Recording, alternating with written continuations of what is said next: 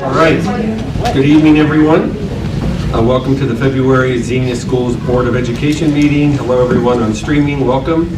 I would like to call this meeting to order, please. And let's stand for the Pledge of Allegiance. Can we get a roll call, Mr. Ritchie? Oh, yeah. Mr. Cox? Listed after the pledge. Up here.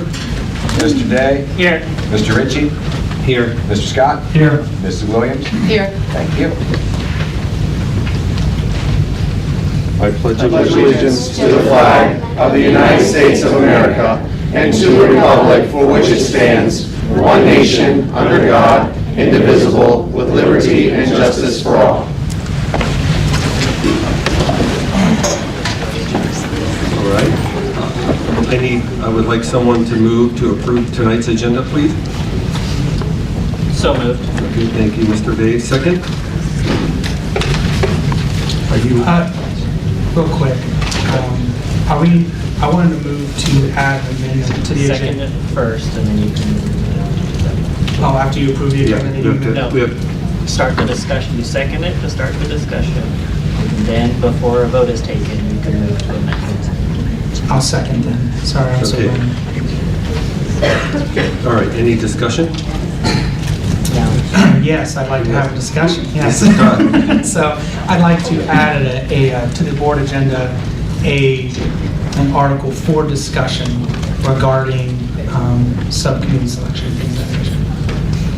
Is that okay? That's all right? so you motion. I would like to add motion to add an a item discussion. of board business. An item of board business. Item D of board business, wouldn't it? Yeah. Yep, thank you. All right. We need a second? I'll second. Okay. Roll call, please. All right, so you're adding item D, a subcommittee selection discussion under board business. Correct. I have a first from Mr. Scott, a second from Mr. Day. Mr. Cox? Yes. Mr. Day? Yes. Mr. Ritchie? Yes. Mr. Scott? Yes. Mrs. Williams? Yes. Thank you. All right. Thank you. All right, now comes the best part of every meeting. Now roll call for the full agenda. Oh, and roll call for the full agenda. All right, for the full agenda, I've got This is on the more floor. difficult than Right. chemistry. All right. I have a first from Mr. Day and a second from Mr. Scott. Mr. Cox? Yes. Mr. Day? Yes. Mr. Ritchie? Yes. Mr. Scott? Yes. Mrs. Williams? Yes. Thank you. All right, thank you. All right, now, the best part, I feel like, of every meeting, when we have kids of character, because we get to truly see what the Xenia schools are about. So at this time, Mrs. Palmer, are you doing? Yeah, I didn't know she was going to introduce. So good evening, everyone. So every month, we recognize students who exhibit leadership, scholarship, and good character across our schools. So Mrs. Palmer, Mr. Ritchie, Mrs. Palmer is going to tell you why each student who is here this evening is their school kids of character for the month of February.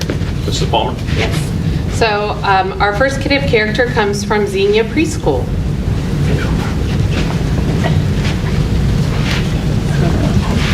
Come on up.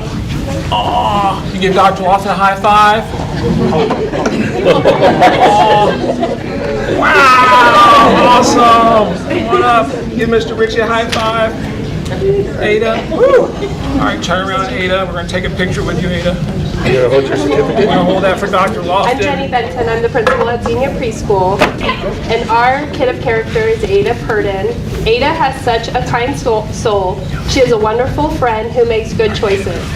She makes sure that all of her classmates feel included in the classroom. She always puts others' needs before her own. She is a hard worker who takes pride in her accomplishments. She always comes with a smile and positive attitude that brightens the whole room. Congratulations, Ada.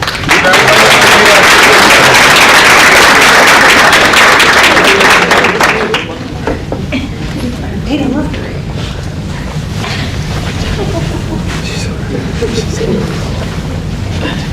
There you go. Hello, I'm Travis Yost, the principal at Arrowwood Elementary.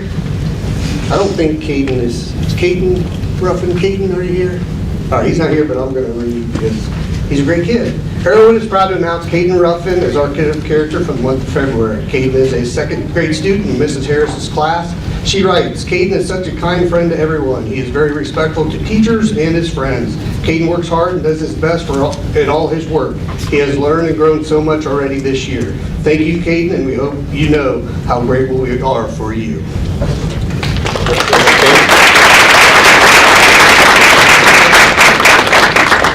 Our next kid of character tonight comes from Cox Elementary. Buddy, congratulations. Great job. Good evening. I'm happy to stand here as a sub-principal at Cox for Ms. Peterson, who's out from surgery. And so we have tonight Michael Gabriel, and his teacher writes, I am honored to nominate Mikey as a kid of character. Mikey is a hard worker, polite, and well-mannered. He is always trying his best. He can be counted on to do what he's supposed to do, even when no one is looking. Every teacher and staff member that comes into contact with Mikey expresses what an awesome person he is. It has been said more than once that we wish we could have an entire classroom full of Mikeys. I'm so glad to have gotten the privilege to be his teacher. That's Ms. Vogelsong, his teacher this year. Congratulations, Mike.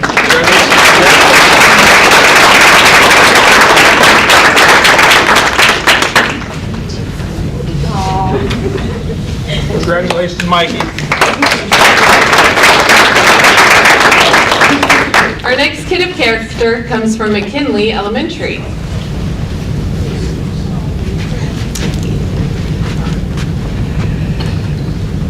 I'm Gary Hawes. I'm principal at McKinley Elementary. I'm honored to invite Ezekiel Awua up to the stage. He is a first grader in this Syracuse class.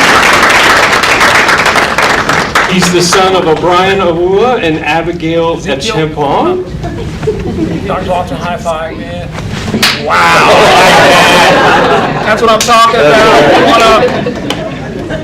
Turn around, Ezekiel. All right. Ezekiel has been an excellent role model in first grade. He comes to school ready to learn, shows kindness to his classmates, and always tries his best. Ezekiel follows classroom rules, works hard, and has a positive attitude every day. We're so proud of him and all the great choices he makes. Congratulations, Ezekiel.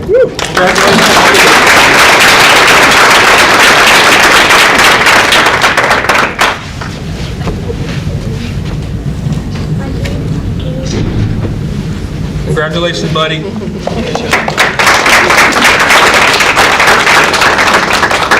Our next kid of character comes from Shawnee Elementary.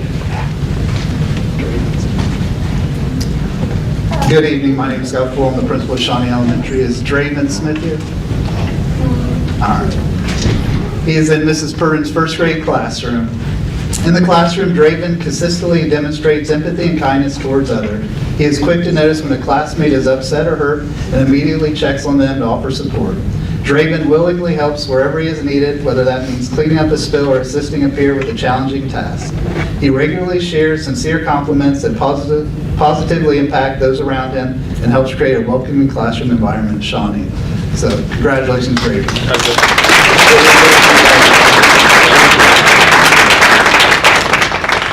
Our next kid of character comes from Tecumseh Elementary, and Tecumseh is going to have two. The kid of character from December couldn't make it, so we're going to have two from Tecumseh this evening.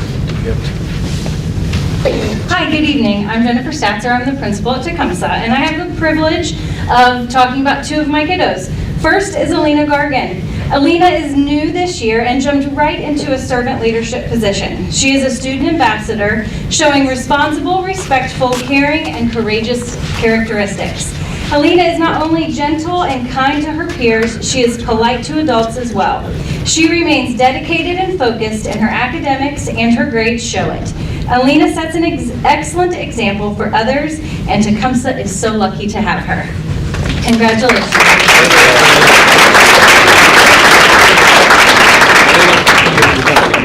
I get to be in the picture with her. And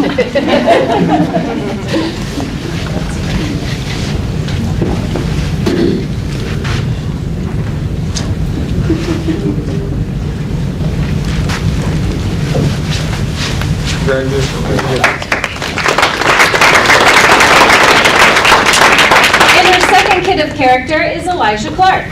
Elijah Clark is in second grade. Tecumseh has chosen Elijah as our kid of character because he goes above and beyond his best. Elijah makes great choices and sets an example, an awesome example for others. He listens attentively, is respectful to his peers and adults, and responsibly takes care of his belongings. Elijah is caring and helpful in and out of the classroom. Way to go. Great job, Elijah.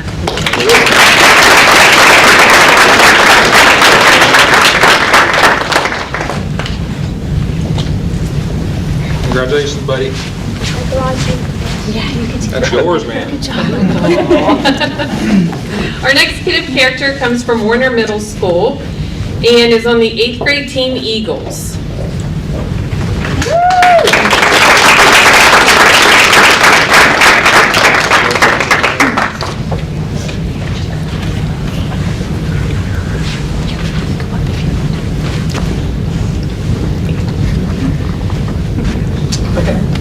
Good evening. I'm the principal at Warner Middle School, Jamie Simpson.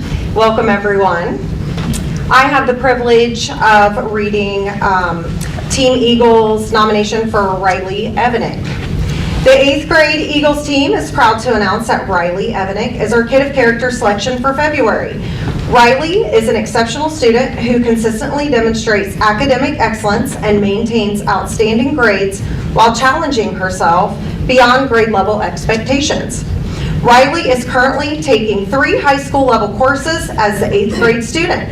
She is involved in WEB, Where Everyone Belongs, and is a member of the National Junior Honor Society. Her ability to maintain excellent grades while taking high school classes speaks to her strong work ethic, time management skills, and genuine motivation. In addition to her academic achievements, Riley is highly involved in extracurricular activities.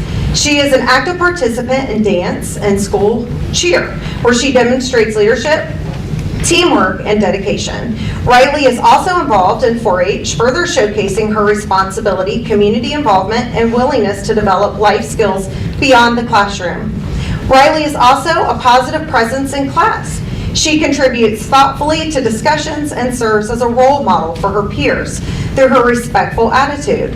Her ability to excel academically while maintaining well-rounded makes her an outstanding student and strong representative of Warner Middle School. Congratulations,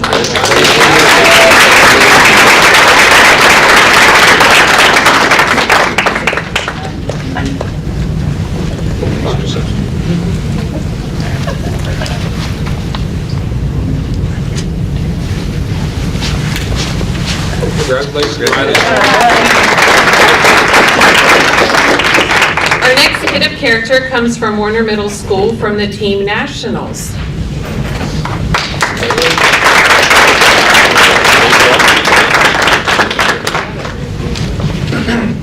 Good evening. I'm Rick Newsock, and I'm the assistant principal at the Warner Middle School. Team Nationals is proud to present Bailey Bream with this award. Bailey Bream is the Team Nationals Kid of Character nomination for the month of February. She demonstrates dedication, teamwork through her involvement in both volleyball and basketball, always showing a positive attitude and strong sportsmanship. Bailey is also an active member of school choir and enjoys singing at her church, where she shares with her talents with others. Whether on the court or on the stage, Bailey consistently shows confidence, commitment, and respect for those around her. In addition to her many activities, Bailey is someone who truly cares about helping others. She volunteers her time at the local food pantry, showing kindness and compassion to those in need. Bailey is also involved in WEB at Warner Middle School, where she helps support and welcomes other students into the building. She is a proud member of the National Junior Honor Society. Through her leadership, service, and positive character, Bailey makes a meaningful difference in her school and community and is very deserving of this recognition. Bailey, congratulations.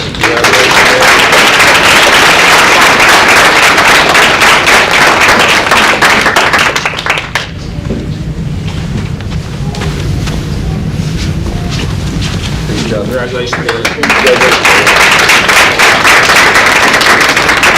And our last kid of character from Warner Middle School comes from Team Patriots.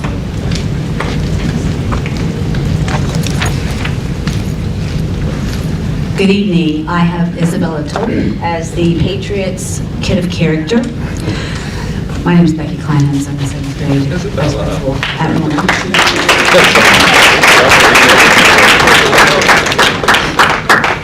Isabella Tope is the Patriots' February Kid of Character. She always has a pleasant disposition with each encounter in the hallway. She's recommended without any hesitation and is always prepared and works hard with a great attitude even when she meets a challenge. Bella regularly helps others during class and is always willing to go the extra mile to be successful. One of her teachers said, "In class, Isabella works extremely hard. She's willing to share her ideas and ask questions when she's confused. Bella wants to make sure she understands the material to the highest level. Isabella is always going the extra mile to support both students and staff. If a student needs help with a problem, she's quick to jump in. At the end of class, she always makes sure all chairs are up so that the room is clean for the day. Isabella is an upstanding citizen of Warner Middle School, and we are happy to recognize her as our February Kid of Character."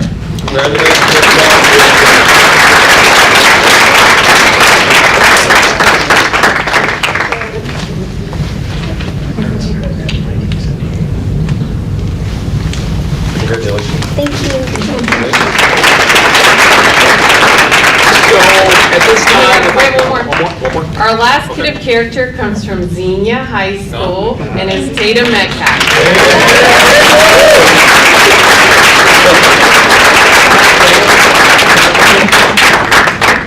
Good evening, my name is Todd Whalen, I'm the principal of Xenia High School. Tatum's teacher said in his nomination notes, "It's a privilege to nominate Tatum Metcalf as Xenia High School's February Kid of Character. Tatum is an exceptionally hardworking and motivated student who consistently demonstrates a positive attitude and a genuine commitment to helping both his peers and teachers. He approaches every challenge with determination and respect, making him a positive influence in the classroom and throughout the school community. As a dedicated student athlete, Tatum exemplifies balance and discipline by excelling both academically and athletically. He is a valued member of the basketball team and maintains a strong academic performance in the classroom. His membership in Renaissance further reflects his commitment to excellence, responsibility, and character.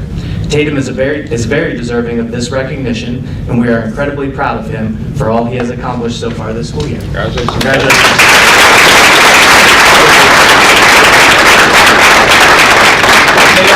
How tall are you? 6'6"? Wow. Let me stand in. Okay, good. Let's give everybody a round of applause. So if I could have all the kids of character for this month, if you would follow Dr. Lofton over here, we're going to take a group picture. Parents, grandparents, you're more than welcome to take pictures as well. So kids of character, follow Dr. Lofton, we're going to go over here.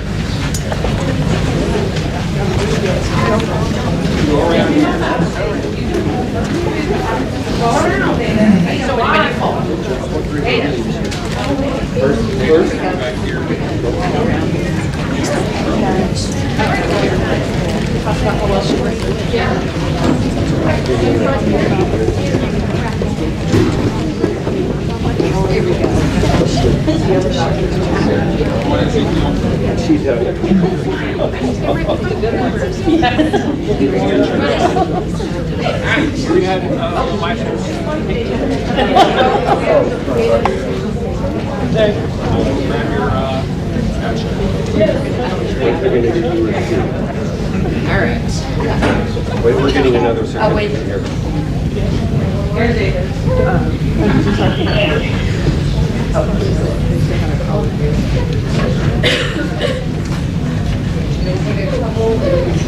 Just a second. How are you? Good. How are you? Good. Good. It's good to see you too. Thanks for coming.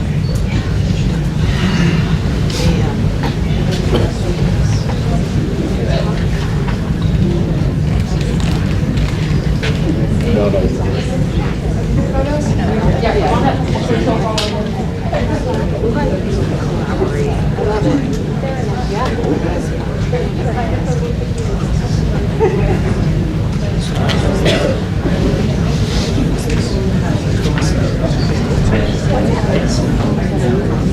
All right, guys, we're going to follow Dr. Lofton, and we're going to shake board members' hands. So follow Dr. Lofton. Over here, watch your step. Okay.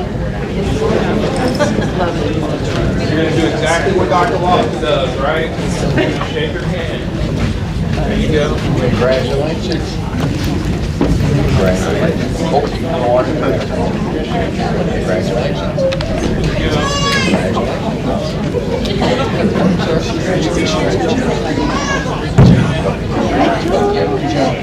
Good job. Good job. What grade are you in this year? Oh my goodness. Congratulations. What grade are you in? Second. Yeah. What grade? First grade. Keep working hard. Good job. There we go. Thank you. Yeah. Oh, I don't know. You guys are 6, 7 things, right? Oh, you're all right.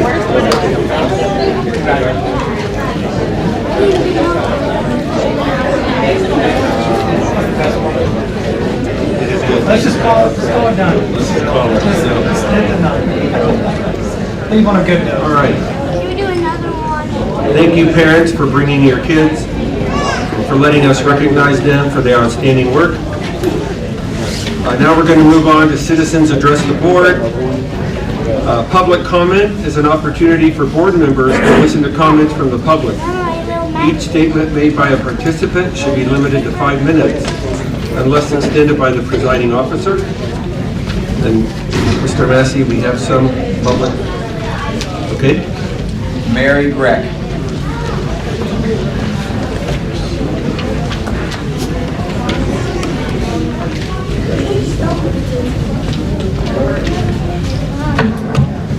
Good evening. My name is Mary Greck and I live at 1699 Washington Mill Road. Good evening, Mr. President, fellow and board members. I'm here tonight to ask you to listen carefully and think deeply about the curriculum report and update that I understand will be long but oh so important. Xenia Community Schools are blessed to have an amazing curriculum team. They always do their best. We purchased a new curriculum. The state mandated that we have one that aligns with the state standards. This purchase was expensive. I know that the community, some past and present board members, have been concerned about Xenia Community School test scores.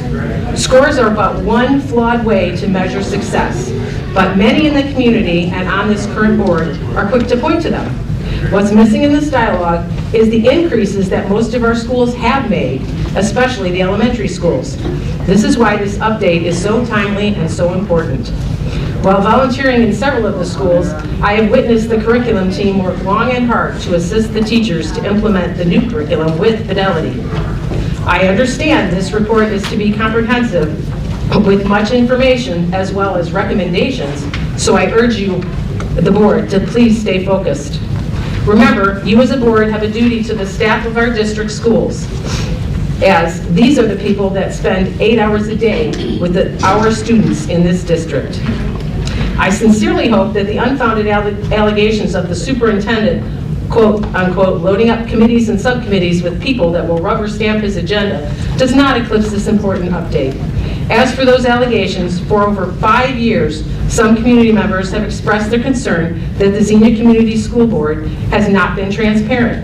Ironic that now, when the next steps in transparency have community members willing to volunteer their time, some are not satisfied with this. This illustrates just how little some people in the community understand about board committees. Community members asked to be on these committees can only provide input. They make no decisions. My questions to the board are these. What are your criteria to be for these volunteers? How will you vet them? Why are you so afraid of dissenting voices? As a Board of Education, shouldn't you all be critical thinkers and a model for this community? Shouldn't you 5 be open to all voices and have the ability to listen, discern, and determine what is best for our students? Remember, 80% of Xenia students attend public schools here in this community. You owe the students, their parents, and the staff your commitment to giving them the tools for success. Good governance requires that you then step back and let the staff and administrators do their jobs. Thank you.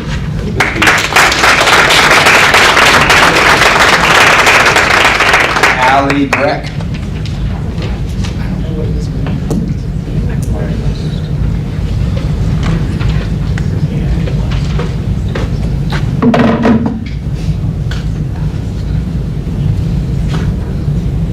Do I need to wait for the clock to restart? Okay. I think she'll start when you start. Okay. Good evening, Mr. President. My name is Allie Greck, and I live at 201 Hardacre Drive. Last week, I was anonymously called out on a local Facebook page, which, by the way, thinks we are Xenia City Schools, accusing me of saying that I think 3 out of our 5 board members are not supporting our students. I asked for proof of those claims and was ignored. Luckily for them, I will be providing some now. Every time I log into Facebook lately, it's just constant political bickering. Everyone thinks they know what's best for other people's kids. One thing I noticed is how many detractors of our superintendent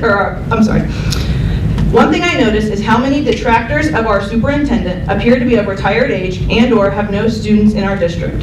Every day it seems like there's a new, different fake profile popping up to stir the pot. Or they're the family member of a sitting board member recommending homeschool. Or it's a legit candidates page, and you interact, and then you get blocked completely. Now, this is not an anti-homeschool speech. Homeschooling is simply a socio-economic luxury most of our kids, and frankly the nation, do not have.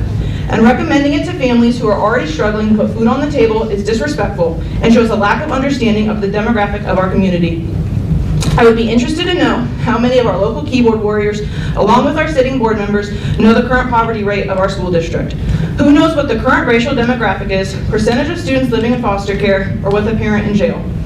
Which board members are even aware that we have a homeless student liaison, and that we, as a district, send home blessing bags every weekend for our kids who don't have stable food access, or how many blessing bags even get distributed?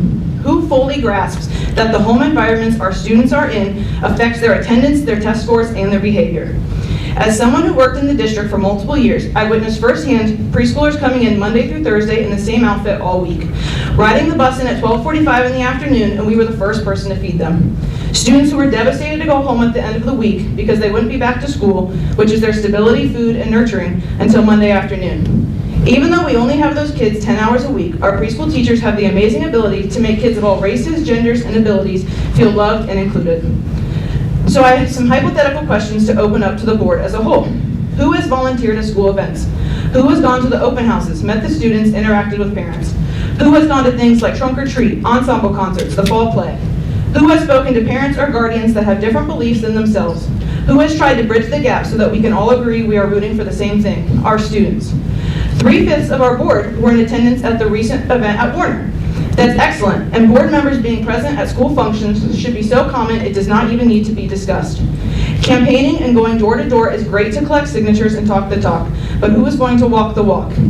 In a perfect world, our students would be finding support at home, from friends, from the community, and from our board members. Unfortunately, too many of our students don't have a solid family or friend group, and if they're logged into the local Facebook pages, they would see the community, board members, or people hiding behind fake profiles, bickering instead of offering outreach. All of our students deserve respect, regardless of their race, gender, or religion. I hope this year we as a community can agree that raising the next generation of Xenia leaders is what is most important, and we can put the immature name-calling, doxing, and bickering behind us. Thank you.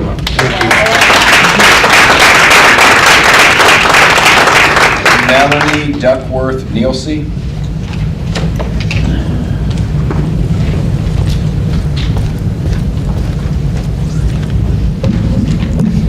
Good evening. My name is Melanie Duckworth Nisley. I'm a parent and a member of the Xenia community. I'm here tonight not to point fingers, not to take sides, and not to add to the noise, but to remind us why this board exists in the first place.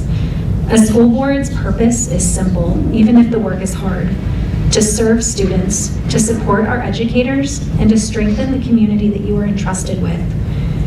Lately, many of us in this room have been watching it from home, and we've been feeling discouraged. Board meetings have begun to feel less like places of leadership and problem solving and more like places of conflict, personal grievances, and public mudslinging. That matters because the tone that is set in this room, it doesn't stay here. It ripples outward to our teachers, to our families, to our students, and to the community at large. Meanwhile, our district is facing real challenges. We have concerns about third grade state testing pass rates.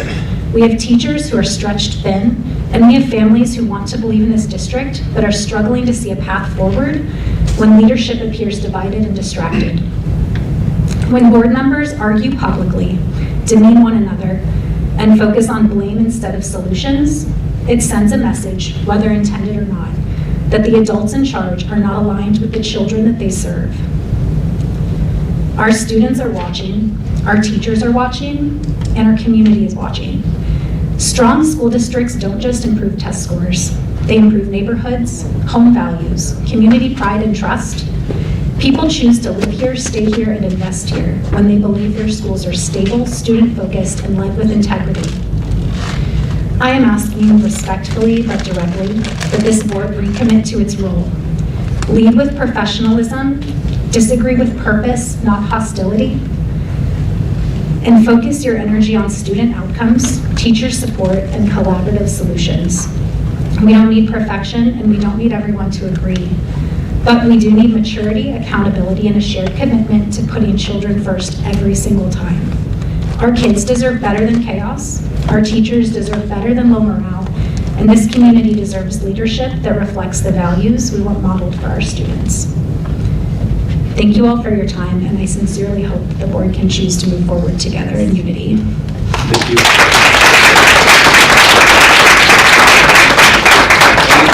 Anna.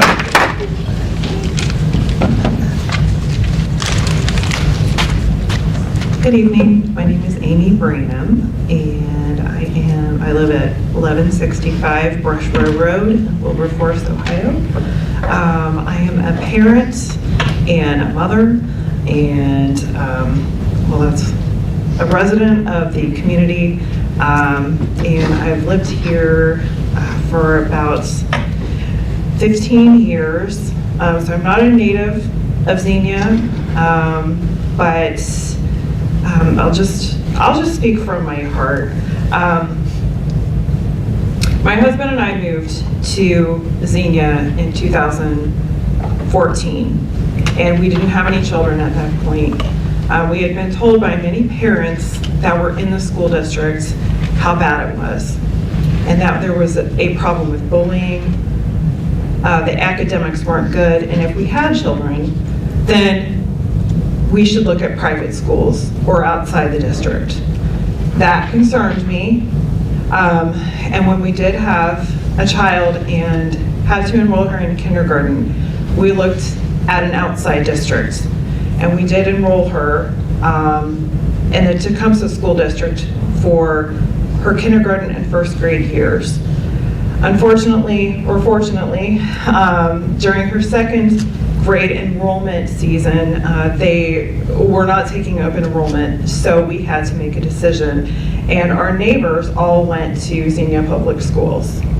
I talked extensively with parents and students to find out what their opinions were at that point in time, and that was 2023. She was becoming friends with all of our neighbors, and I felt comfortable in enrolling her within the district, and we did that. And I'm so glad that I did. We are at Tecumseh Elementary School. She's thriving. They have an excellent STEM program. The staff is all so welcoming.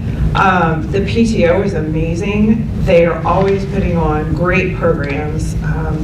And just the openness that I have experienced with the board, the superintendent, the teachers, the parents, the outside organizations. We're enrolled in Girl Scouts, and we just joined a Xenia troop this year, and it's 50 plus children and all the moms, and everybody is involved. So the amount of outreach in this district is amazing. And I feel blessed every day to live here. I just want to keep the momentum of unity in the room. And I don't want that to disappear. And I think so many people are concerned about their children. I know it's a touchy subject for everybody. And the politics has to be put aside. It has to be. Because nobody is benefiting from it at all. And our children are the future. And that is our job as parents, as educators, as members of society, is to teach our children how to unite, how to be upstanding citizens, and how to serve the next generation and bring them up so that they serve us when we cannot take care of ourselves. And that has to be our focus. So I just want to remind everybody in the room of that, including myself. The last thing that I wanted to state is my daughter is here tonight. I wanted her to see the goings-on of the school board because it's very important to be involved in these events in society and to see how things run professionally. So I told her that I would share a couple of points that she wanted to make, which was there should be 5 minutes break in the morning and afternoon to decompress. And she would like to consider Halloween to be a vacation day, or a day off, because many people celebrate Halloween. It's important to dress up and have fun. So, with that, thank you very much. Thank you very much. Bobby Young.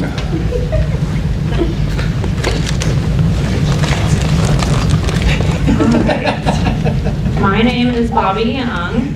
I just wanted to start out by talking about how the Warner 8th grade boys team, they won 2 games on Saturday and it was so much fun.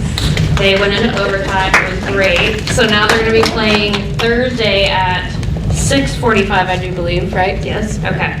And so everybody, I hope everybody can be there. I heard they have a bus coming from the other school with a bunch of kids to cheer everybody on, so we gotta double down. I'm about it. I appreciate everything that Allie Gregg brought up. I had no idea that we had a homeless liaison for our students. That's wild.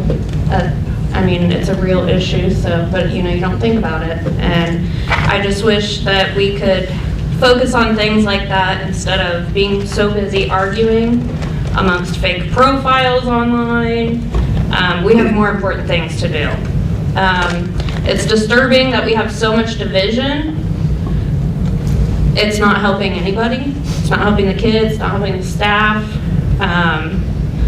The teachers, the poor teachers, I mean, they're there all day long, and I've heard a lot of horrible things said about our teachers, that they don't deserve their pay, but I mean, if anybody feels that way, please go be a teacher, be in there and deal with the kids all day. It's not for the faint of heart. There was a time when Dr. Lofton and I didn't see eye to eye on a lot of things. And I had some serious concerns, and after overcoming those issues, I was able to be open-minded, and I learned who Dr. Lofton actually is, and I kind of like him now. Are you sure? A little bit. Instead of raging in the noise, I showed up, I listened, I chose to learn. I just hope that everybody can stop the division and do what's best for the kids, the staff, and Dr. Lofton has actually done a phenomenal job in the district. It's okay to change your mind. It's okay to listen to the people that you may not agree with on every issue. It's okay to say that you were wrong.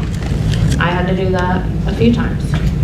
But I hope that we can move on in a positive direction from here and just let everything else just leave it behind.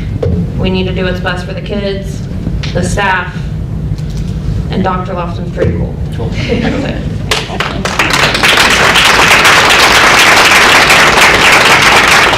Jennifer Marietta. Hello again. All right, Jennifer Marietta, 329 North Galloway Street, Xenia, Ohio. I'm going to try and cover a few topics that have come up recently, but the overarching theme is leadership. Before I get too far into it, I want to remind everyone again that the core role of a school board member is to support public education and to help our students grow into citizens of good character and intelligence. Before making any decision, you should ask yourself first, how does this help our students? First, I want to talk about the tone that this board has set with the public. This past week, a daughter of a sitting board member has been posting online calling for people to come in tonight and say negative things about Dr. Lofton. I haven't seen any of them show up, but that was what she asked for. She says that people need to be heard so that there can be a change. This same person homeschools her children, which again, like Ms. Grech said, is not negative. However, she's not involved in our school. She does not have children in our school district. When we ask these people to complain for concrete examples of their problems with Dr. Lofton, they can never name them. It's always the same unbacked up claim of failing schools or complaints that there are certain board members that they like are not being able to get their way. Why do people who don't have involvement in our schools or are close to sitting board members feel so comfortable publicly disparaging our superintendent? I can certainly guess why they feel so comfortable. Some members of this current board regularly trash our superintendent on social media and in their public interactions. What tone are you hoping to set by fostering distrust in our public education system and our district leadership? How does this look to the public when you can't seem to work effectively with a superintendent who has been here for 9 years? How does this help our students? Just this past week, we had board members tying themselves up in knots about having to speak to community volunteers who applied for and were placed on committees. The current process is not new, and it's similar to that of other districts. Certain board members are now proposing changes to the committee process to allow more control by the board of who they have to interact with and for how long. Committees are not meant to be echo chambers. You should want more open participation, not less, and you should be brave enough to hear from people who may not always agree with you. Board members come across as more concerned right now about their show of authority than public engagement. How does changing this process help our students? These committees are public anyway, so just so you know, if you try and kick me off, I'll just keep coming. I love the community and I love our schools. Now, since it has come up, let's talk about Dr. Lofton and how he helps our students. I was on the board when the last superintendent retired. It was a long search and many interviews were conducted. Dr. Lofton was by far the best candidate and a very easy choice. He had researched our community and he came prepared to his interview with an engagement plan that outlined exactly how he would engage with teachers, staff, students, families, board members, and community stakeholders. He had ideas on things that the district could do to improve. He wasn't all talk, and he implemented his plan. He did what he said that he would. Under Dr. Lofton's leadership, we've improved communication and had numerous opportunities for public involvement. I myself served with other committee members on the Visioning Committee and the portion of a graduate strategic planning process. Side note, I did not require board approval to serve on those committees, and nobody on the board complained at the time. Some more awesome stuff that we've had under Dr. Lofton's leadership. The district curriculum was audited and updated. I'm looking forward to tonight's presentation on that. Our teaching staff have been changing how they do things so that they can close achievement gaps. We should remember to never diminish a child's improvement, even if it falls short of a state metric. A child's learning should always be celebrated. We've also had numerous facility updates, as the community is very much aware. We have a new Warner, we have a new Cox Field, we have updates to the Benner Field, and the Bob Hope Auditorium. Lots of other things, safety updates, renovations all throughout the district. We now have more career pathways for our students. We have an ROTC program. We have a gold-rated preschool. We have a student health clinic, which is a partnership with Dayton Children's. We have thriving athletic programs. Our theater programs and our music programs are getting more love, and they are being regionally recognized. Let's not forget our treasurer and his team, who have ensured that this district has healthy finances. Dr. Lofton's job is 24/7. He is never off, and he is always visible and happy to engage. He makes decisions that help our students. He didn't do all this alone. We have a phenomenal staff of teachers, administrators, and just all of our support staff. But Dr. Lofton's strong leadership sets the tone, and this district is thriving. He has built a legacy. Good things take time and teamwork. There is still work to be done. How will you move forward as leaders to help our students? Thank you. Thank you.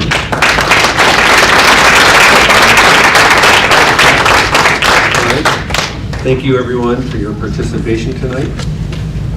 Next, we're going to move on to agenda item number 4, the superintendent's consent agenda. Does anyone need to pull any out? I'd like to pull items H, I, and K. H, I, and K? Yes. All right.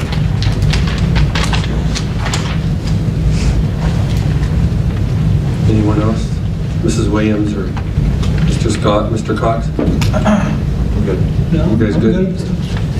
Okay, so we are going to remove items H, which is the draft of the high school course of study, I, the draft of the academic calendars for the next 2 years, which is a great idea, and K, to approve payments and contracts. So now we need to approve. Motion to approve. With those 3. Okay. So we have a motion on the table to approve the superintendent's agenda excluding HIK. Do I have a second? Second. Okay, second by Mr. Scott. All right, roll call, please. All right, so approving the superintendent's consent agenda without items H, I, or K. A first from Mr. Day, a second from Mr. Mr. Scott. Mr. Cox? Yes. Mr. Day? Yes. Mr. Ritchie? Yes. Mr. Scott? Yes. Mrs. Williams? Yes. Thank you. All right. Okay. So then we'll discuss. All right. So let's look at letter H, the draft of the high school course of study. A motion to approve item H. Okay, do I have a second? I'll second that. And now discussion, Mr. Day. Yeah, I just wanted to bring this out as an opportunity to show, and for Dr. Lofton to talk a little bit, or Tara as well, about some of the career. I know we're going to get into it, but this document has several awesome things in it. It has some of our career paths that we've started, and all the different classes and pathways that we offer. And just wanted to give an opportunity to talk a little bit about it. So I'm going to invite Mrs. Palmer and Mr. Whalen up to maybe give a synopsis of our new high school course catalog. Ms. Palmer.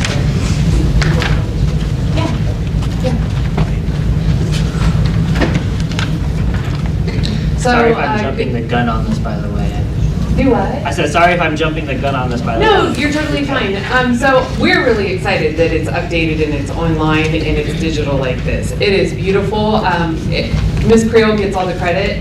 She's the one who put this together. It starts with our portrait of a grad.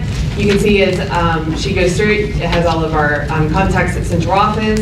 It has our seals. Yep, there's our contacts. It has our seals in there. It has the academic requirements. It has all of the grading scales. It has athletic eligibility. It has a course planning chart, for if you want to go to college, if you want to have a career, if you want to go into the military. So it plans all of those pathways out. So it makes it a lot easier for you to sit down with your student and plan for their future. I know I have a sophomore in high school, and those course catalogs can be really hard to go through. This one is one that I would want to go through with her, and it makes it easy. As you go through each area, it goes through the pathways, it goes through the classes for each college and career, for each of the career pathways. We have 6 of them. Then it goes through each of the core academic areas. I am going to highlight those a little bit more later when we get into our presentation. The format's just so much easier to read. I don't know if you want to add anything, Mr. Whalen? Just say that the pathway aspect of things, done a phenomenal job with the curriculum department, Ms. Johnson as well, and just getting those in place. And I know one of our goals is to retain our juniors and seniors. Against the Career Center, they do a phenomenal job as well. But we do see a lot of our kids that go out there. So we're just trying to provide opportunities for them to stay here with us at the high school, using youth science as well. I don't know if you guys are familiar with that, but every one of our ninth graders, and at this point, every one of our students has taken youth science, and that just helps us identify what their interests are and helps shape some of those pathways. And did we use data on students that were going to the Career Center and the courses that they were studying there to try to build these pathways? We did, yes. And we did use our youth science data, and that's why we started with Allied Health is our first new pathway this year. And Ms. Johnson's going to speak about it later. She is our CTE expert in our office, and it is thriving. Thank you. You're welcome. Thank you. I just want to say, the old course book, registration book, this is so nice, especially the graduation tracks. Because kids used to have so many questions about, like now, And it's Mr. Ritchie, challenging. the You don't diploma wanna with miss. honors, am I on the right track? And Yeah, you don't want to miss anything. no. Yeah. Nobody wants to be a senior and hear that they're missing something. I'll say this, I mean, it looks very similar to things that I had in college and planning my college I was just courses saying, I just mentioned that. and everything. Yeah. Yeah. So once again, Ms. Krill. Yes. Together. Very nice.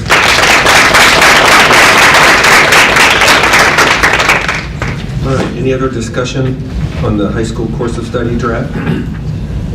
All right, roll call please to accept H. All right, so I have a first on the floor from Mr. Day, a second from Mr. Ritchie to accept item H. Mr. Cox? Yes. Mr. Day? Yes. Mr. Ritchie? Yes. Mr. Scott? Yes. Mrs. Williams? Yes. Thank you. All right, motion passes.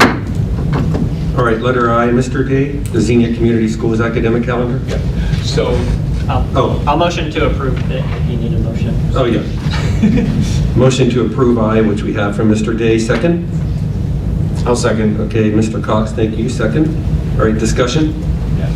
So, Mr. Ritchie, so for the first time, I think in probably some years, we've decided to recommend to the school board 2 academic school calendars, one for 26-27 and one for 27-28. And the reason why we're actually doing this is because we heard from our families that when I was out and about talking to families, they would always say, hey, Gabe, we would really appreciate 2-year calendars so we can plan for vacations or different trips for our family.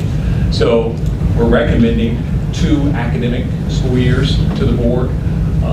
That way we're really providing notice and information to parents in a 2-year cycle as opposed to a 1-year cycle. Great idea. Did you have? My only question was, how do we select the week of spring break? That's a good question. It seems to jump around, so I was just wondering how that gets selected. It's testing. Yeah. The state sets the testing windows and it's around testing. Okay. There you go. But like what is it, the 26, 27, it's the end of March, but then 27, 28, it's 2 weeks into April. That's big testing, which you'll hear more about. It used to follow the Easter holiday more, but now it's all about testing. All right, any other discussion on the 2-year calendar? I think that's a great idea, by the way. All right, roll call, please. All right, 2-year calendar approval, original item I, a first by Mr. Day, a second by Mr. Cox. Mr. Cox? Yes. Mr. Day? Yes. Mr. Ritchie? Yes. Mr. Scott? Yes. Mrs. Williams? Yes. Thank you. All right, thank you. Okay, we're going to move on to letter K. Do I have a motion to accept K, the approved payments and contracts? I'll move. Thank you, Mr. Day. Second? I'll second. So first by Mr. Day, second by Mr. Ritchie. All right, Mr. Day, discussion? My question on this, and it's a little bit before we get into Tom's report, but in totaling all of these up is what, a little over $3 million for all the payments and contracts.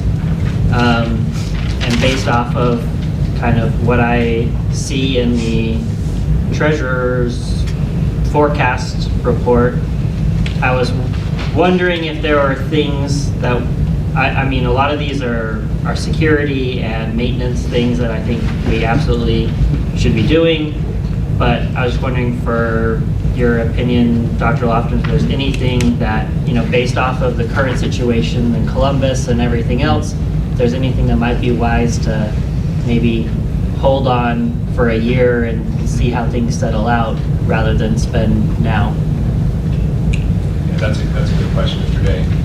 And I'll defer to Tom in a second here, but we feel really confident about what we're recommending and where we are in terms of our budget and in being able to complete some of these projects. Many of these projects, capital projects, will be taken from our capital projects fund. There are a couple here from, I think, maybe our general fund as well, but most of them are from our CAP fund. So again, we wouldn't recommend anything that we were uncertain about as it relates to funding and budget in the next couple of years. So again, these are things that we've been planning for the last few years. They kind of, you know, come to fruition in terms of us being able to recommend and then complete some of these things. And as you mentioned, many of these things are safety and security related. So, you know, we've always been very adamant about safety and security as it relates to our school buildings and, you know, protecting our students. So we would strongly encourage the board to approve them, considering those things. So, oh, go ahead. I was going to say, I concur with him, and you'll notice we're not talking things like the stadium, things where you would consider that maybe an upgrade or an improvement. We're talking about what are things where you are strategic, so that way you are taking care of what you have now to prevent a more expensive bill down the road. So for example, we just completed a similar project at Xenia High School doing waterproofing, sealing, and things like that. The building's a whole lot more comfortable than what it was in terms of air leakage, drafts, water penetration, things that you don't want to have a problem later on. So I look at this as more of a strategic investment in keeping what you have, maintaining what you have, versus before we were in a different position a few years ago and the board decided to embark upon improving the stadium, which was also needed if you sat through the game that had the portion that was in the dark when all the lights went out. So I have a question. Sure. And I have a few questions because, you know, I'm new.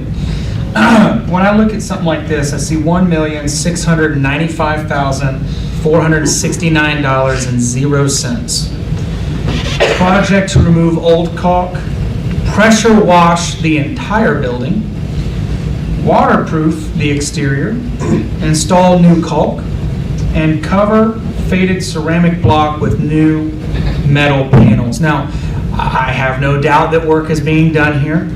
Why, I guess, at what point do we see an itemized thing here? Because what I'm seeing is 1.6, almost $1.7 million. $1.7 million, and I guess I just want to, I'm trying to understand for me, because what I'm seeing is $1.7 million and a line item with some words on it. Sure. So how that process works out, if it's in-house or we contract that out, I just want to know what's going on. So we'll bring up Mr. Vandergrift, and we do have several purchasing procedures that go on. So number one for that one, that's the cost of 5 buildings so it's divided by 5 to get your per building cost. Okay, because in the entire building, because it was singular, so that's why I said building. Yeah, but. Oh, okay. Right, I got you, I got you. So anyways, Mr. Vandergrift can talk about that in the process they use of going through either a bidding process, or we've already got some things through the Southwestern Ohio Educational Purchasing Council where vendors have already agreed to lower terms through the buying in bulk power. Think like, Sam's Club kind of ideology there, but Griff can talk about the different things that they've got on the list there and what we hope to accomplish and maintain what we have. Absolutely. Yeah, so the project you're referring to is one that was purchased through a pricing co-ops. It's a TIPS contract. That contract is sent out then to multiple contractors who come in and bid it through our one main contract.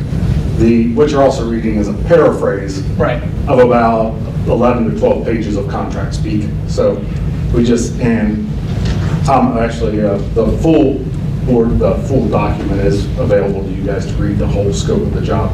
So it's not strictly just removing caulk, it's a lot of expansion joints that are in there. It is all the window caulk, door caulk, stuff like that, but a lot of expansion joints are the main parts. Those buildings were built 13 years ago now. There's a lot of open face brick. I don't know, people kept up with building issues. Open face brick is notorious for absorbing water, so it's not something we want in the walls of our school. So a lot of that is a waterproofing membrane that we put over the whole entire exterior of the shell of the building, just like we did in high school this past summer. So, And please don't take my questions as criticism. All right, thank you. Well, I guess another thing is where we provided a line, something for this, where we provided that page by line page for the itemizer. I believe so. We were? Yeah, we can do that. yeah, I believe it says open for review on all of the bid packets are all open. Off the top of your head, who approves these bids? Is it you? Is it you, or how is this? So with the EPC. Has this been done already and then we're approving it? No. Oh, so it's not been done already? Exactly. Okay, so this All of is. those are potential summer projects that we're trying to. All right, that's what I'm trying to get to. schedule now, because a lot of leeway and a lot of lead-long items to purchase and get on vendor schedules and everything, so we kind of start them early. That's what I was hoping the process was, right? Just Yes. making sure. So how many people bid for this project? How many companies, contractors bid? That one was 3 different contractors that bid to that main contract. So 3, okay. And then how long was it open for bid? I'd have to look at the paperwork for Garland. I believe it was 4-week bid cycle. They came and they came on site, they did a tour, they were able to submit questions. Okay. Is that typical for bid cycles, 4 weeks? I think it depends on what you're looking at in terms of, you're getting a contractor with 2 or 3 providers, you're having a very specialized contract. For example, it was part of the process in raising the approval for multiple bids, because we had some contractors who wouldn't come out and give us a bid, because it's like, hey, we need you to give us a bid and it's going to be X dollars for a water heater, and they're like, that's not worth our time. So we had a difficult time in getting enough plumbers to come out and tell 2 of them, sorry, in order to do that, so. Okay. A little bit of the backstory there. And when you said, did we have it? Yes, we've got it, he's got all the documentation. The board doesn't have the, whatever number of pages there would be, 10 or 11 or 12 for that, but he can get that, and we can push that out. Oh, okay, and I'm assuming that's for all of these items that we don't have the itemized list for? Yes.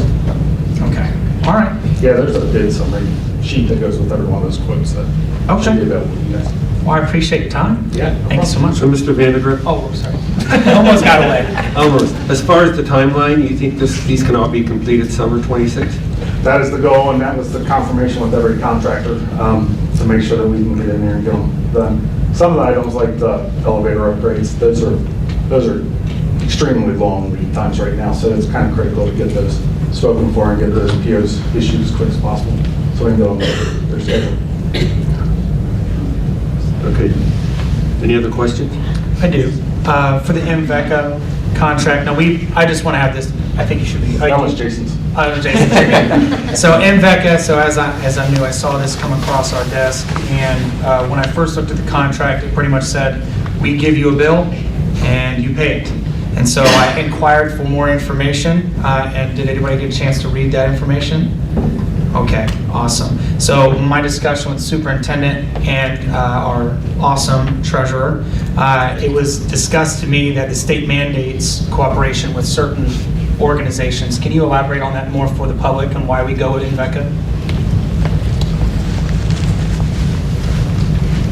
So that's all tied to E-rate.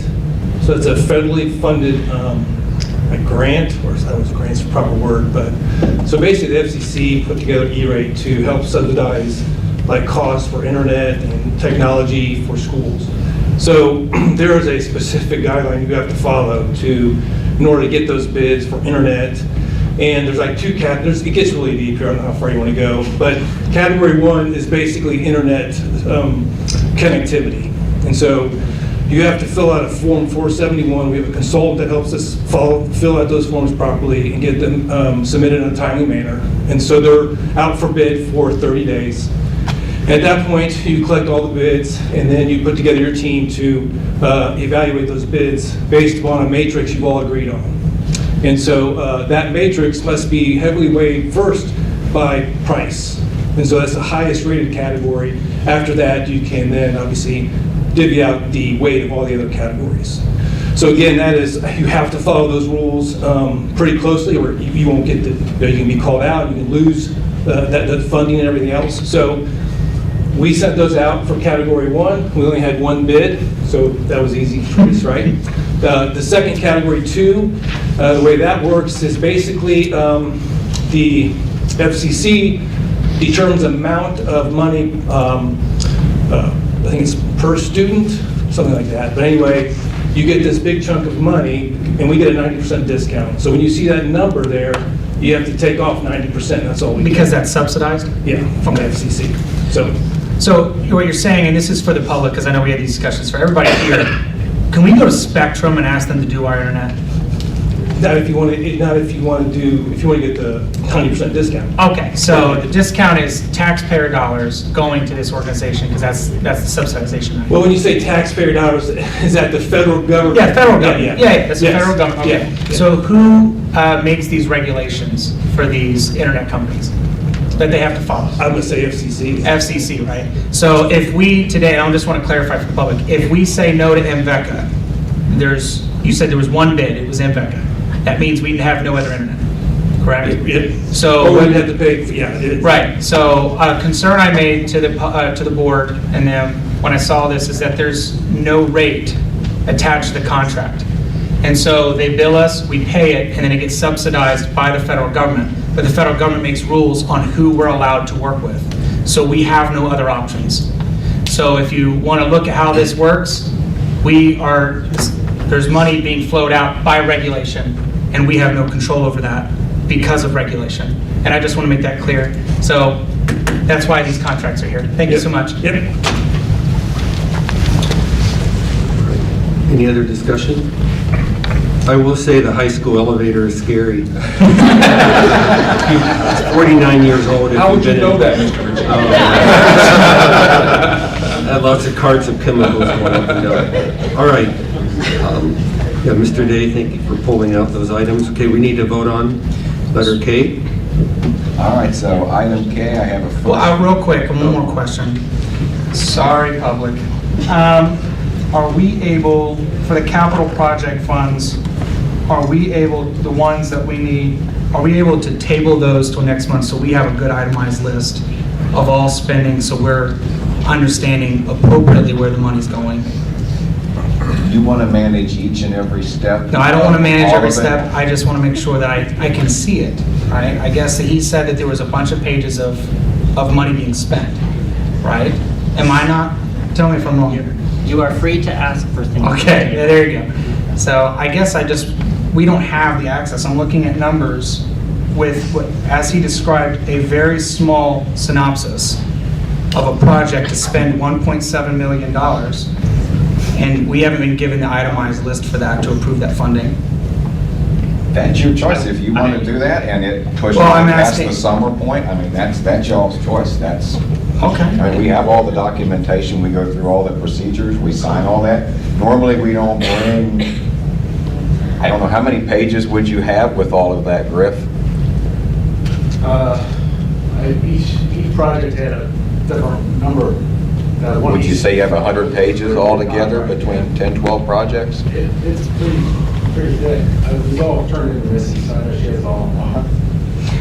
Yeah, I understand it's a lot. I'm not trying to tell you guys how to do your job. I just think, is it not prudent on me to say yes to spending on money on things that I haven't seen yet?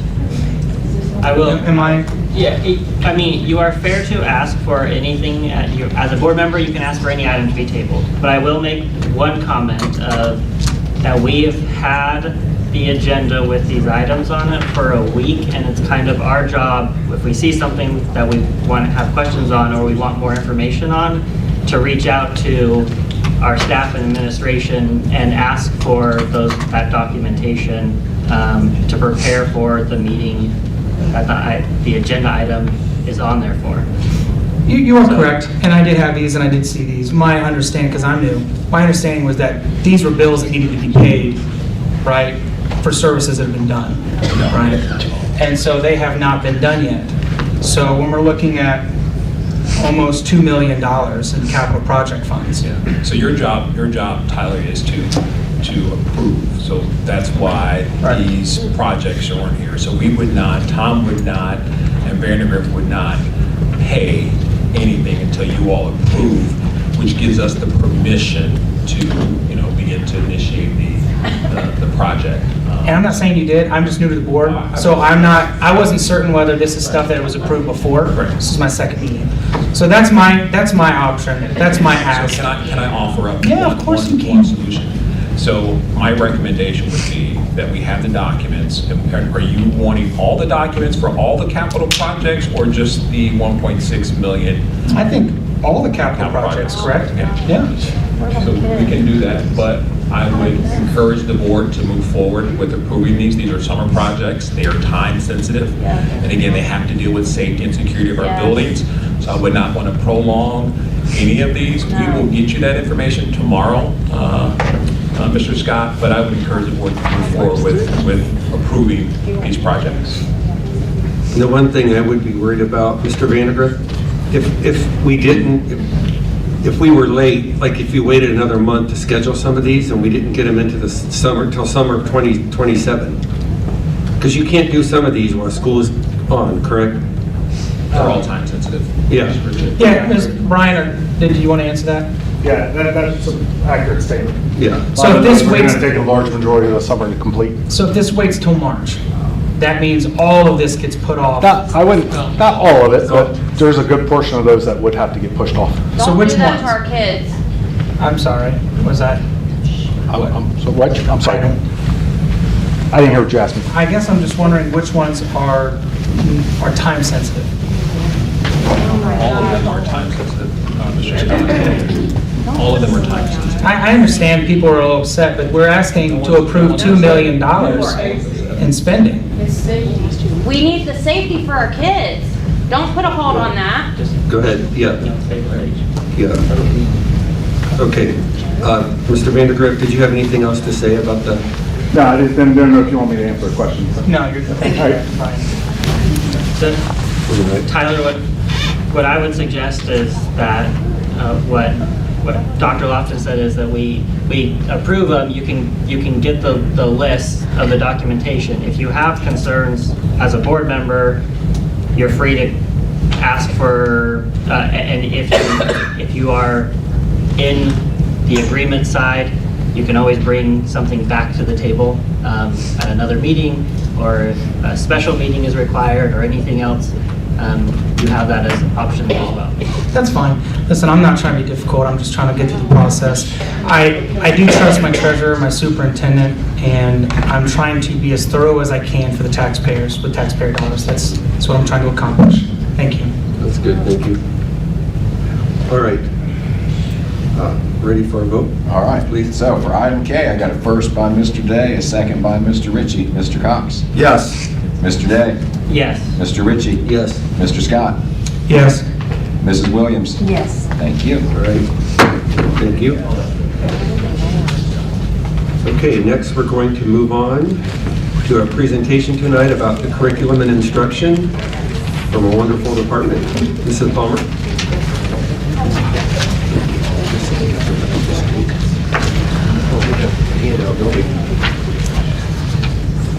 Good evening, Mr. President, Mr. Day, Mr. Scott, Mr. Cox, Mrs. Williams, Mr. Massey, Dr. Lofton, and everyone in the audience. I am Tara Palmer, and I am in my third year as the Director of Curriculum and Instruction. Having spent 24 years with Xenia Schools, including 18 in the classroom, I am deeply invested in our students' success. Tonight, I'm pleased to share Xenia's strategic roadmap for instructional excellence.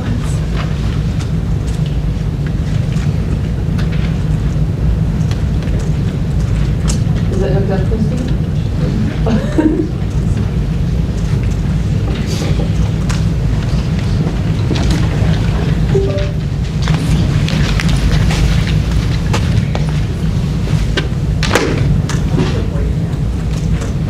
Okay.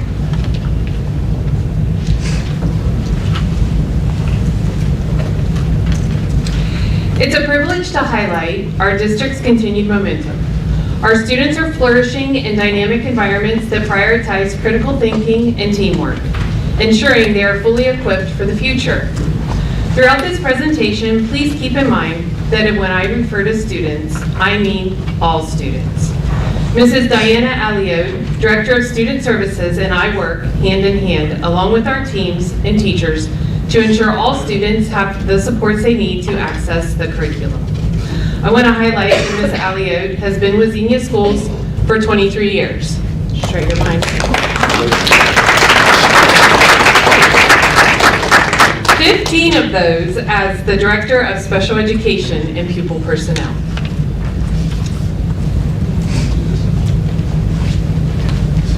Thank you.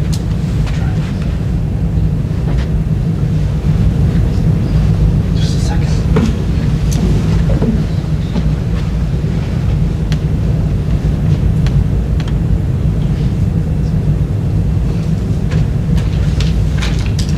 Tonight, my primary focus is instructional excellence, which I have organized into 3 parts. I will begin by unpacking our current data, specifically our report cards, achievement levels, and the District 1 plan, while providing background to ensure our new trustees have a clear understanding of these frameworks. From there, I will shift to our broader vision, looking at the strategic plan and the portrait of a graduate. I will conclude by discussing how the Curriculum and Instruction Department is driving these initiatives forward. Let's start with our students. We serve a community of 3,867 learners, each bringing their own unique strengths and needs to the district. To support their physical well-being, 100% of our students are provided with free breakfast and lunch daily. Academically, we serve a wide spectrum. 12% of our students are identified as gifted and talented, and 22% receive special education services. We also offer flexible learning environments with 100 students in our Online Edge program, and we provide critical stability for the 55 learners currently experiencing homelessness. That number is very fluid, it changes every day. Our district's strength lies in the continuity of our community and the holistic support we provide. We are proud that 20% of our staff are Xenia graduates returning to serve their community, and 60% have dedicated 15 to 30 plus years to our district. With 54% of our learners facing economic disadvantage, we have built robust support systems. This includes a partnership with Dayton Children's to ensure health care access for every child, and wellness check-ins after every major break, recognizing that school is often the safest, most stable environment for our students. Simultaneously, we are preparing students for their future with K-12 STEM opportunities in every building and 6 distinct career pathways at Warner and the high school. Let's move on to the Ohio Report Card. The state evaluates us across 6 components designed to assess the whole academic journey. We look at early literacy to see how students start, achievement and progress to see how students grow, gap closing to ensure no one is left behind, and finally, graduation and workforce readiness to ensure students are ready to leave us. A quick note about the college career, workforce, and military readiness component. It officially became a rated component just this last year on the grade card. Before then, it was only a report-only area. This graphic outlines the Ohio Report Card's 5-star rating scale, including the specific definitions for each level. Our primary objective is to achieve 3 stars or higher, which signifies that we are fully meeting state standards. For the benefit of the board and our community, I would like to briefly define what each component of the Ohio Report Card measures before we review our scores. The first component is achievement. Think of achievement as a snapshot in time. It essentially answers the question, did the student demonstrate mastery on the test at that specific moment? As you review the rating scale, please note that each component uses its own scale. The one displayed here applies to achievement. On the left, you see the complete list of state tests our students take.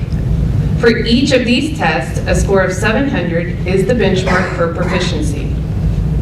On the right, we have the performance index. It's important to distinguish between the two. While proficiency simply tells us who passed, the performance index tells us how well they performed. This metric weighs each score, giving the district more credit for students who scored accomplished or advanced.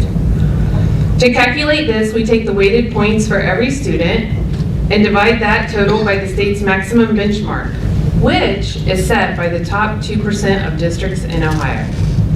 That calculation gives us our percentage. Currently, our score of 72.95% translates directly to a 3-star rating. Next is the progress component. This metric measures the direct impact of our instruction on every student's learning journey, regardless of their starting point. Whether a student is identified as gifted or receives special education support, our goal remains the same: to ensure every child achieves at least 1 year's worth of growth, or more, each school year. It is important to note that this rating is comprehensive. It does combine growth data across multiple subjects and grade levels over the past 3 years. Our current rating for progress is 2 stars. However, it is critical to remember that this rating is a lagging indicator. It pulls data from the last 3 years combined. If we isolate just our most recent performance for the 24-25 school year, the story changes significantly. Looking at this year's gains alone, nearly every area is performing at a 3-star level. The bottom line is the data shows we are on the verge of moving into a 3-star rating overall. This visualization offers an alternative perspective on student growth. Overall, English language arts and science are trending in line with statewide expectations, where math progress falls short of benchmarks. Detailed breakdowns by grade level are provided below each subject. This visualization shows how student growth is reported in the Education Value Added Assessment System, or EVAS.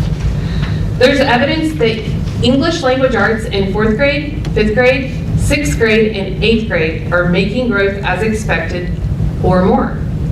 There's evidence that math 5th grade is making more growth than expected, and there's evidence that science 5th grade and 8th grade are making growth as expected or more. And this visualization from the EVAS shows evidence that all areas at Xenia High School are making expected growth or more in all tested areas. Next, we have gap closing.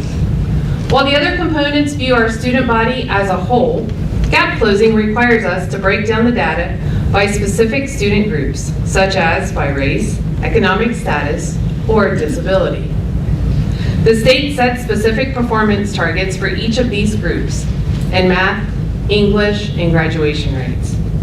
This component holds us accountable for ensuring that all students are meeting those standards, not just the average. It tells us if we are successfully narrowing achievement gaps and providing every child with the opportunity to succeed. Our high rating in gap closing is something to be incredibly proud of. It means we aren't just teaching to the middle, it proves that our systems, from special education to gifted programs, are working. We are successfully lifting up our most vulnerable populations and challenging our highest performers simultaneously. This is the chronic absenteeism indicator under gap closing. The state defines chronic absenteeism as a student missing 10% or more of the school year for any reason. That equals about 18 days a year, or just 2 days a month. We earn these 5 points if our overall rate is below 16.4%, or if we lower our rate by at least 1.1% from last year. This graphic shows we lowered our rate by 2.8 percentage points, so we earned our 5 points.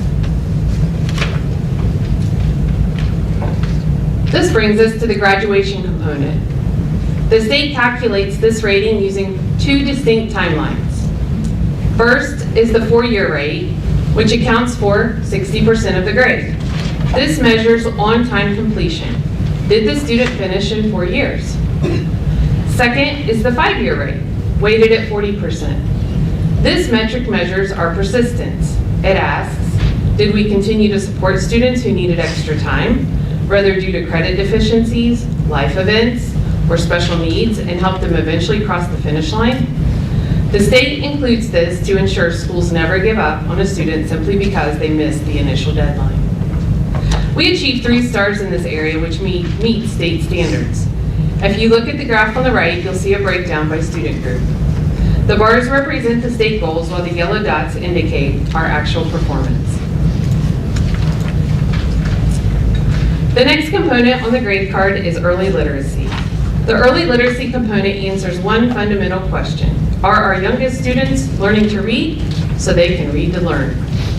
It doesn't just measure who passes the test at the end of 3rd grade. It measures how well we identify struggling readers in kindergarten, 1st grade, and 2nd grade, and whether we successfully get them back on track before they fall behind. There are 3 distinct parts to this component: proficiency in 3rd grade reading, promotion to 4th grade, and improving K-3 literacy. In the early literacy component, we are meeting state standards with a 3-star rating. As you look at the breakdown on the slide, you will see several key data points. First, our 3rd grade reading proficiency is 64.8%. This is above the state average. Additionally, we successfully promoted 100% of our 3rd graders to the 4th grade. Regarding the improving K-3 literacy measure, you will notice a score of 30.9%, which is lower than in previous years. It's important to contextualize this. We recently transitioned to a new, more rigorous benchmark assessment. Whenever a district adopts a new diagnostic tool, it's standard to see an initial implementation dip. We anticipated this temporary variance and fully expect these scores to rebound as our staff and students adjust to the new system. And finally, we have the college, career, workforce, and military readiness component. This is the newest rated component on our report card, and it represents a major shift in how the state defines success. Instead of focusing solely on college entrance exams, this component acknowledges that our students have diverse futures. Think of this as a menu of options. To be counted as ready, a graduate must achieve at least one significant milestone from the state's list. This could be earning an honors diploma, securing a remediation-free score on the ACT, earning an industry-recognized credential, or enlisting in the military. Our rating reflects how well we prepare students for life after high school, regardless of the path they choose. This data does lag by 1 year, so the grade we received fall 2025 is based on the class of 2024. So that means the work we're doing now with our current seniors will appear on the report card 2 years from now.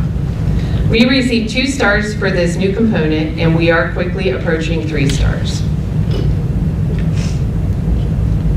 So, to understand where we're going, we need to look at where we started 3 years ago.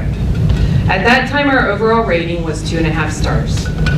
While we met expectations in achievement and early literacy with 3 stars, we were lagging in critical areas, specifically progress, gap closing, and graduation, which all sat at 2 stars. However, I want to draw your attention specifically to the college, career, workforce, and military readiness component. Although this metric didn't contribute to our star rating at that time, please note the percentage as we move through the next couple slides. And for those of you who can't see that, it says 33.2. 2 years ago, our overall rating moved to 3 stars. The clear highlight of that year was early literacy, where we earned 4 stars and officially exceeded state standards. Achievement held steady at 3 stars, meeting state standards. However, we still had work to do in progress, gap closing, and graduation, all of which fell short of the state's benchmark and received a 2-star rating. Notice the college, career, workforce, and military readiness went from 33.2% to 55.4%.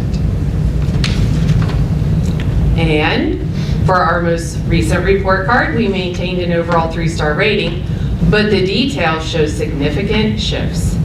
The biggest win is gap closing, which jumped to 4 stars and now officially exceeds state standards. We also remain solid in achievement, early literacy, and graduation, all of which met state standards with 3 stars. While the progress component remains below state standards, remember what we reviewed earlier. Report card data in this area is a lagging indicator of where we were. Our leading indicators, the data we are seeing right now, are already tracking at a 3-star level. Finally, looking at the new college, career, workforce, and military readiness component, although we're currently at 2 stars, the trend line is undeniable. We are gaining ground and are rapidly approaching the 3-star benchmark. They gained another 4% for those of you who can't see it.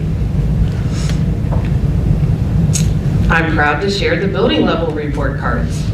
As you can see, the prevalence of green and blue stars clearly illustrates our success in meeting and exceeding state benchmarks. I want to introduce you to the people behind our progress. Leading in Xenia requires more than just an administrative certification. It requires heart, grit, and a deep belief in this community. We are fortunate to have a team that doesn't just work here, they stay here. As I name each administrator, please stand and remain standing. So starting with our foundation at Xenia Preschool, we have Mrs. Jennifer Benton, who has dedicated 12 years to our youngest learners.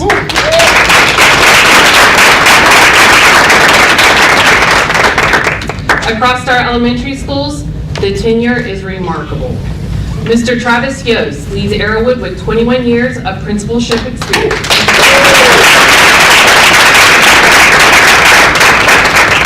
Miss Lisa Peterson, you can stand for her, Miss Bayless, since you're in. Leads Cox, having served this district for 29 years.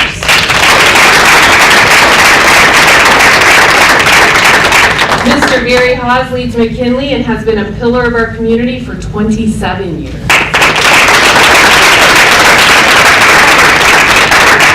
Mr. Scott Poole leads Shawnee, celebrating 20 years with Disney. And Mrs. Jennifer Statzer leads Tecumseh, serving Xenia faithfully for 14 years. At Warner Middle School, Dr. Jamie Simpson has guided students for 26 years and now leads the building as the head principal.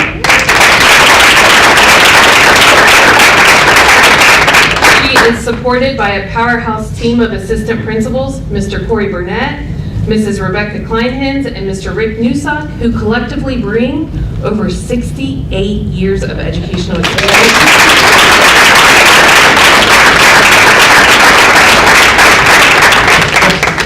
Finally, at Xenia High School, we have a leader who truly understands our halls, Mr. Todd Whalen, a proud Xenia graduate, leading his alma mater.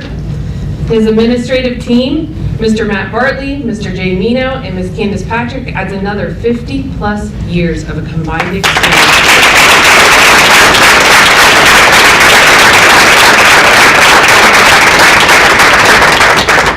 Listen to that longevity. You can look at it. It's rare, it's powerful, in a national landscape of educator burnout. Your administrators have stayed. They stayed because they love this community and they are committed to doing whatever it takes for Xenia kids.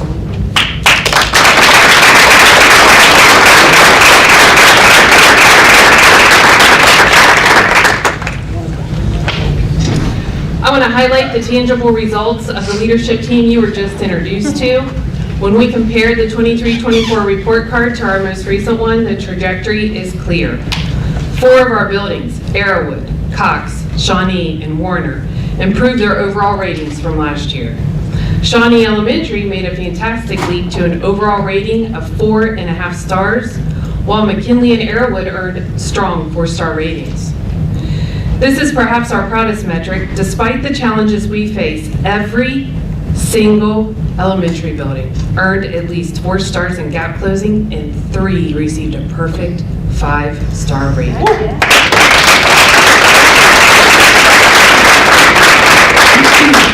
We are also winning the battle on attendance with 5 out of 7 buildings meeting the state's chronic absenteeism indicator. So this is like Charlotte that shows up as on his iPhone. Is that like a live? Our progress isn't just internal news, it's being recognized at the state and national levels. First, we are incredibly proud that Arrowwood, McKinley, and Tecumseh Elementary have all been named a Best Elementary School by the U.S. News and World Report for 3 consecutive years, 24, 25, and 26. This year, Cox and Shawnee joined them in earning this prestigious distinction. And Warner Middle School was recognized in 24. Yeah, go ahead and clap.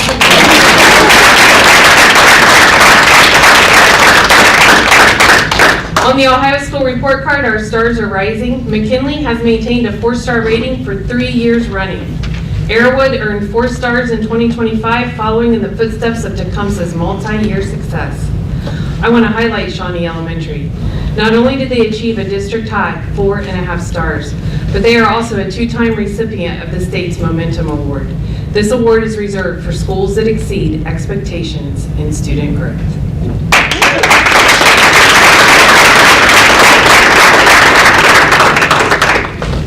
And this is where I pause and you can ask questions about the report card.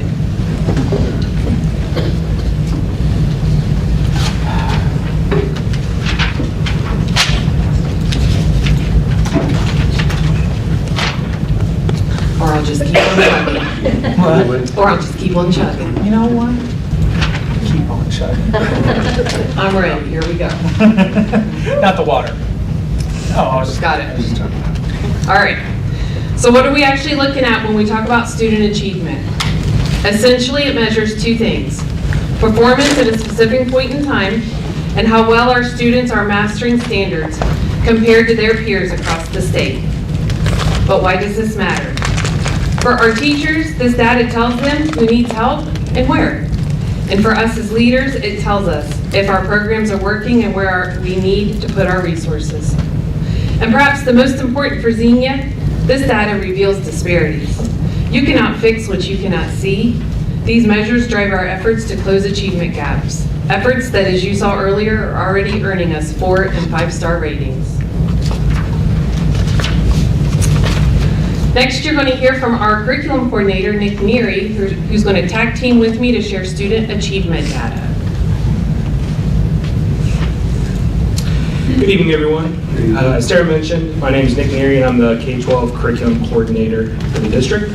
One of my primary responsibilities is gathering, organizing, and disseminating data to our decision makers on the front lines, namely our building principals and classroom teachers, so that they can make more informed instructional decisions. The idea is that the more we know about our students' strengths and needs, what they know and what they don't, the more targeted and efficient our teams can be in helping students grow. Some of the data we gather is from internal sources, while other data is external. For example, our K-5 students are required to take a literacy diagnostic assessment 3 times a year. Interventions, enrichments, and progress monitoring are all determined based upon their performance. The chart you see here is a snapshot that captures student literacy growth from fall to spring of last school year. Green indicates students are above or well above typical growth. So as you can see, all of our K-5 buildings on average demonstrated above typical growth as compared to students across the nation using the same platform. One of the data sources we use the most is the Ohio State tests, which are the benchmark of achievement for our students in grades 3 through 12. I'm going to spend a little time highlighting how our students performed on OSTs last year. Our 3-5 ELA teams had great success. The charts on this slide compare the students' proficiency levels against state averages in that far left column, and then against our own 6-year average in the column on the right.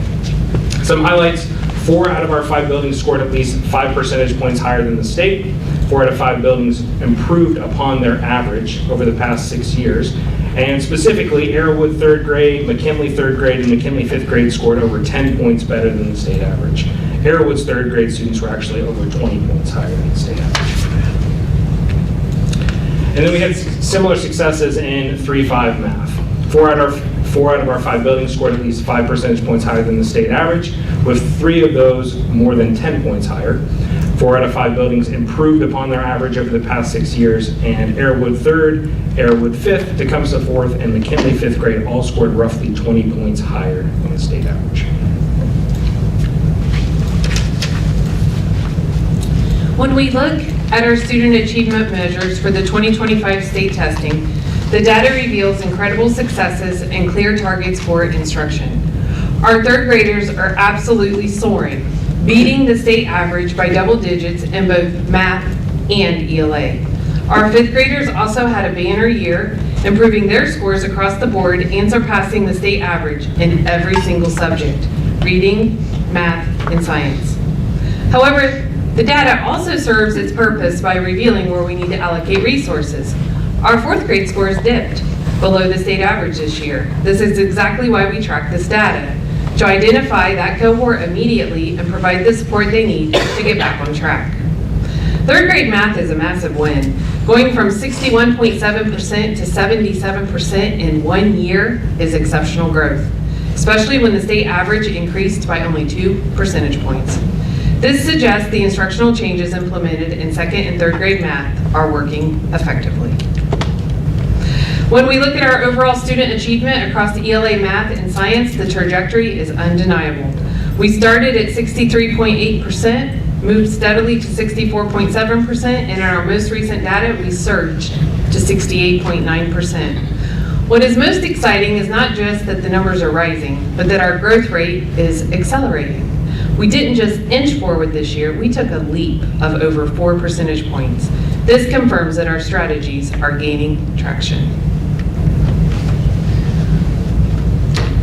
This slide shows our OST performance for Warner in our 7 tested areas there, which are ELA 6, 7, and 8, Math 6, 7, and 8, and then Science 8. Most of our subjects are still below state average, but 6 out of 7 showed improvement over their 6-year average, and Math 6 and Science 8 saw significant improvements of over 5 percentage points. The middle school data tells a story of momentum. We achieved year-over-year growth in proficiency areas across 5 of 7 tested categories. Although we're falling short of state averages, as shown in red, you will hear later how the curriculum team is using this data to adjust instructional strategies for those specific cohorts. The 8th grade team deserves specific recognition for achieving a clean sweep of improvements across reading, math, and science. Notably, our 8th grade science score of 62.3% has effectively closed the gap with the state average of 63%. When we look at the big picture for our middle school grades, combining English, math, and science, we see a clear story of progress. We've moved from a baseline of 42.9% up to 46.5% and now 48.3%. This isn't just a one-time spike, it's a continuous upward trajectory. Over the last 3 data points, we have achieved a 5.4% increase in total student achievement, demonstrating that our middle school students are steadily gaining ground each year. Our high school has 6 tested areas: ELA 2, Algebra 1, Geometry, U.S. Government, U.S. History, and Biology. U.S. Government, U.S. History, and Biology all performed right around state average, and U.S. History, Geometry, and Biology all performed around their 6-year averages as well. The high school data reflects a distinct shift in trajectory. After the first year of a new administrative leadership, proficiency rates improved in 83% of tested subjects. The most notable success is in American Government, where Xenia High School has surpassed the state average. Additionally, we are seeing rapid acceleration in Algebra 1 and U.S. History, both of which posted gains of over 6% year over year. This broad-based growth suggests that the new instructional climate at the high school is effectively engaging students across multiple disciplines. When we examine the 9-12 achievement trend, we see clear resilience. After a dip in proficiency from 54.3% down to 52.5%, our high school team has successfully reversed the slide. In the most recent cycle, we bounced back to 53.8%. This 1.3 increase is critical. It proves that the decline has been halted and that under Mr. Whalen's leadership, this is only the beginning of his second year. The arrow is pointing up once again. To truly appreciate where we are going, we have to be honest about where we start.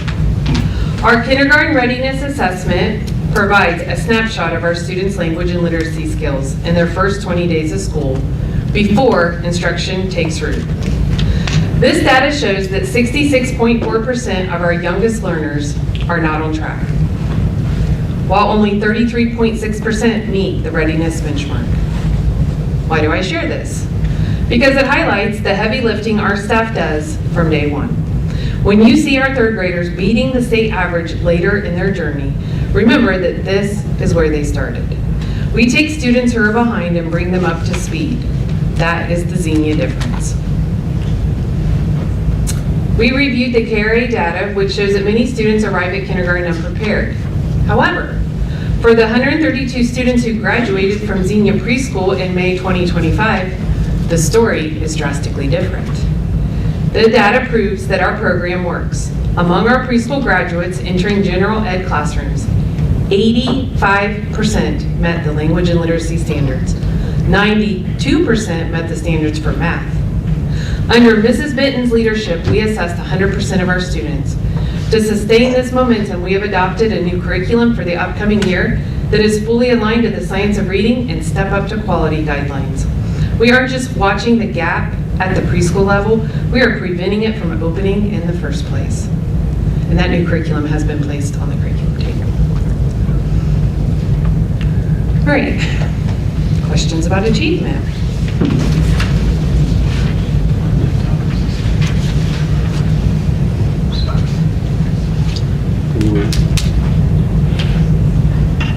Do you, what were the key items that were targeted to reverse the slide in the 9-12 grade levels? I'll let Mr. Whalen speak to it since he's here. Yep, so when I stepped in, we put labs in, and that was a big thing that helped not only with credit deficiency of students who may have failed a previous math or English course, but it's also targeted instruction, differentiated instruction, where students use things like Read 180 for English, Math 180 for Algebra 1, ALEX for geometry, and it will pinpoint specifically where their deficiency is, and then they'll get some instruction and training on that. This year, we've also implemented in-school tutoring, so we have an in-school tutor for math, whereas last year we were doing it after school. We realized that transportation was difficult for some of our students, so our hope is that by bringing it in school, that's going to help with the math scores as well. Trying to think of anything else you guys can think of off the top of your head. Oh, what I need now, it was already implemented, but I do feel that brings up MTSS also. We have a student engagement specialist, and I feel like we are identifying a lot of those students who are higher risk or higher need more quickly, and we're getting things like when and labs in their schedules, also being able to put in credit recovery courses to help with the graduation rate as well. Thank you. You see my face, I am curious.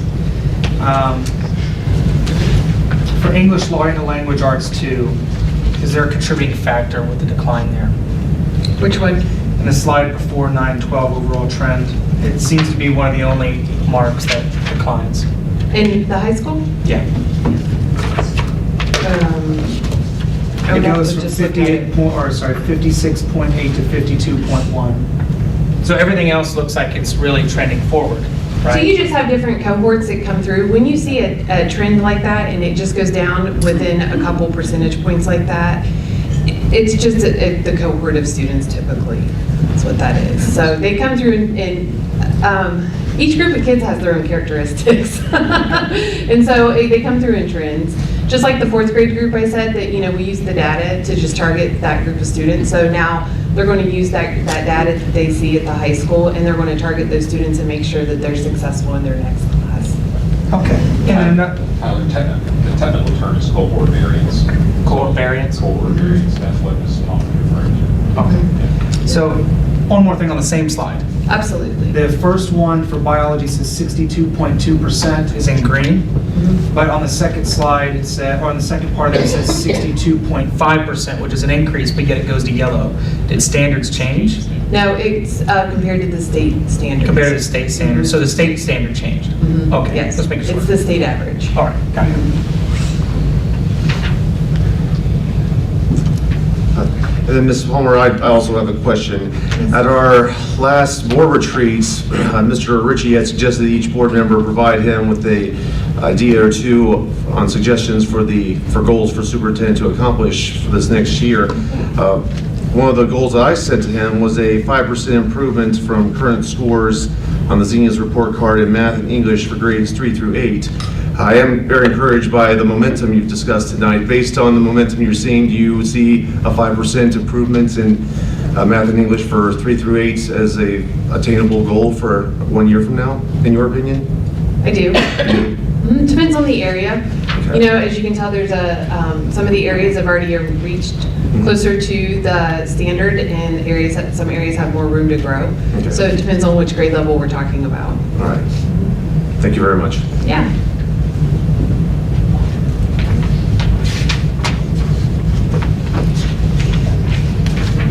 Yeah. I mean, I think move on, yes. Okay. All right. That brings us to the District 1 plan. The 1 plan brings everything together. We don't guess at what our students need.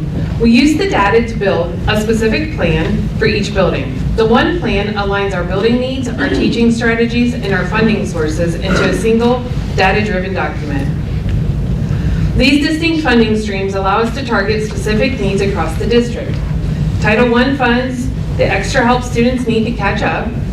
It funds our reading and math interventions, literacy specialists, and our engagement with parents. Title II pays for teacher training. Title IV covers safety, technology, and enrichment, such as STEM and the arts. And our IDEA funds are strictly dedicated to providing the required special education services, ensuring our students with disabilities from age 3 to 21 have the specialized support outlined in their IEPs. So let's walk through our 3 1 plan priorities. First is engagement. We set a target of a 50% increase to drive a radical shift in how families interact with our schools. We are tracking this through monthly events to ensure consistency. Second, instruction. We are moving just beyond just proficiency to growth. Our goal is for every student to show 1 year's growth in 1 year. This ensures that whether a student is gifted or struggling, they are never stagnant. Third, attendance. You can't learn if you aren't here. We are targeting the chronically absent student group to aim to reduce the number by 15% by 2027. This aligns with the state indicators and directly supports our academic goals. To operationalize our engagement goal, we have established distinct metrics for both staff and students to reach our 50% growth target by May 2027. For our adult measure, we are focusing on meaningful communication. We require teachers to track monthly parent contacts focused on student achievement. For our student measure, we are focusing on physical presence. We utilize event sign-in logs to quantify student participation at monthly building events. To reach that 50% increase in engagement, we're taking 4 specific actions. We use student advisories in each building to ensure our students have a voice in their school experience. We use monthly teacher communication to ensure parents are never in the dark about their child's progress. Parent liaisons are hard at work building what we call a tiny army of volunteers in each building, parents helping parents. And finally, we are opening our doors every single month. We host everything from academic nights, such as STEM and Literacy Night, to community celebrations like Veterans Day and Grandparents' Day, and fun family gatherings like Trivia Night and Paint a Pumpkin. There's literally something for everyone. I mentioned earlier that we're building a tiny army of volunteers. This data shows the Army is growing faster than anticipated. In the 2023-24 school year, we had 137 board-approved volunteers. Last year, that number nearly doubled to 265. But look where we at right now. As of January 2026, we already have approved 200 volunteers. We're only halfway through the academic year and we're already approaching last year's record. This proves that our community is ready and willing to step up. These numbers aren't just statistics. Each of the 200 approvals represents a parent or a community member giving their time to our students, and we are incredibly grateful for them. Why are we putting so much energy into engagement? Why the tiny army of volunteers? When we break down a student's week, the school has them around 30 hours, and there are 168 hours in a week. We can have the best curriculum and the best teachers in the world, but if we aren't partnering with the people who hold the other 138 hours, we will never reach our full potential. That's why parent involvement isn't just nice to have, it is critical to our growth. Our second goal is instruction. We are committed to ensuring that all students, whether they are gifted or need extra support, will show 1 full year's growth in reading and math every year. We have operationalized this through a dual accountability model. Principals are required to use monthly walkthrough data to verify that classroom instruction is rigorous enough to produce a year's worth of growth. And we implemented a K-10 progress monitoring system that engages students as active participants. By having students set their own goals based on expected growth, we increase their buy-in and motivation to hit those targets. To achieve consistent growth, we have implemented a standardized instructional framework across the district. First, we have instituted a 30-minute daily intervention and enrichment block. This ensures that Tier 2 interventions and student enrichment occur during the school day systematically rather than sporadically. Second, we have tightened our data cycle. By utilizing common data sheets in our TBT meetings, we ensure that the data collected informs the instruction delivered. Finally, we support these initiatives through a tiered professional development model that differentiates between K-8 ongoing needs and 9-12 specific needs. When we say common data sheets, we don't just mean a grade book. We mean a living document that every grade level teacher uses. By reviewing these sheets during our TBT meetings, we stop guessing about what works.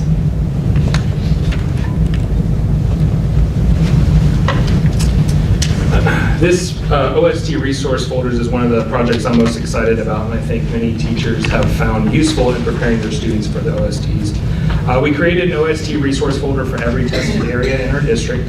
These folders contain previously released test questions, blueprints for the state test, parameters for the test, including what will and what won't be included, and then these data sheets, as you see up on the screen, that show how each of our tested areas have performed over the last 3 years on every state test question.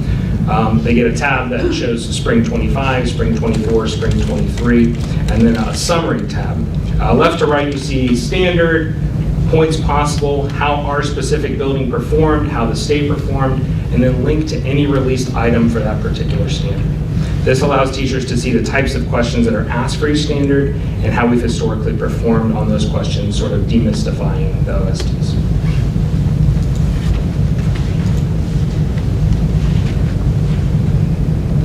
To achieve better results, we need to better support our teachers. We're doing this through non-evaluative walkthroughs based on the artisan teacher model. Each of you has a copy of this book at your seat, and it's yours to keep. This isn't about checking boxes or gotcha moments. It's about professional conversations for growth. Our principals use tools such as 30-second feedback and the crafted question to spark thinking and refine core instructional skills in real time. Furthermore, we are ensuring that the curriculum is consistent across the district. We continue to develop high-quality curriculum guides for elementary, middle, and high school. These guides act as the roadmap, ensuring every teacher has clear standards and high-quality assessments at their fingertips. We base our feedback strategy on John Hattie's extensive research, which found that feedback is one of the single most powerful influences on student achievement. Hattie assigns an effect size of roughly 0.73. To put that in perspective, a score of 0.40 represents a standard year of growth. This means high-quality feedback not only helps students learn, it also nearly doubles the speed at which they learn. We apply Hattie's research to everyone in the building, just as our students need specific actionable feedback during class to achieve a .73 effect size, our teachers need the same from their principals. To show you what this looks like in practice, here are examples of the feedback loop our principals are using. And then when our administrators walk into a room, they aren't just watching, they're collecting data through specific lenses to ensure quality instruction. So those last two slides, for the sake of time, the presentation will be posted and you can look deeper at those then. You can always reach out to me for questions. Our third and final pillar is attendance. We know that the best instruction in the world doesn't matter if a student isn't here to receive it. We are transparent about our starting point. Our baseline chronic absenteeism rate was 32.8%. That's the number we're attacking. Our goal is to reduce it by 5% each year, reaching 17.8% by summer 2027. How do we do that? We're conducting wellness surveys 5 times a year to understand the root cause of absences, whether it's health, transportation, or engagement. We have designated attendance liaisons in every building who monitor the data monthly. And for students, we are shifting the culture to a positive reinforcement with monthly attendance recognition rewards. Our attendance strategy relies on a cycle of training, engagement, and intervention. We began by grounding our staff in character-strong regional training that focused on building relationships. To maintain student connection, we are conducting monthly engagement events across all buildings, coupled with the wellness surveys immediately following major breaks to gauge student sentiment. On the administrative side, we have tightened our data protocols. We monitor attendance data monthly and have standardized our parent notifications, triggering alerts at the 18 and 30-hour absence thresholds to ensure early intervention. Last year, we saw notable improvement with regards to chronic absenteeism, dropping from 32% to 29%. 5 out of our 7 buildings met the chronic absenteeism target, which is defined by the state. And we had Arrowwood, Shawnee, and Xenia High School showing reductions of greater than 10%. Our team provides monthly reports to building principals regarding their chronic absenteeism numbers and their standing with regards to their end-of-year target. Our most recent projections show that 6 out of our 7 buildings are on track to meet their target for this year, and that can change over time too. These reports also include individual student attendance rates that are color-coded to show their risk of being deemed chronically absent. Many buildings use this information to initiate parent contact for at-risk students or students that are showing great improvement in attendance. This video, created by our communications coordinator, Christy Creel, was sent to parents and students about the importance of attendance.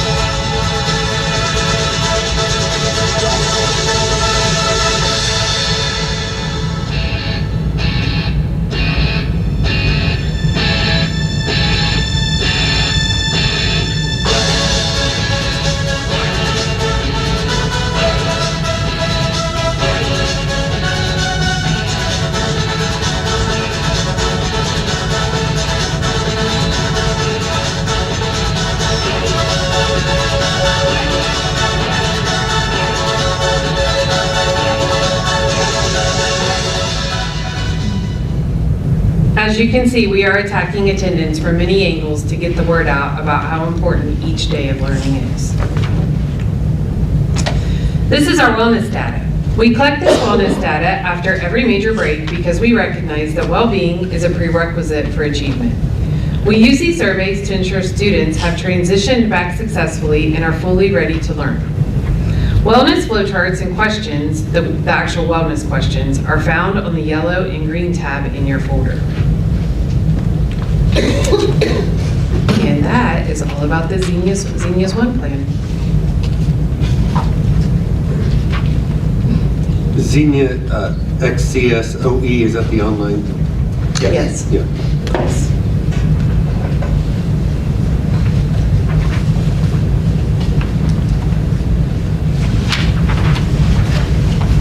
I just want to say, I think with the administrators here, thank you.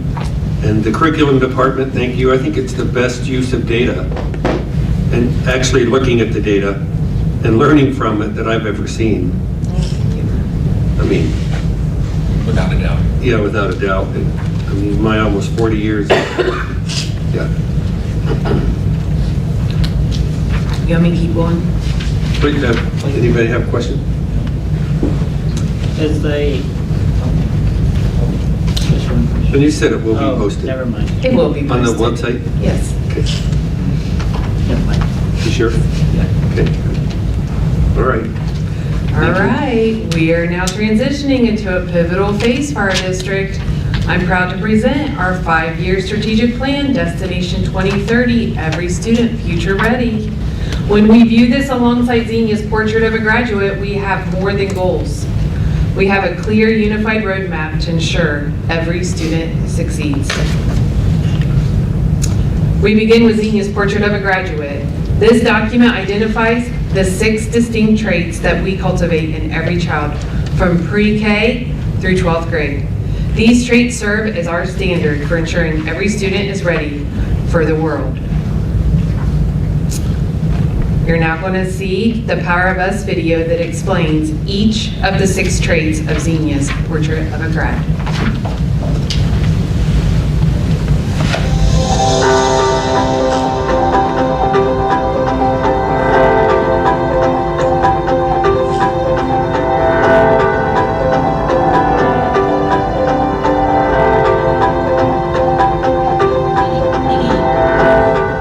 This year, we're raising the bar.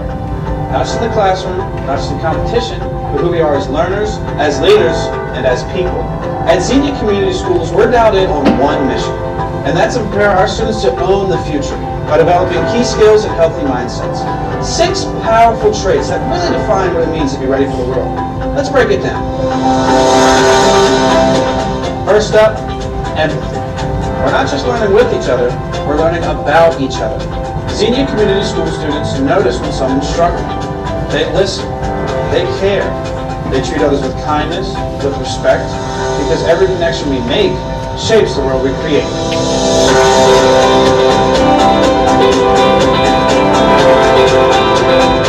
We've got a learner's mindset, that drive to know more, be better, and do it all again. We ask questions, we lean into challenges, we get knocked down, and we get back up. Because growth, that's our game.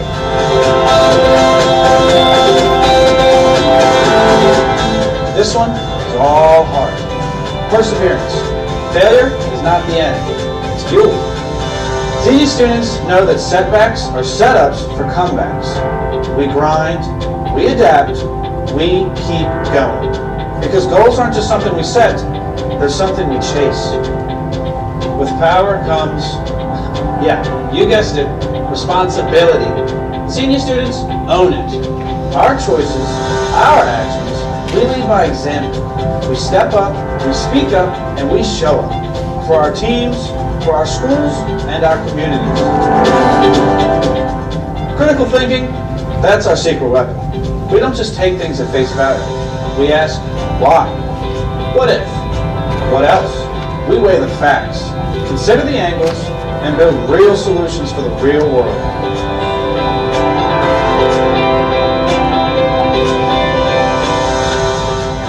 And finally, communication. It's more than just words. It's listening with intent, speaking with purpose, and making sure our message lands. Different people, different places, different ways to connect, but always one goal, understanding. Empathy, learner's mindset, perseverance, responsibility, critical thinking, communication. This is what it means to be a graduate of Xenia Community Schools. This is who we are. This is where we're headed. This is the power of us.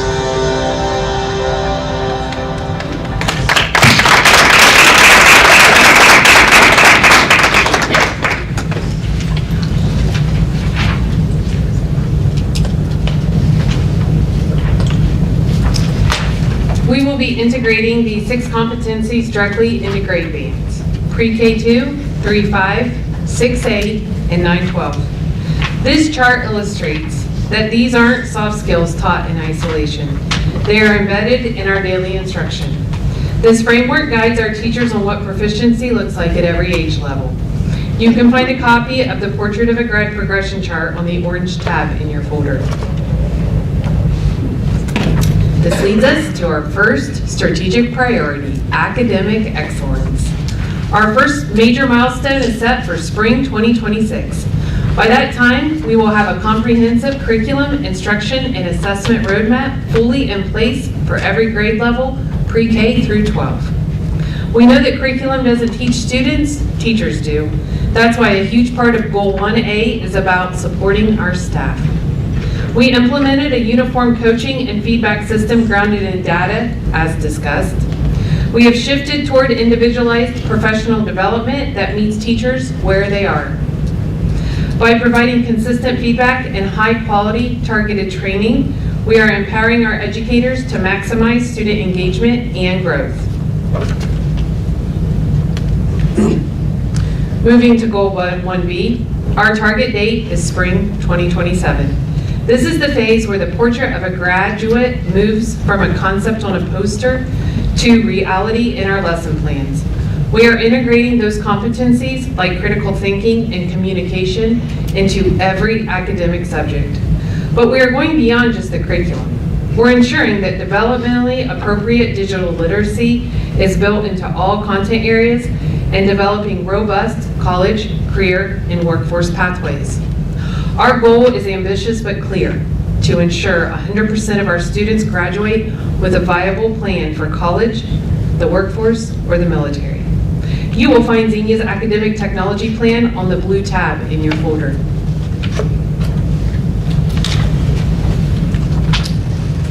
These spaces are designed specifically to support the instructional shifts we're making. When we ask students to collaborate on a complex STEM problem, they need tables that they can be grouped together. When we ask them to build a prototype, they need space to move and safe storage for their tools. These transformed spaces remove the physical barriers to learning, allowing our curriculum to come to life exactly as intended. Goal 1C is about strengthening our safety nets. We are doubling down on our multi-tiered systems of supports and our response to intervention models. This means we aren't waiting for a student to fail a class before we help. We use data to trigger early interventions, whether for academics, social emotional needs, or attendance. If you look at the success measures, we track them through our TBT common data sheets and achievement data to ensure our interventions are working. And as a reminder, we are doing this for all students. Everything is being tracked on our strategic plan tracker that's found on our district website. I want to show you the academic success measure area now.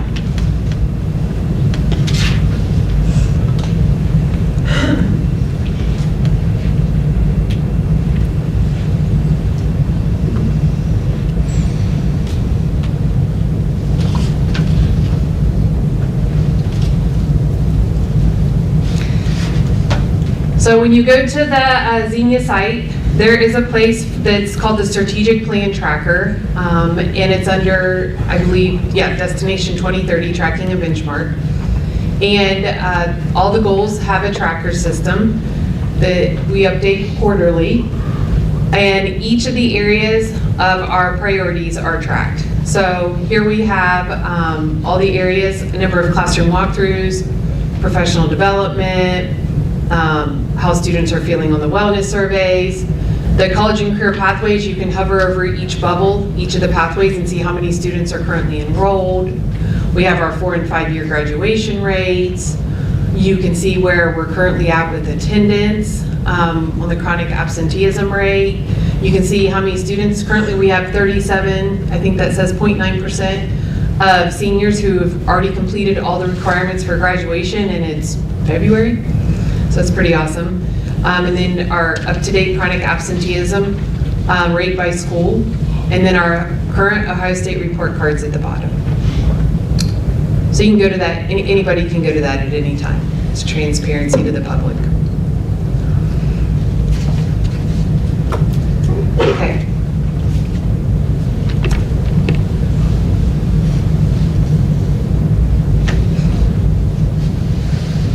Our second priority is operational alignment. I believe Mr. Vandergriff is going to come up for this one.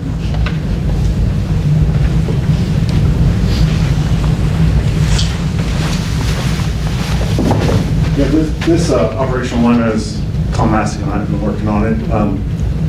The base of the short of it is just make sure that the dollars that we spend operationally and on our buildings and our facilities meet the needs of the education, so that we're upgrading facilities based off of what the new teaching philosophy is, or what is needed for the teaching environment inside that school, not just based on something I'm bringing up. So Thomas is also making sure that money spent has a code in it that aligns to one of our priority levels on the operational management. I'll jump in on that, and that's all the way up and down the whole organization. So whenever a person begins the purchasing process, they have to say, which of the goals does it align with? Is it supporting academic excellence and growth? Is it supporting operational alignment?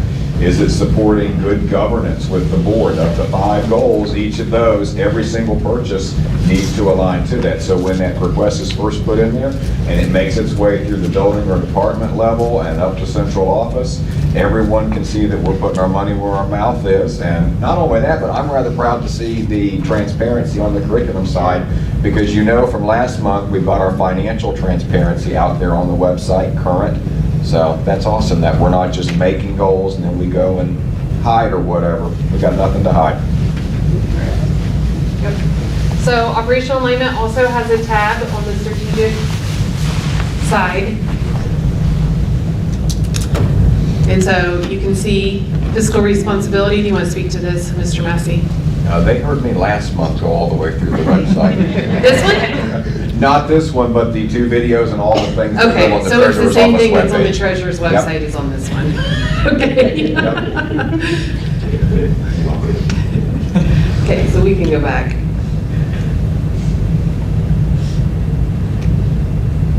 All right. The third priority is talent management and leadership management. Mr. Early. Good evening. My name is Mike Early, Director of Human Resources. Just want to touch briefly on talent management. There's simply 3 fundamental objectives that we've come up with in this area. Number 1 is to develop and implement a portrait of an educator. This is really mirrors the portrait of a graduate. We've met actually once and we'll be meeting again next week in regards to this objective. I can tell you what came out of that first meeting was really the obvious. Like, if we expect our kids to be a certain place when they graduate, to be able to do those things, we have to hire staff that are the same way, that provide the same opportunities that we're looking for our kids to do. So therefore, we've kind of got a direction with what that portrait of an educator looks like. We want to take that and then take it into the interview process and the hiring process to make sure we're hiring teachers that meet this expectation. The second objective is mentorship. This is really about supporting staff during their first 3 years with the district. This will look different. It is continuous feedback and is in building mentors to support those teachers. And our third and final objective is hiring and retention. This is about recruiting and hiring early in the process. Over the last 11 years that we've been doing this, I always like to tell people, when we first started hiring, for a K-5 elementary position, we would have over 185 applicants. Now we have about 65. So it's very important that if we want to get the best, we have to get them early. So it's important for the principals and myself to make sure we're ready to go at the 1st of March to hire those teachers. And that pretty much makes up our priority 3, talent management.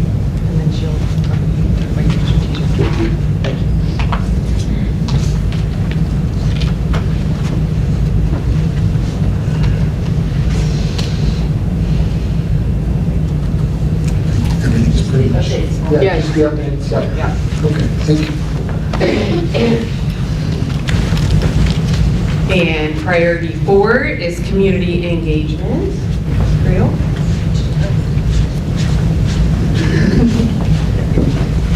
Okay, the first priority for community engagement is about engaging our families to try to create a culture of welcome that helps our students succeed. So that's everything from ensuring that everyone is connected through Parent Square, that people know what's going on in the building, that we have these in-person events. So there's a lot of crossover with the parent liaisons that Mrs. Palmer discussed earlier. So that is parent engagement events. It's connecting online, digitally, and in person. And that digital will include an annual parent family satisfaction survey. So you have the clicker. I got it. Oh, good. Thank you. The second one is about creating relationships in a positive school climate. We'll have a superintendent student advisory group that will meet several times a year, and then we'll be executing strategies from that as well. But it's also about cultivating connection and belonging to school and making sure that we're centering the student voice in how we talk about our schools and decisions that we make. And then the third one is actively engaging kind of the wider community, doing storytelling, partnerships, collaborating with the community to make sure that everyone, not just our parents and families, know what's going on in the schools and understand what's happening and the progress that we're making with our students. Can you flip over? You need to get the page. Just scroll down a little bit. Oh, actually. Okay, so I can actually do it here. Okay, so at the top of this, I think it's actually really important. We put together a little bit of a pyramid that kind of shows the base of information that goes out that's community-wide. That's families, parents, students have, but also the wider community has the strategic plans, portrait of graduate, our website, social media, weekly communications that go out. That's not just to parents and families, that goes out from Dr. Lofton to anybody who signs up for it. So you don't have to be a school connected to the schools directly to do that. Then add on the layers of information that goes out just to families. That's things like access your Parent Square, getting smart and urgent alerts when there are snow days, and I hope we don't have any more of them this year. I should probably knock on some wood there. Surveys, PTOs, et cetera, and then things that go just to students and staff. That Student Square, the staff weekly newsletter, lots of pieces, but there are lots of moving parts and pieces where we're trying to get all the information to different audiences in different ways so that they know what's going on in the schools. And as you scroll down the page, you'll kind of see some numbers on that, like how many of those family engagement events that have been held year to date, how many times we've talked to the community weekly. Our connectivity through Parent Square is at 99.2%. My goal on that was to be at least 98%, and we have been over 99% all year long. And so I think that one's really important because we are reaching people. And then the other piece of that is our digital footprint, looking at our website. As you're aware, we did launch a new website this past July. And same as with the others, you can kind of see which pages get the most hits, where people are going, where they're finding information. You can see the breakdown of how people are getting information. And then just for fun, we threw a couple of social media impact numbers in there. Our reach, the top post by month, no surprise, it was related to snow days in December. I'm actually shocked that it wasn't the one in January, but we edged them out with glow in the dark. Education at, I believe that was at Shawnee? Yeah, Shawnee. And then our Warner Middle School, web leaders, of course, beat out snow days. The over-under on February will be Mr. Whalen. I believe the metrics on that your Snow Angel are above and beyond. I'm calling it now. You're going to be the top post for February. So that's what we got there.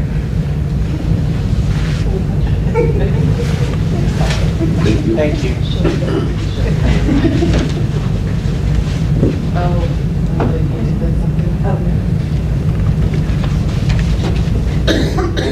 It's not working. Ever okay?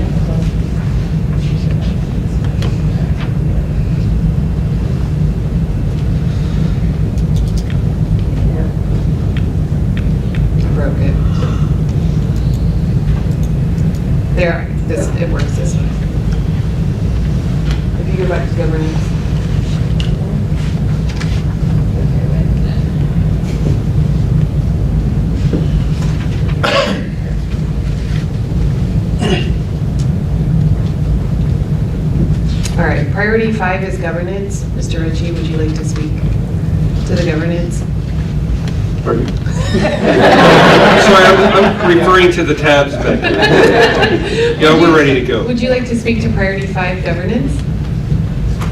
The school board? Yeah, I think Mr. Day probably can also talk about governance in terms of our strategic plan and what we outline with that. And that basically is the board's responsibility in terms of how they govern the school district, policy making and decision making, and setting the vision and the tone for the school district. And then we have some goals, and we also have a corresponding ad hoc committee that Mr. Ritchie has set up as well. I think Mr. Scott is on that committee, and they'll basically go through different tasks and track different tasks related to the governance structure, and again, how we become better at governance in the Xenia Community Schools. All right. Questions about strategic planning or portrait of a grant? I do want to note that when we were going over this last month in the retreat, that one of the goals for the board was to increase by 10% viewage in the news and in the media. So I think Dr. Lofton's goals for us is to get more coverage, and that's something we all look forward to doing. It's a joke, Mrs. Palmer. I get it. I'm trying not to laugh. No, it's actually in there, but it was a joke. All right, never mind. Tough crowd. Tough crowd. Well, to close our evening, I want to define the role of the Curriculum and Instruction Department. Our vision is to promote a culture of continuous improvement. We are never satisfied with good enough. Our mission is our bottom line. We are committed to graduating 100% of our students ready for the 21st century. Every decision we make, from textbook adoption to professional development, is filtered through that specific goal. This slide presents a detailed side-by-side breakdown of an average day for a student and a teacher at an elementary school in Xenia. I won't read through it line by line, but I encourage you to review it at your leisure. It highlights the complexity of our daily schedule, specifically how we utilize early mornings and specials blocks to fit in the critical planning, IEP meetings, and TBT data collaborations that drive our student success, all while maintaining a rigorous learning environment for the children.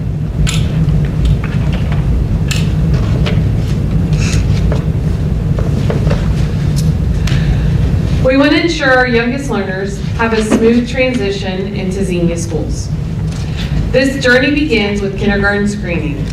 This isn't just about the KRA assessment, it's a warm welcome.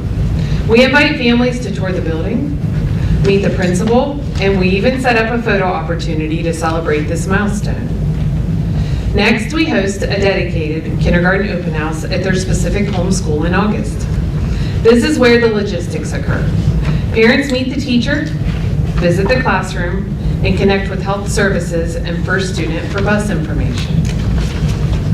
Finally, I need to highlight a significant change for the 26-27 school year regarding Ohio age requirements. Starting that year, students must be 5 years old on or before the first day of school to enroll. We will announce the specific August start date as soon as the calendar is finalized, and I believe you finalized it this evening, so I believe it might be August 18th is what you finalized. This slide outlines the middle school structure. For students, it is a 6-period day featuring 54-minute blocks. This schedule balances rigorous core academics with a flex period for enrichment and intervention, and students choose 2 electives ranging from fine arts to STEM and allied health. For teachers, we invest in planning time. 4 teachers receive dedicated teamwork session daily to collaborate on student data and instruction, ensuring no student falls through the cracks during these transitional middle school years. You can find the weekly teamwork time structure on the white tab in your folder. And at Xenia High School, the schedule moves away from a fixed template to a personalized experience. While the day runs from 7:35 to 2:38, every student's day varies, as outlined in the Xenia High School registration guide. I want to highlight the rigor available at Xenia High School. We are not just teaching the basics. We are offering a collegiate experience. Between our AP and CCP offerings, we have 14 college-level courses taught by our own staff, covering everything from human geography to statistics. Simultaneously, we are serving our students who need non-traditional support through vocational studies, including career-based intervention and family and consumer sciences. From the arts, band, choir, and theater, to the sciences, chemistry, and biomed. Our schedule is designed to ensure every student finds their place and reason to come to school every day. To execute the ambitious goals we've discussed tonight, we have a structured and specialized team. I oversee the big picture, managing federal programming, driving district initiatives, and leading curriculum adoptions. Supporting the operational side is Nick Neary, our curriculum coordinator. Nick manages the data and assessments that track our performance while also overseeing professional development in our online learning platforms. We then have two focus specialists driving our core content. Amanda Johnson anchors our specialized tracks as the district math, gifted, and career tech ed specialist, and Denise Garrett is our dedicated K-12 literacy specialist with a focus on early reading interventions and Tier 1 and 2 instruction. The curriculum and instruction team follows a consistent monthly rotation to provide dedicated support to every building. Each Monday is focused on the Warner initiatives, while the remainder of the week is dedicated to elementary teacher-based teams for data analysis and vertical alignment to ensure instructional excellence across all grade levels. This is a unique model as our team is in the field supporting teachers and is rarely in the office. I have successfully met my primary goals for the 24-25 school year by first establishing a consistent instructional coaching framework to support both teachers and principals in every building. We're using the artisan teacher model to coach principals and ensure they are instructional leaders. We conduct non-evaluative walkthroughs to build trust and focus purely on instructional improvement rather than compliance. We have implemented common data sheets across the district specifically tailored for elementary and with distinct versions for Warner and Xenia High School to accurately track progress. And we are structuring the K-5 schedule to include 30 minutes of daily enrichment and intervention to address specific student needs. The second goal last year was to reduce chronic absenteeism across all 7 buildings and achieve a 5% reduction for the 24-25 school year. It was attacked by deploying a district attendance team to identify trends and coordinate efforts, and utilizing tiered supports, allowing us to match the intensity of our resources to the specific attendance barriers of each student. My third goal for the 24-25 school year was about results, ensuring every student grows at least one full academic year every single year. We rolled out a coaching model specifically designed to help teachers move the needle on student growth. This wasn't a one-time training. We committed to monthly support to ensure teachers have what they need throughout the year. We continue to use the artisan model with our principals, positioning them to help their teachers succeed in this area. And then my fourth goal was about bridging the gap between home and school, ensuring every family and student feels heard. We have moved beyond sporadic activities to a monthly calendar of events, creating a steady rhythm of engagement. We created student advisory groups because the best way to improve our schools is to listen to the students inside them. We ensured there's a designated parent liaison in each building, so families always know exactly who to call for help. Additional strategic achievements for the 24-25 school year, we hired a dedicated K-5 STEM coach to drive science and technology instruction. We brought gifted services back in-house at Warner, staffed by high-quality teachers for both ELA and math. We successfully implemented Eureka Squared K-5. We standardized our assessment cycle using Acadience Reading. Remember I talked about how we shifted to a new benchmark that was Acadience Reading. And Math K-5 and NWEA Map at 612. We aligned with Ohio DO initiatives by introducing innovative pathways for industry recognized certifications, work-based learning, and career exploration. We implemented rewards for 6th grade to support adolescent reading success. We established clear vision and mission statements for every building.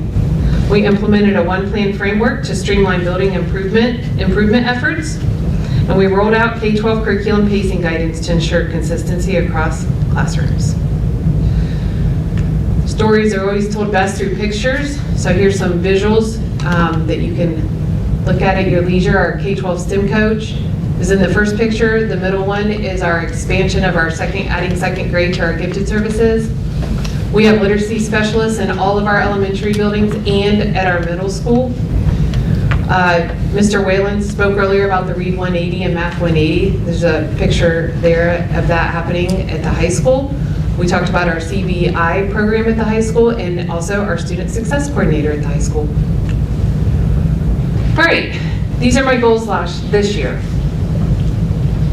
We're making significant progress towards our 25-26 goals, including launching a weekly academic support program at Warner Middle School with a dedicated curriculum team focused on ELA, math, intervention and enrichment block, and project-based learning.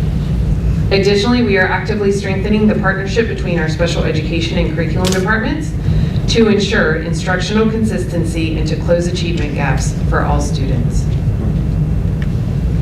We are continuing to build on our momentum by maintaining key initiatives already in place, including regular instructional walkthroughs, dedicated intervention blocks at the elementary, and robust parent engagement through monthly events and liaisons in every building. Additionally, we've successfully brought gifted services back in-house for Warner in second grade, and we are working closely with EMIS to ensure all district data remains accurate and up to date. And so this year we had a cybersecurity pathway that it was a pilot. We have an allied health pathway that is in place for 712. Advanced manufacturing design at the high school. We added industry recognized credentials that Ms. Johnson will speak about. We added CCP psychology, and we added Spanish at our middle school, and gifted math at our middle school, and then entrepreneurship and marketing at our middle school. We aligned this last year our middle school pathways with our high school pathways, so they're 7-12, and they're all in alignment. Now Nick's going to tell you his goals.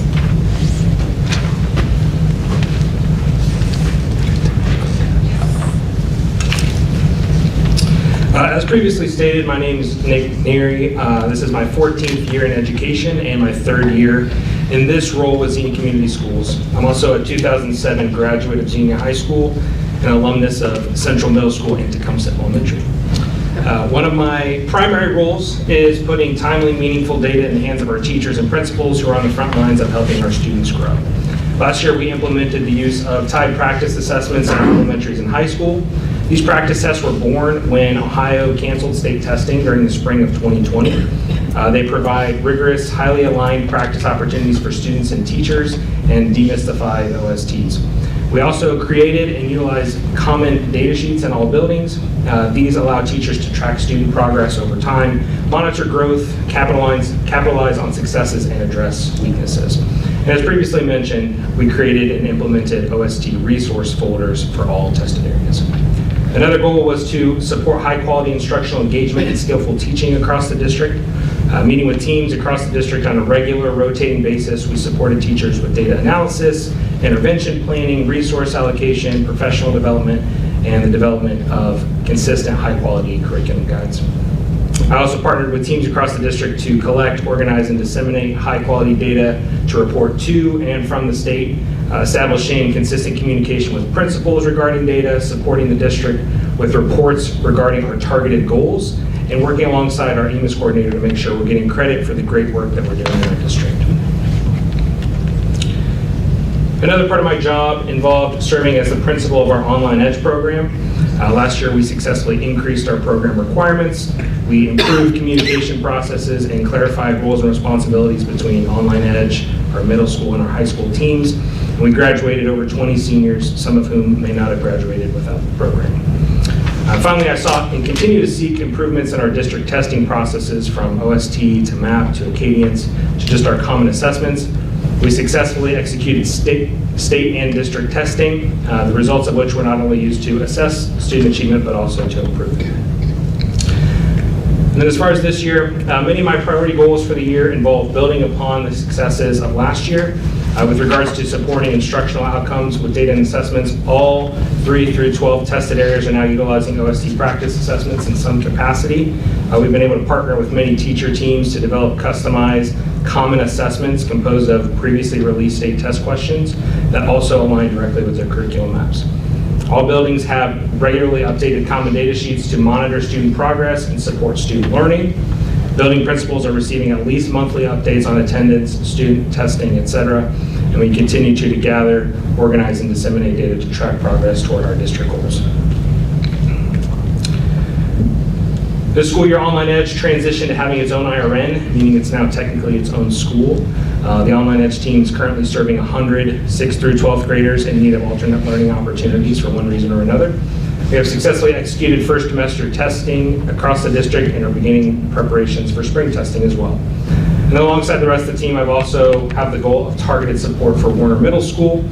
In addition to the work we're doing for the rest of the district, we also implemented and trained teachers for a targeted flex period for intervention and enrichment, and are implementing some project-based learning opportunities in our science, social studies, and exploratory classrooms. Thank you. Mr. Neary? Yes. Do you collect the data sheets? They're all digital, so Okay. we have access to them. Yeah. Okay. Thank you. Thank you. Good evening.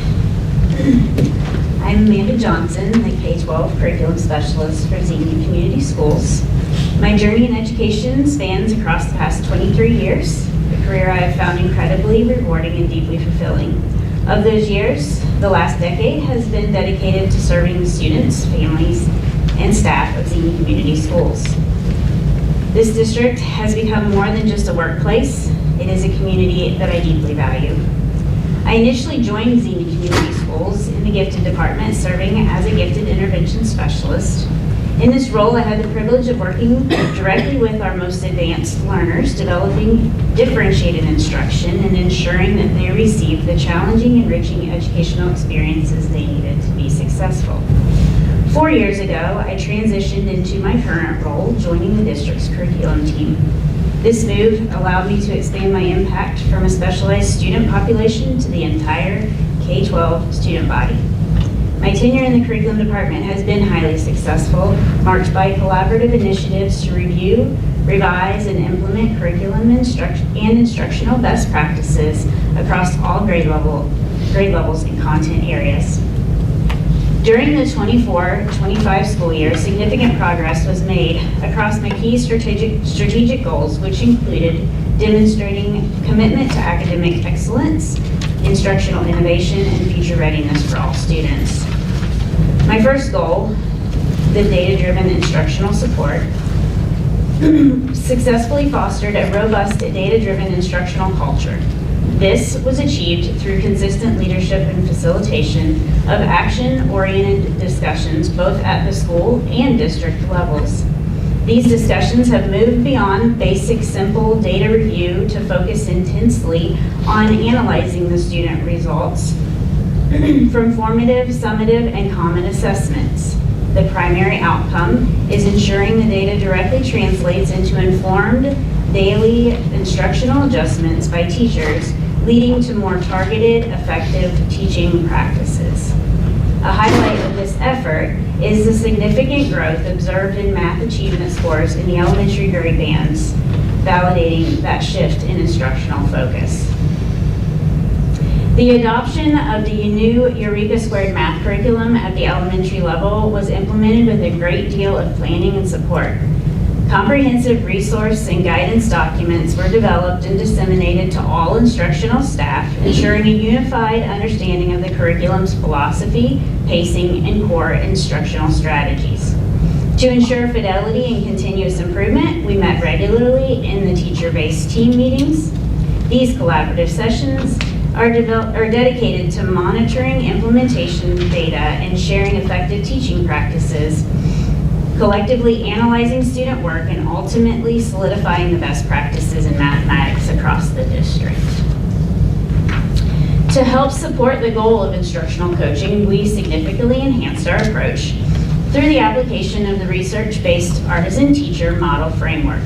This model was developed by Mike Rutherford, which emphasizes a partnership approach where the instructional leaders provide teachers with actionable, targeted feedback.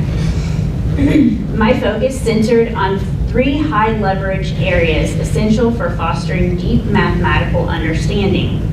1 being active learning, to enhance student engagement through the use of active learning strategies. Critical thinking, strengthening questioning techniques to promote higher order thinking skills. Mathematical discourse, to develop skills in facilitating productive discourse to encourage rich student-led mathematical discussions.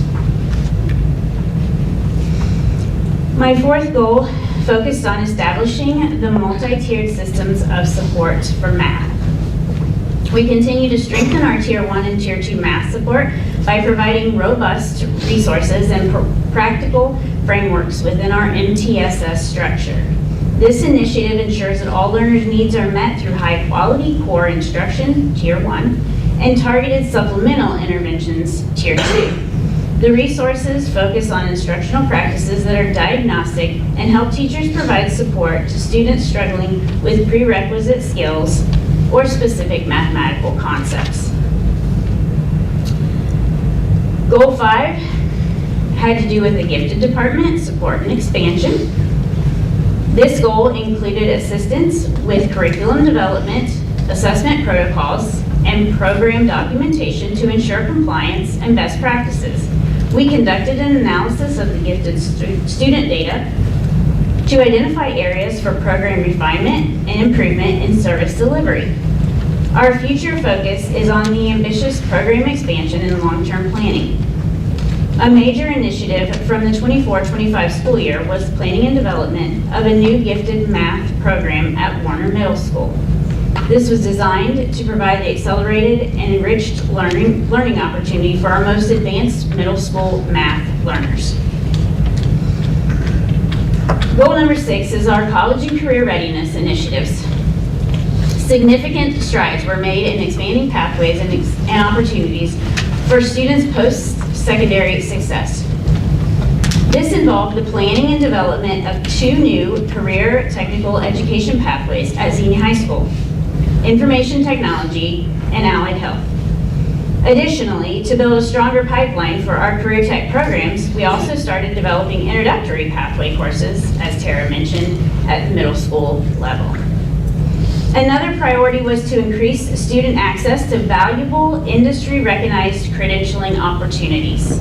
Since last year, we have had a little over 170 high school students successfully earn credentials in highly marketable areas such as Lean Six Sigma's, Yellow Belt, and Leadership Excellence, public safety, which includes CPR, Stop the Bleed, and FEMA, as well as officiating certifications. We have also greatly enhanced our work-based learning opportunities for students, providing real-world crucial experiences with a specific focus placed on strengthening the career-based intervention program, CBI, at the high school. The CBI program is essential for helping students with academic or economic barriers stay engaged in school by combining classroom instruction with real-world work experience to ensure they graduate and transition successfully into a career. We have successfully implemented Portfolio, a system that tracks and validates those work-based learning experiences. As a result of those efforts, students have collectively logged 2,180 hours of work-based learning from January 25 to May of 2025, and an additional 2,504 hours this year to date. Furthermore, the district has improved graduation plan process to ensure greater student accountability and clarity. Those plans are directly aligned to the students' post-secondary goals, helping them to select the most appropriate coursework and work-based learning experiences for their ultimate career and educational aspirations. Building on that momentum from last year, we are continuing to advance toward the long-term plan, for curriculum and instruction. I am pleased with the significant progress being made toward achieving our established targets. First off, this year, we successfully launched the Ames Web Plus benchmark system in math for grades K through 5. This platform provides universal screening and progress monitoring to assess the student instructional levels and align our intervention strategies with our MTSS system. This initiative moves us toward a more proactive, data-informed approach to math. Ongoing support is being provided to all K-5 teachers on the effective administration of the Ames Web benchmarking and progress monitoring tools. The integration of this data into the TBT discussions are critical for instructional planning and enabling teachers to quickly identify at-risk students and develop targeted data-based intervention plans. The next phase involves the formal alignment of Ames Web data into the newly established MTSS Math Intervention Framework.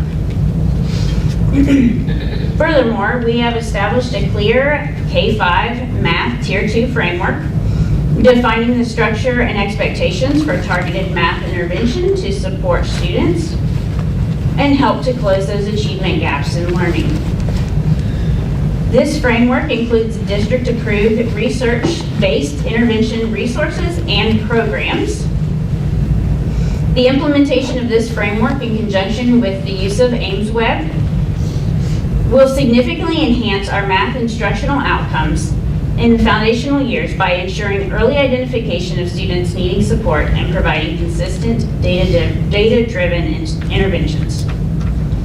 At the core of all this work is the Math Tier 1 plan. This framework ensures just the high-quality instruction across all grade levels that's fully aligned to the new Math K-12 plan that Ohio just released this summer. It guarantees the curriculum is taught using the best instructional practices. To support this, we provide ongoing PD for the math teachers across the district. We are also committed to supporting our advanced learners. We have successfully integrated gifted math services at Warner Middle School to ensure advanced opportunities in math grades 6 through 8. This initiative delivers accelerated and enriched content to students who have been identified as gifted in the area of math. Our main focus is to provide the ongoing support to the curriculum and instruction and assessment tailored for all gifted learners.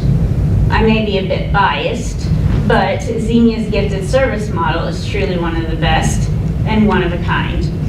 Essential to the program's success is the regular collaboration with the gifted department to review the performance indicators and guarantee continuous growth and success.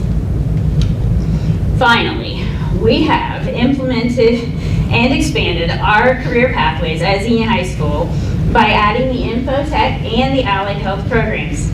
These pathways, along with our other already established CTE programs, provide students with specialized training, skills, and credentials directly aligned to the regional workforce needs.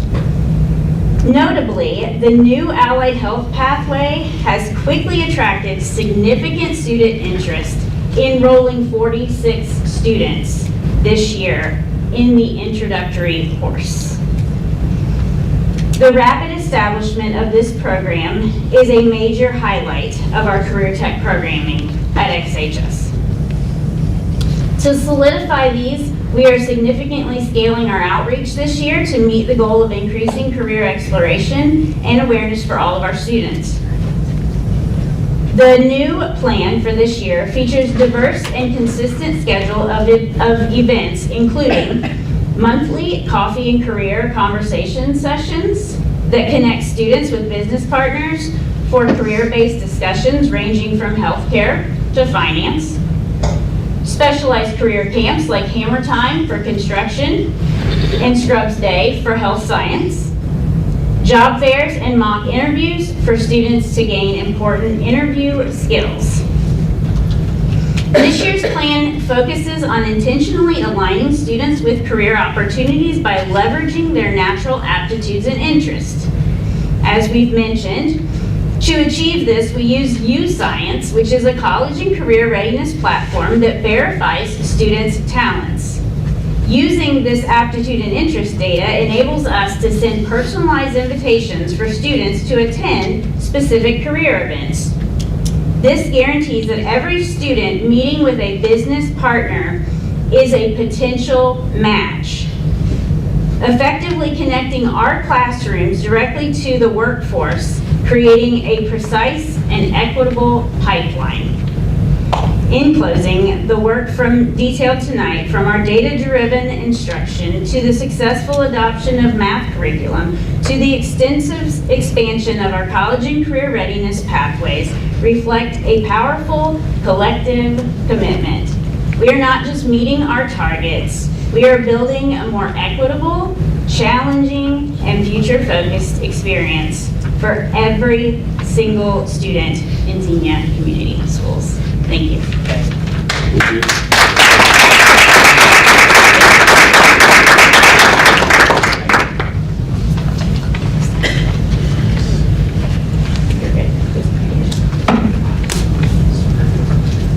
Good evening. My name is Denise Garrett, and I serve as a district literacy specialist. I was a classroom teacher for 32 years in Xenia before starting this position in 2024. This is my second year as a district literacy specialist, but my 34th year in education. I love what I do. Last year, my work focused on 3 goals. My first goal was to support teachers at their teacher-based teams, also known as TBTs, meetings by facilitating discussions using data to drive instructional decisions, specifically using Acadian's, Foundations, and Into Reading programs. To support Goal 1, we facilitated teacher-based team meeting approach, where teachers collaboratively review data and discuss possible instructional strategies to meet their students' needs. During our meeting time, we focused on bridging the gap between Acadian's data and daily instruction to ensure that assessment results directly informed classroom instruction. By developing an intervention platform, teachers were provided with a streamlined way to identify student needs and select targeted interventions within the intervention platform, Foundations, or the Into Reading programs. Beyond data analysis, we supported implementation by modeling instructional strategies in the classroom and providing real-time feedback. The establishment of a district-wide 30-minute intervention block provided the necessary structure for these strategies to take root, resulting in measurable growth in reading achievement last year and validating our data to instruction process at the elementary schools. My second goal for last year was to support instructional engagement and skillful teaching across the district using the 23 themes in the artisan teaching. This was done through classroom support and coaching. To support Goal 2, skillful teaching across the district, we utilized the Artisan Teacher Framework as a common language for classroom coaching. By focusing on the 23 themes, we moved beyond general feedback to specific, high-leverage feedback that resulted in instructional shifts in the classroom. While all 23 themes were available, our coaching cycles prioritized the following big 3 to drive immediate student engagement. Theme 1, overt responses and mid-course corrections. We coach teachers on moving their students from passive learning and listening to requiring regular, visible evidence of learning. This allowed for real-time adjustments to instruction, ensuring no student was left behind during the lesson. Theme 2, congruency. During co-planning sessions, we analyzed lesson plans to ensure classroom activities directly aligned with the clear learning goals. This eliminates the fluff and focuses on the mastery of the content. Third theme, chunking. We supported teachers in segmenting complex Tier 1 curriculum into manageable chunks, preventing cognitive overload, and increasing the learning speed for students in all grade levels. Students' support was also developed by side-by-side coaching model. This included observation, in which we identified which of the 23 themes would most benefit the individual teacher or the teacher's grade level team. During modeling, we demonstrated specific themes such as congruency and mid-course corrections at TBT meetings and in teachers' individual classrooms. Reflective feedback was also provided, and post-conferences focused on how applying these themes leads to higher student effort and performance. My third goal from last year was to understand and support Tier 1 and Tier 2 curriculum needs in English language arts across all grade levels in the elementary buildings in Xenia. To support Tier 1 and 2 curriculum needs across the district, we implemented a two-tiered approach that focused on instructional consistency and data-driven intervention. At the Tier 1 level, we standardized core instruction across all buildings by analyzing and highlighting the essential components of Heggerty, Foundations, and the Inter-Reading programs. To ensure these programs were understood and implemented with fidelity, we facilitated district-wide teacher-based team meetings and provided on-set professional development. This support included modeling lessons, co-planning, providing feedback, which established that high-quality core instruction, and we wanted to make sure it remained consistent across buildings and classrooms in Xenia's elementaries. It is important to remember that Tier 2 support complements Tier 1 instruction rather than replacing it. This intervention can be successfully completed in the classroom by students' own classroom teachers. Tier 2 instruction is a vital component of the multi-tier system of support that Tara mentioned, also known as MTSS framework, and it establishes the structured literacy programs that were designed to bridge the gap across grade levels. There are three components to this system. It begins, of course, with the data-driven diagnostics. Teachers were trained to utilize a centralized intervention platform to identify the specific needs of students, thus ensuring a uniform protocol for determining a need for Tier 2 support. Strategic intervention was provided in grades 1 and 2, in which teachers used Fun and Focus program, which was from the publishers of Foundations, along with IMSE's Orton-Gillingham methods. This equipped teachers with explicit multi-sensory strategies to support students struggling with foundational phonics and decoding.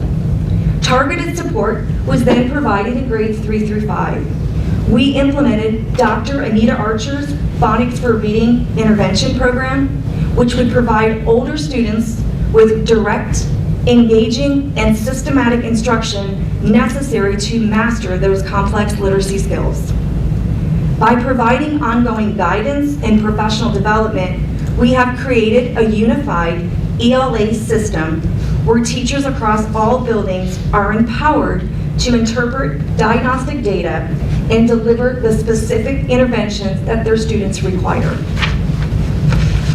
I successfully completed my goals for the 24-25 school year, and I will continue to support and refine these frameworks. Are there any questions about 2024 and 2025? Next slide. This year marked a significant shift in our work as the curriculum team began working directly with Warner Middle School administrators and teachers. Our mission was to build a cohesive, data-driven literacy framework across two critical instructional areas. With this in mind, my goals for the school year were established. My first goal was to build and support a Tier 1 literacy framework at Warner Middle School. To ensure consistent access to this high-quality instruction, We standardized the Tier 1, which is the core instruction in the English language arts classes. We wanted to make sure that we identified and prioritized the essential components of the interreading program so that implementation fidelity was supported. We did this through weekly TBT meetings and monthly ELA meetings. We provided on-site professional development, which focused on Dr. Anita Archer's explicit instruction model. We've used her work in the elementary as well, as you've heard, so it all ties together. By adopting Archer's I do, we do, you do framework, teachers have begun shifting towards a more systematic, active engagement model. This research-based approach ensures student mastery of material through clear learning goals, direct modeling, and immediate feedback. Also in Tier 1 instruction, a vocabulary initiative has been presented. Following a comprehensive review of the MAP and OST data, we identified a critical need for a systematic, high-quality vocabulary instruction program. Utilizing Dr. Anita Archer's routines, we established a standardized vocabulary protocol within the English language arts classrooms. To create a unified school-wide literacy system, I will partner with Amanda Johnson to share this vocabulary routine in math classes, followed by a partnership with Nick Neary to roll this out in phases across science and social studies classes. Tier 2, the targeted intervention at Warner. For students that required additional support, we once again implemented Dr. Anita Archer's REWARD program. REWARD stands for Reading, Excellence, Word Attack, and Rate Development Strategies. This again is a research-proven program that is specifically designed for grades 6 through 12 to bridge the gap in decoding and fluency.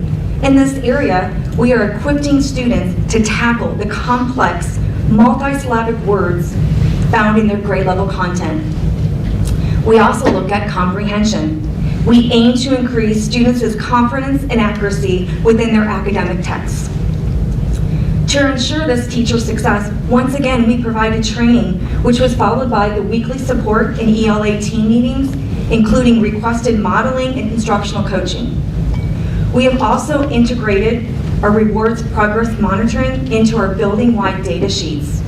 This focus on data enabled us to identify reteaching needs, leading to the development of customized supplemental materials that are updated as units progress, ensuring that no student falls behind as we're trying to move them forward.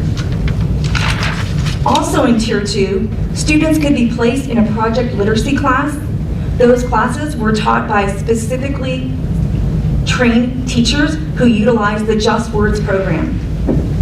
They were specially trained, not specifically, which is an explicit, multi-sensory, and research-based decoding and spelling intervention program.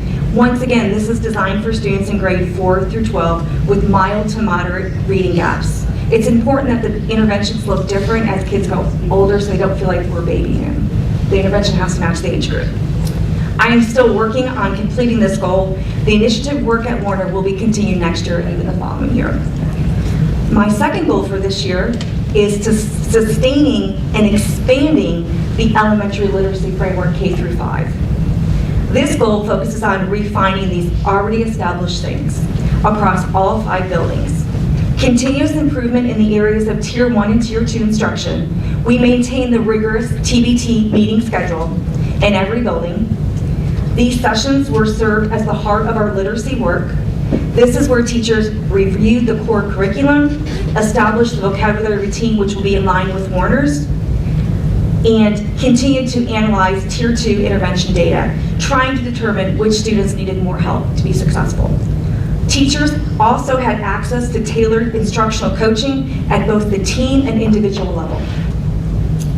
The use of Orton Gillingham by our building literacy specialist is our Tier 3 intervention.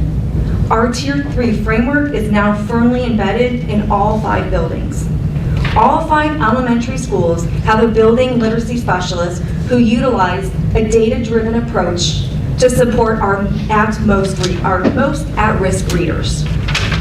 Using diagnostic approach, These specialists administer screeners or assessments to identify specific instructional gaps.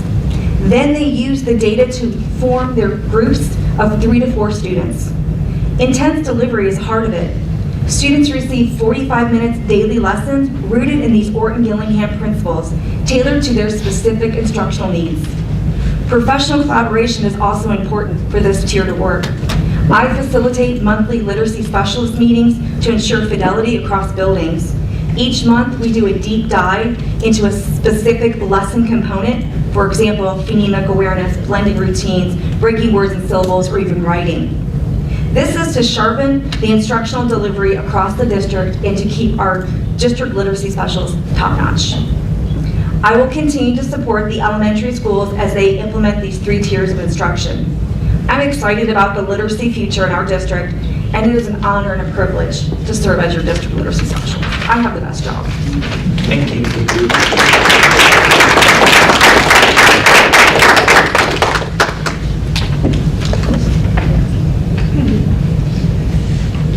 Looking ahead to the 26-27 school year, our focus remains on academic excellence through key initiatives, such as implementing a new K-5 social studies curriculum, establishing sustainable Tier 2 support structures for middle school students, and expanding career-ready opportunities at the high school level through programs like Allied Health and the Lean Six Sigma credential.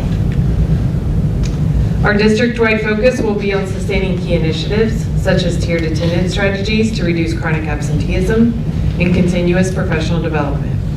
We are also committed to integrating portrait of a graduate competencies across all grade levels and refining critical guidance documents, including K-12 curriculum guides and standards-based report cards to ensure instructional consistency and student success. We're done. So quickly?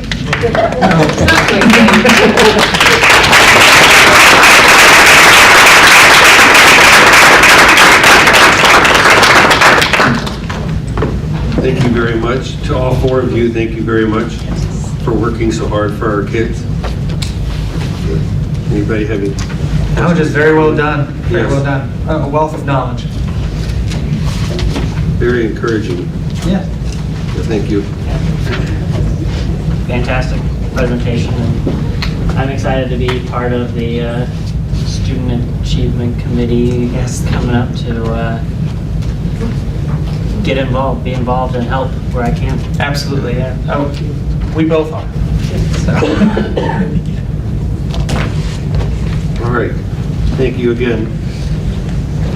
All right, we're going to move on to number 6, the treasurer's financial report. Oh, yeah. Mr. President, may I entertain the motion for a 5 to 10 minute recess for... Sure, I'll give you 4. 4 minutes. Okay, go. 3:58, Go. 3:57. You can never give me what I asked for. That's what I got in the high school, so 4 minutes, go. I told you it's going to be a while.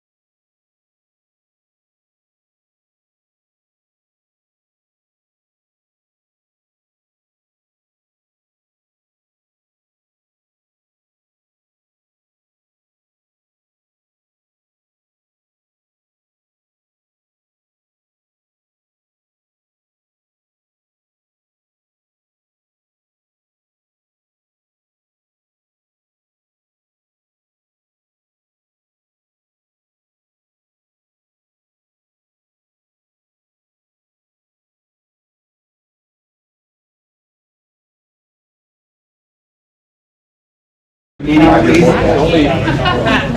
Thank you. Give me another 15, 20 minutes. All right. That was a much needed break. Good recommendation, Mr. Koch. All right, we're going to move on.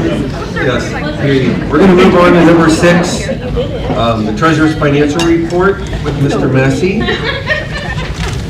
So, Mr. Massey, letter A, please. Can I get a first and a second? I'll go right into it. First. Thank you, Mr. Scott. Mrs. Williams, second. All right, financial report for the month ending January 31st. So, we're going to kind of tie these two things together that we've got coming up here.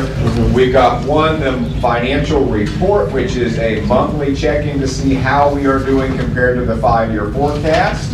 And then we'll go into the 5-year forecast next. So if you're ever wondering, well, we do this 5-year forecast twice a year, once in February, once in August.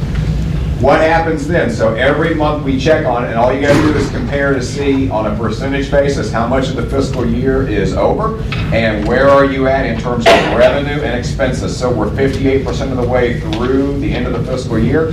We brought in about 51% of our revenue, and we've spent about 53.8% of the budget there. You can also see the investments there. The key number that I'm looking at this month is the 3.84% at Star Ohio, which is down from 3.96%. Moving on to general fund revenue. The specific big item from last month is we got our income tax payment in. That comes in quarterly, so that's 4 times a year. Compared to what I have, based on estimates for fiscal 26, we're about 76% of the way in. Again, that's trending a little bit better because remember, if you're at 3 of your 4 payments, you should be at about 75%. So that's a little bit of margin there as well. Again, we got our same comparison graph that we referenced to see how we are doing. The bar is how much we expect to bring in. Our property taxes will start to come in. I got the first notice that we'd get the first payment at some point this week from the Greene County Auditor. On the general fund expenditure side, to note, we are 58.3% of the way through the fiscal year, and we've got 60%. That encompasses both money where we've written the check, as well as dollars that have been set aside on a purchase order. So we're going to open up one PO for the entire year's worth of electrical services. We don't pay for it all in the first month, but those dollars, from a budgetary basis, are locked up and reserved for that expense. We've also got our general fund. Again, same comparison graph, so that way, if you want to put these presentations, well, actually, these graphs are in the monthly report. Look at them side by side and see how you're tracking. It makes for an easy comparison. Thank you, Mr. Ritchie, for wanting those put in from the PowerPoint into the board report. I think some point last year. Again, zooming out, we've got more than just the general fund. Most of this report is focused on the general fund because it's our monthly checkup. It's how are we doing compared to the latest financial forecast. But we've also got other funds that we're looking at.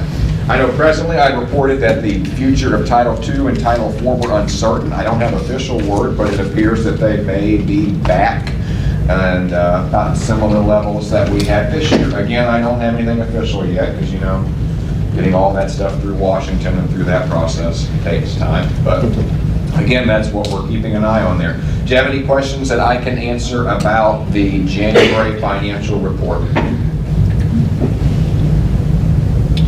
Anyone? Go ahead. Mr. Massey, I was just going to ask, there are a couple questions I have here that could be asked on a monthly basis, just because the answers may change on a monthly basis.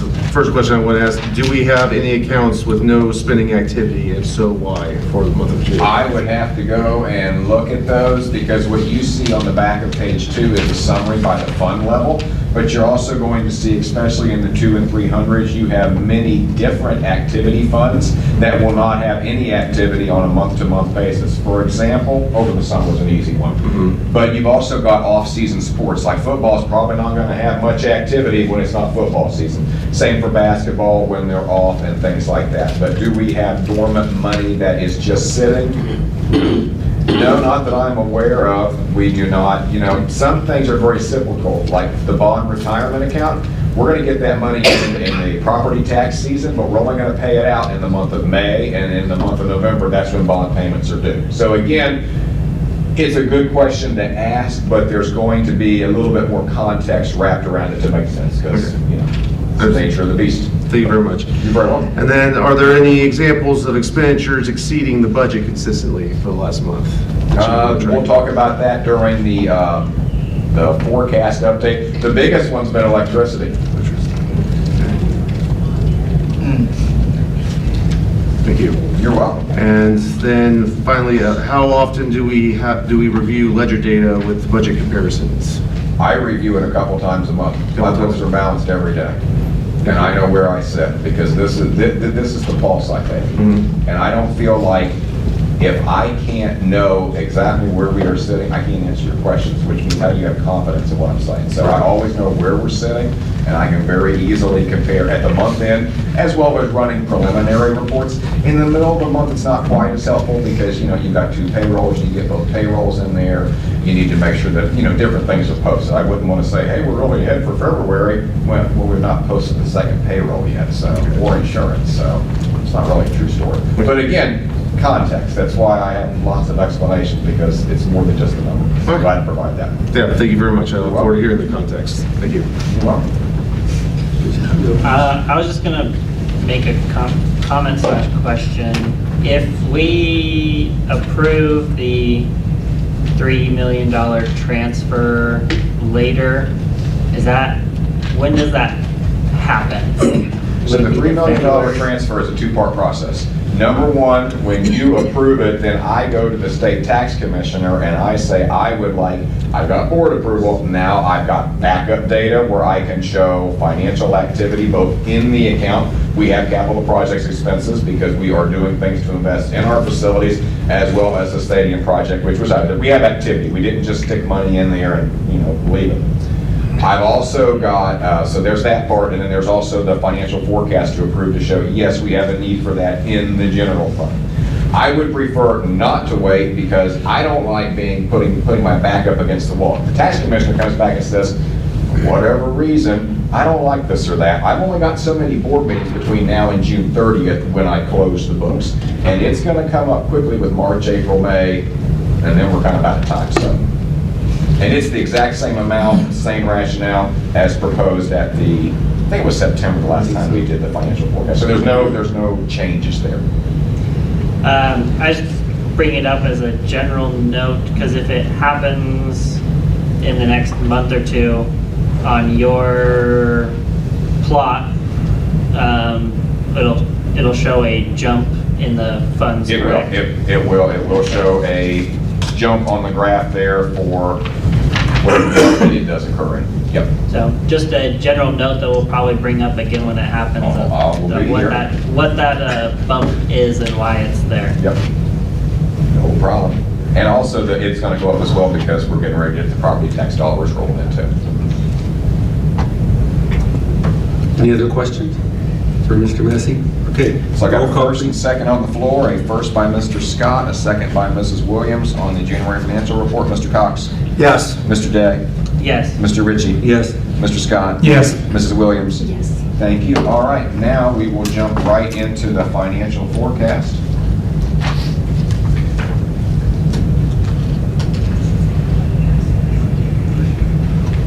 All right, so what is a financial forecast? Yes. Do you want a motion You know first what? or I after? do, but it's late, so I forgot. First.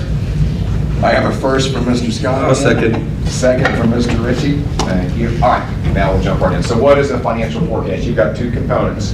You've got your spreadsheet, and then you've got the accompanying notes, which go line by line and explain, okay, where'd you pull these numbers out of, Tom? What's your rationale? What are your thoughts? That way, anyone in the community or you guys can know kind of what I'm thinking and judge the reasonableness of it, as well as my contact information's right there all over the website. I remember that last month, so if you have a question, anybody can ask.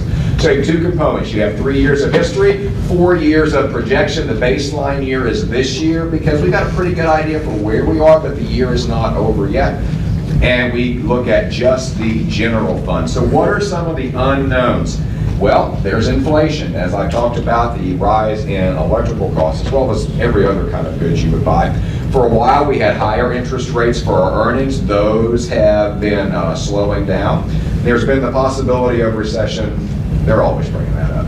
We've also got the next state biennium budget that'll cover 28, 29, and 30, 31. Again, those can change with the Fair School Funding Plan. What will they do with the inputs? Will they update the cost? Will they update the local capacity that they expect the local community to contribute to that? Any property tax change legislation and recent voucher expansions. While those are not directly on our books like they used to be, still, there's only so much money in the state pie, if you were to consider it that way. And if you're giving a bigger piece of the pie to someone else, it only goes to reason there's only so much else to go around. All right, so what could a recession mean for the school district?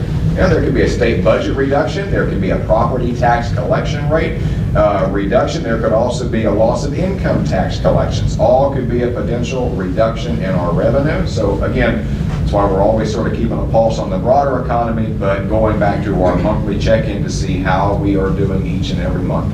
So for general fund for fiscal 26, about $60.1 million is what we expect to bring in across the different categories, whether it's taxes, whether it's property or income tax, as well as state unrestricted and restricted funding there. We've also got other state revenue besides just the foundation aid, which is basic state aid on a per pupil basis. They've got targeted assistance for disadvantaged pupil impact aid, for career tech, gifted, and some other things there. We also receive twice a year a casino payment that's coming in January and August. I've got about a 2% growth rate for those. Everything else for the state aid, I'm just holding it steady. I hear that they could fully implement the Fair School Funding Plan as well as raise the cost of inputs, and we'll go into that in a little bit here. So projected increases from the last time we met, we were looking at about 1 to a little bit more than 0% increase over the fiscal year. So again, not a whole lot of projected increase there, but holding steady from what the state would send to us. The school funding formula has many variables. Part of the problem with the school funding formula and getting it all the way through to completion is that it's expensive. When you look at what it takes to educate a student, whether they have special needs or gifted or whatever it might be, it's an expensive proposition. At the last update, there are 2 major pieces, and the state said we are going to increase based on income tax data and based on property values, how much a local community can support their schools with. We're going to hold what your costs were at, I believe, fiscal 22 levels. So there's a disconnect there. So your formula says, hey, you got more money at the local level, you can contribute to this, but we're not going, that's at tax year 24, but we're not going to also bump it up to show what your actual 24 expenses are. Nobody pays what they were paying for items in 2022 in 2026. It's not happening. So you can kind of get a little bit of the struggle there, and you can see, again, if you go back, there's only so much pie at the state level. Depends on how they want to slice the pieces. So real quick lesson here in how school millage is calculated. Property tax is based on 35% of the market value of a $100,000 home. Assessed value is $35,000. 1 mil is equal to $1 per 1,000 of the assessed value. You've got inside mills, which are unvoted. That's constitutional. That the first, I believe it's 10 mills are split up between local governments, whether that's schools, county, etc. I believe ours is at 4.3 mills. And the tax calculation there for whether it's inside or outside is that rate times 10 divided by 1,000, and you can work your way through that. For the last several years, we have been we have been on what is known as the 20 mil floor. You do the 20 mil floor documentation at 10:03. It is not easy. So what happens is when you're on the floor, you get whatever the property tax value increase is, that goes up for a school district's revenue. Generally, when you're not on the floor, the rates roll back. So what that's meant to produce is a steady tax bill for the taxpayer and a steady revenue stream for the local government. So what that means is no big bumps either up or down, it kind of stays steady. But once you hit the floor, schools have a 20 mil floor, like the Career Center, they have a 2 mil floor. That's what the state considers the minimum tax rate to support your school at. That's also part of the school funding formula, that if you are not contributing your 20 mills, your base as a whole community, then they can withhold their part of the school funding. So there's lots of different intricacies where these things are tied together. So let's talk about property tax changes, some of the recent bills that were signed in December.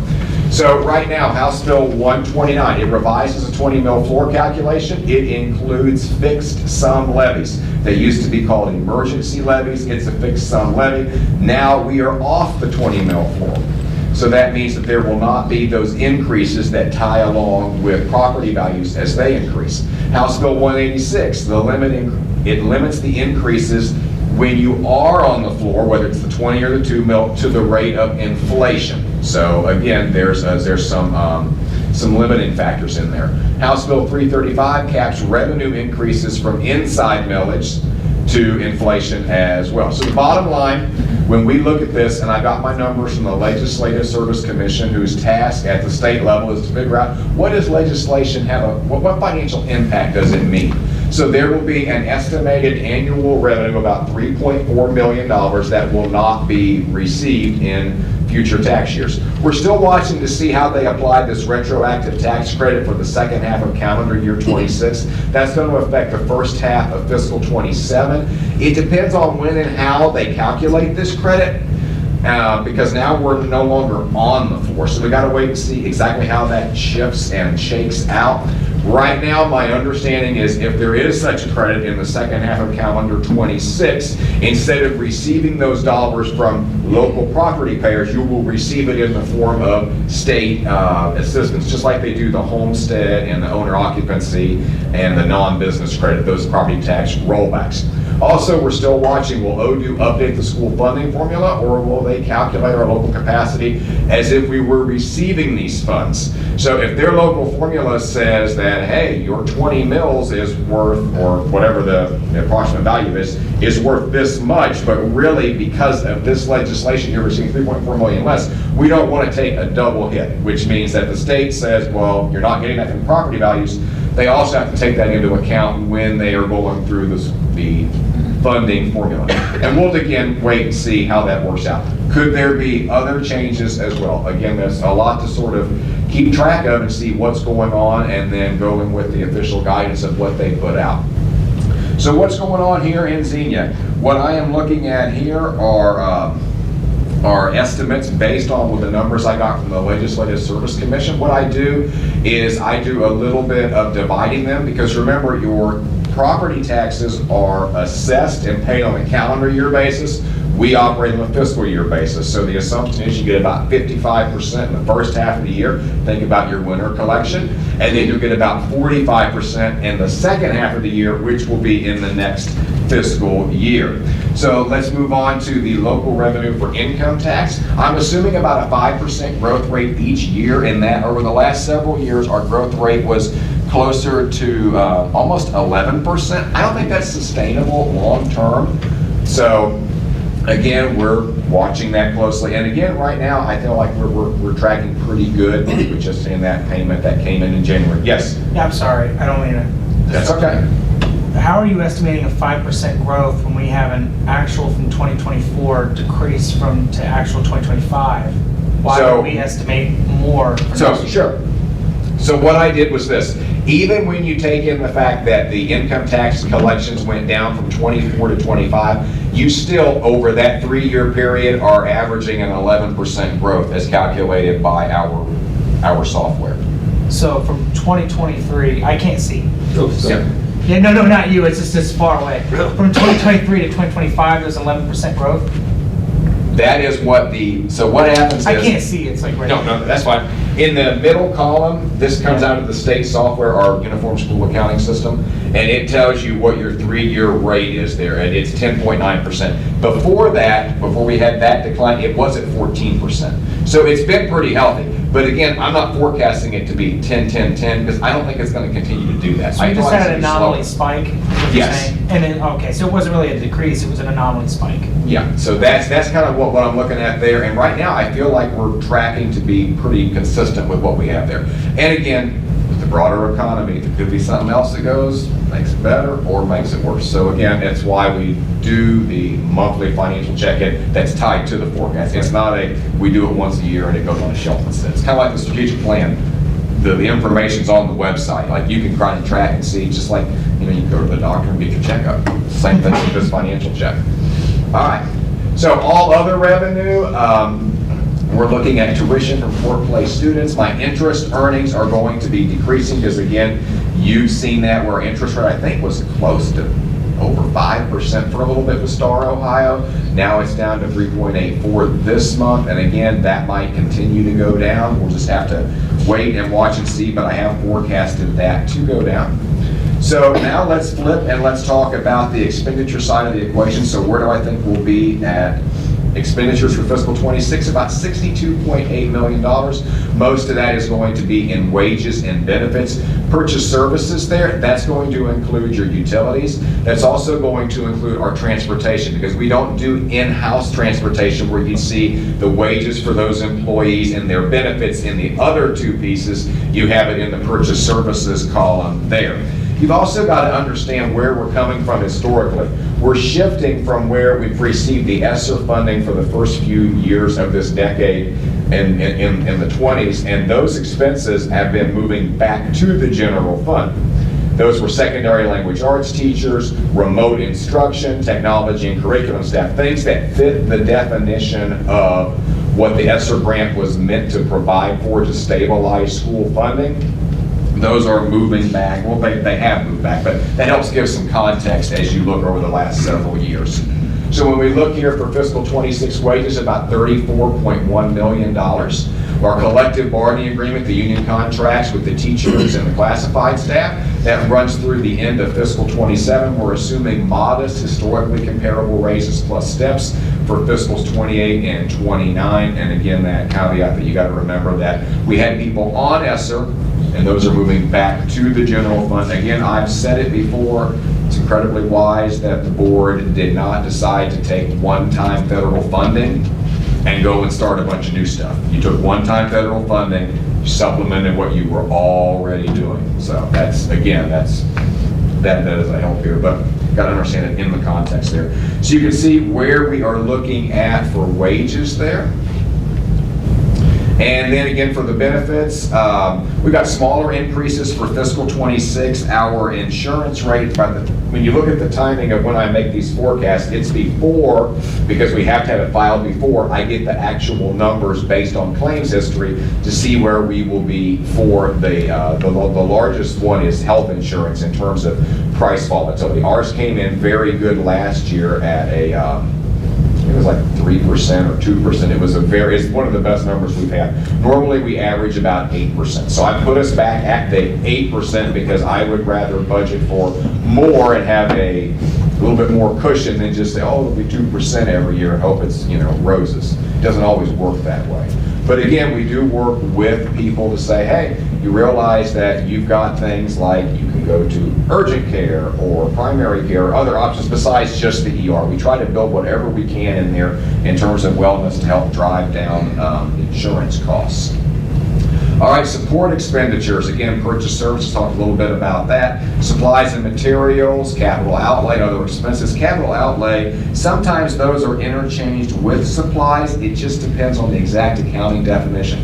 For example, if you are buying one computer, it's not going to be a capitalized expense. If you're buying an entire group of Chromebooks, now we're talking, it's still a supply on a per unit basis, but when you roll them all up to see what they totally cost, it really should be a capitalization threshold. It just moves from one bucket to the other because you're buying, every sixth grader or whatever those grades are, where they get those devices replaced. So what's changed since we last talked in September of 25? Well, we've gotten some property tax value and growth changes from Columbus. We've sort of gotten some solidification on that we've talked about. Our interest income is stable. It's not stayed where it was at the really higher levels in the fives, but it's not plummeted and been cut back a lot either. We're trying to budget conservative revenues. We're looking at stabilized state funding. Before we were talking, a year ago at this time, there were cuts of various types from the state level. So expenses, we're looking to hold our services, supplies, and equipment at their fiscal 27 levels, and we are working to make sure that we are right-sizing staff. So as we go through and people are resigning or retiring, working with Dr. Lofton and HR to make sure we've got the right people in the right place and trying to keep a tab on that to serve our students' needs as well as keep us moving forward here. So our revenue, expenditures, and ending cash, you can see that over the next several years.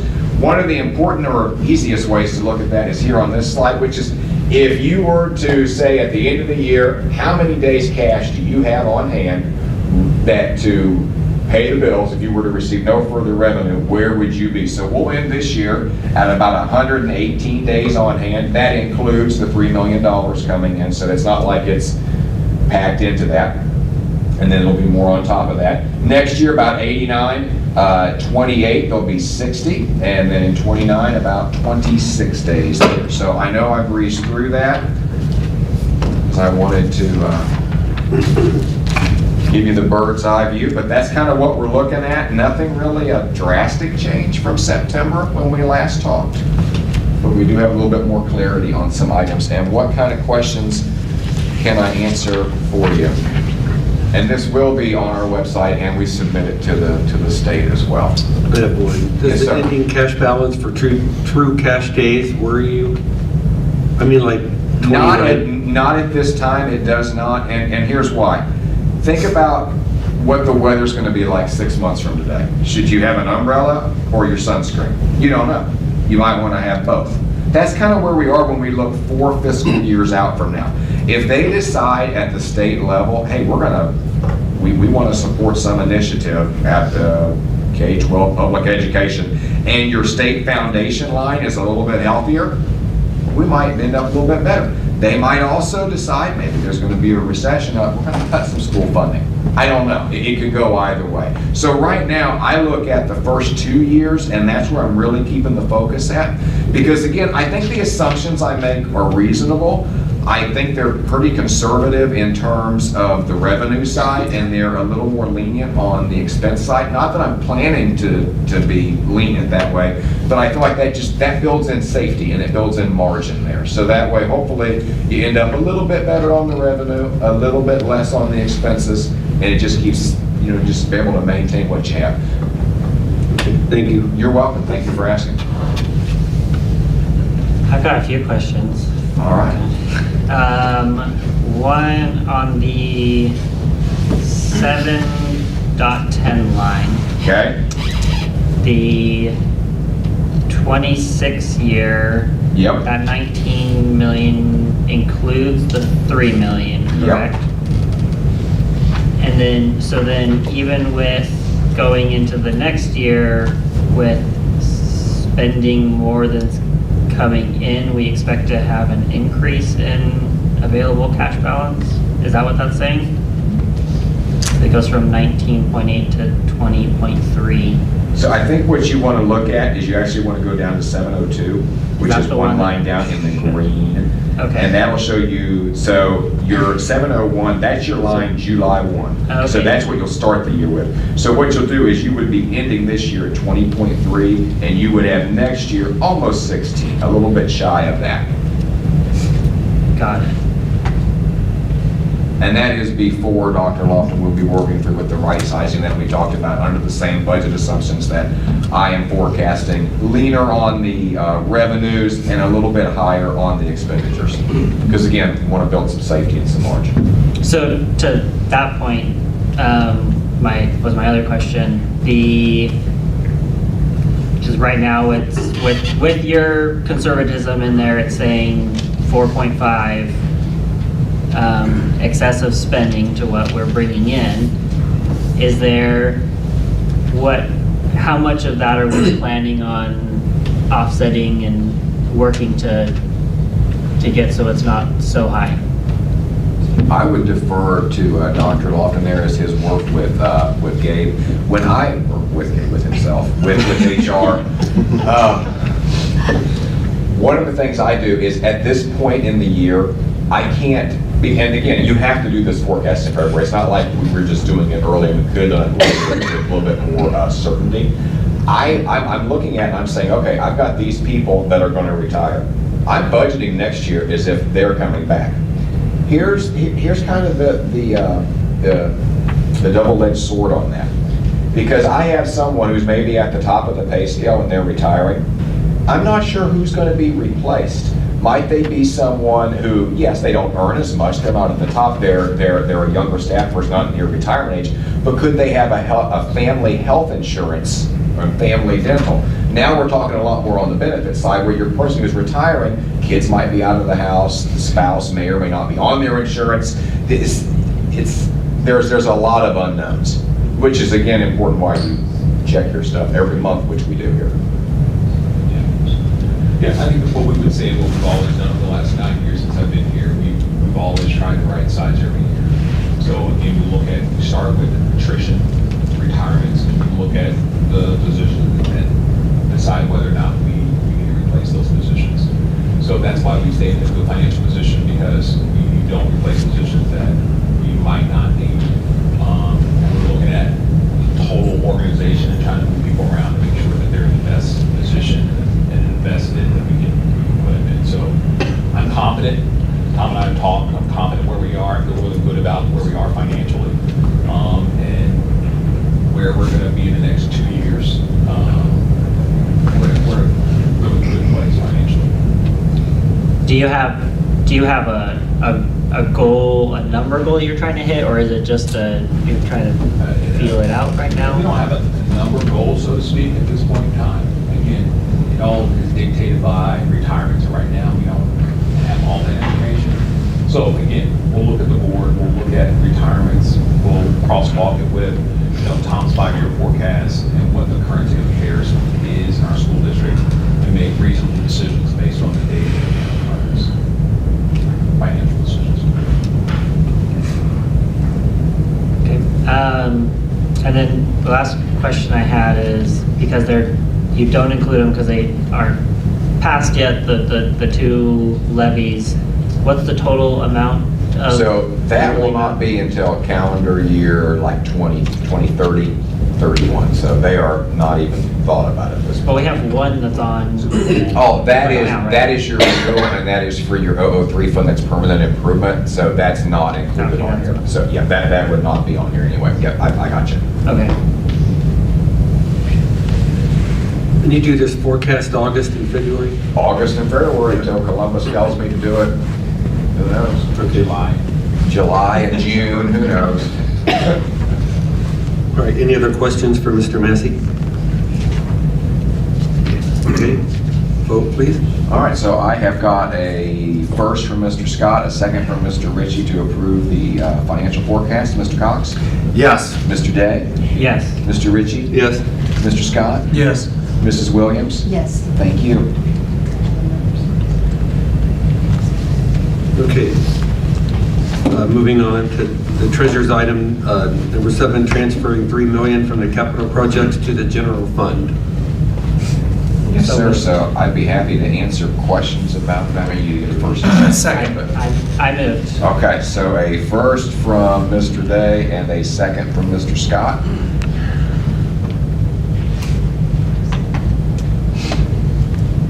The original amount that we transferred The original was amount is... 3.7? No, the original amount that we transferred was...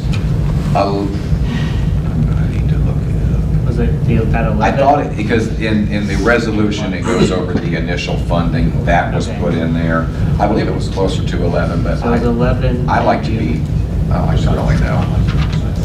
And then we supplemented that in September, where you mentioned it. So in September, I just mentioned the plan for this fiscal year was to move the $3 million. No, I can't do anything without your order on that. Right. But just the particular plan had not changed. Yes, in June, we moved 11 million from general to capital.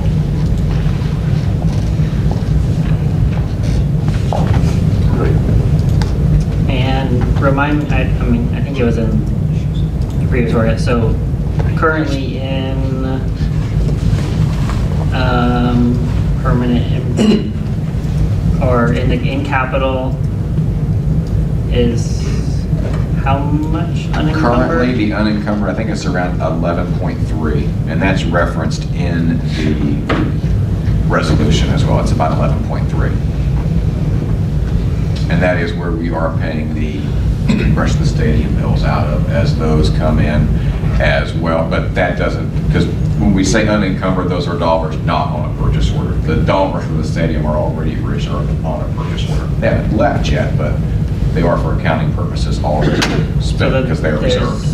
That would mean there's approximately 8 that are dollars sitting there with a plan for them, or a So- hold until we might need them for general, So or? right now, we're balancing the need for operational expenses, which is the transfer, along with, I would call them more maintenance needs now than I would say like new projects in terms of, hey, we want to remodel this or that.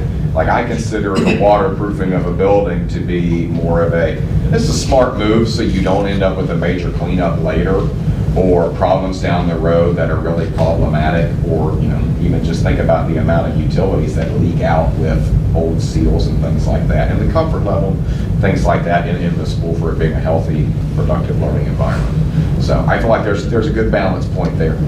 We still have that national facilities fund that we devised in 2017 that we're still working through.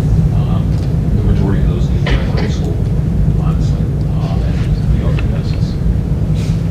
I guess what my question is going towards is there a reason we don't pull some more back into the general fund now rather than do more, go back again? I think type at thing? this point, this amount of money helps the general fund out for this year. And again, it's a delicate balance there between, we want to support the general fund, because again, it's the exact same verbiage in both financial forecasts, between operational needs and having the best facilities that we can for students.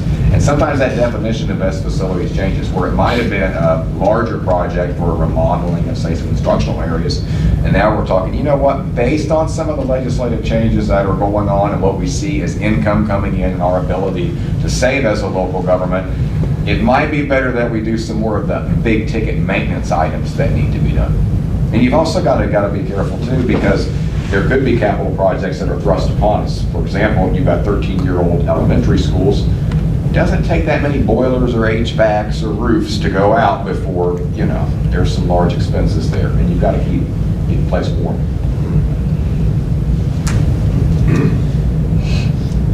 Any other questions? Okay, vote please. All right, so I've got a first from Mr. Day, a second from Mr. Scott on the transfer. Is that correct? Yes. Correct. Yes. All right, Mr. Cox. Yes. Mr. Day. Yes. Mr. Ritchie. Yes. Mr. Scott. Yes. Mrs. Williams. Yes. Thank you. All right, thank you, Mr. Massey.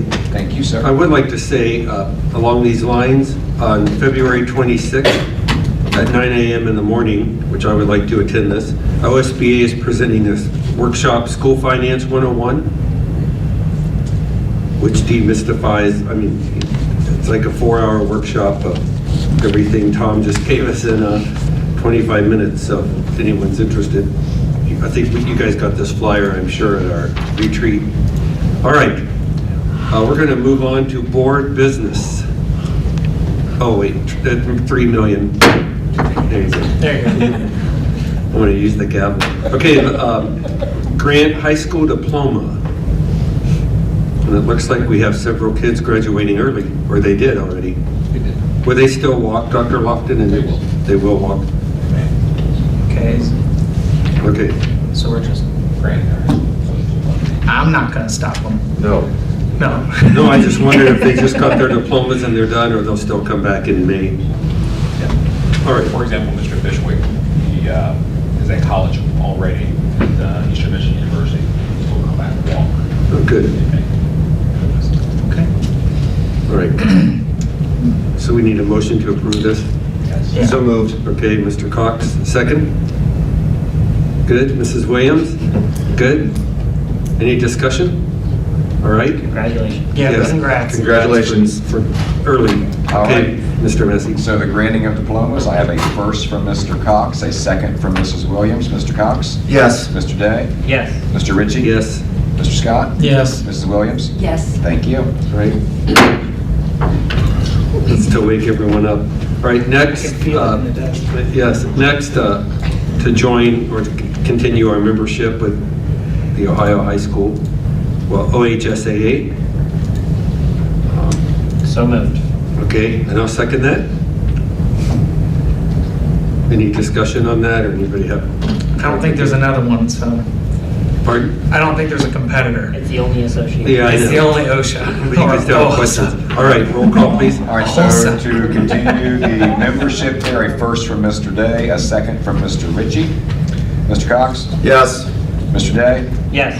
Mr. Ritchie? Yes. Mr. Scott? Yes. Mrs. Williams? Yes. Thank you. Okay, letter C, a new resolution, which I think the kids will love. All righty. Mr. Scott, about World Affair. We got a motion first. Oh, yes, do I have a motion? I motion for that. I'll second that. Okay, discussion? Absolutely. I am very excited for all of our remaining patrons here.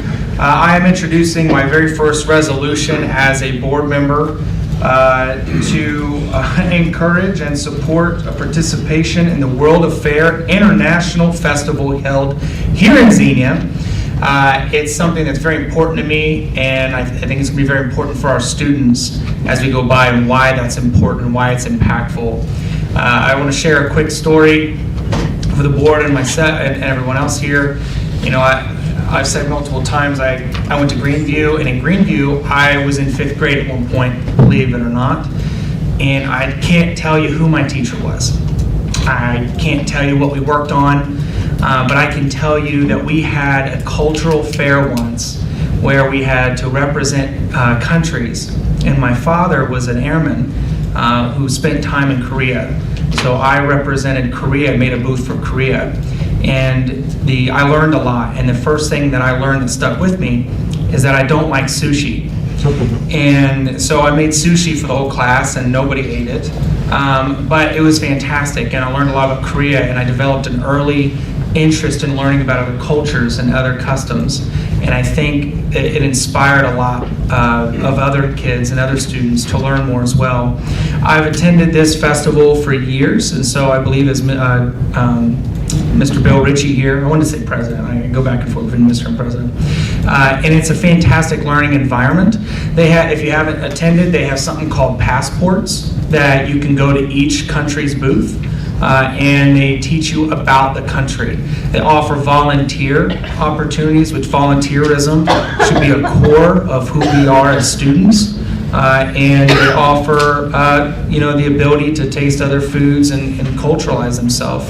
But we do have the president of the World Affair with us tonight, Justine Dieter, and I would like to ask her to come up, please, and speak to what we're seeing up here. It's the 2025 edition. They don't have their 2026 up yet. You can blame my marketing team. Yeah, blame the marketing team. Oh, you have to push the button. Oh, I pushed the button. Can you guys hear me now? Oh, yes. Yeah? Okay. So again, my name is Justine Dieter. I am the president of A World Affair, or Dayton International Festival Week. So we are actually celebrating our 50th year with 50 years of diversity through unity is going to be our theme this year, which is beautiful because every single nonprofit organization that represents the different cultures and the different booths revolve around this theme. And every year is a different theme. So you get more education about the culture. Like last year was like transportation, another year was folklore. So every year we like to change it up. And it's a beautiful opportunity for not only the kids, but also the people who put this on. So this is basically a platform for the communities to be able to represent their culture and be able to educate the community and bring more awareness to those around them in the community, which is beautiful because not only do I don't make any money, right? But all of the money that is actually made is fished back through those nonprofit organizations to continue to educate the community about those cultures. So it's a beautiful, safe community that oh my gosh, it's so dear to my heart. I've been in it since like 2010, not only as a participant with France, but eventually I became president for the past like 4 years. So, and I would be happy to answer any questions that anybody has about either the community itself or about the festival itself, or any opportunities for like leadership opportunities for volunteering. Not only do we have that, or we can actually pair volunteers up with like maybe a culture that they would like to learn more about, and they could help them either in the cultural aspect or with just volunteer in general. So.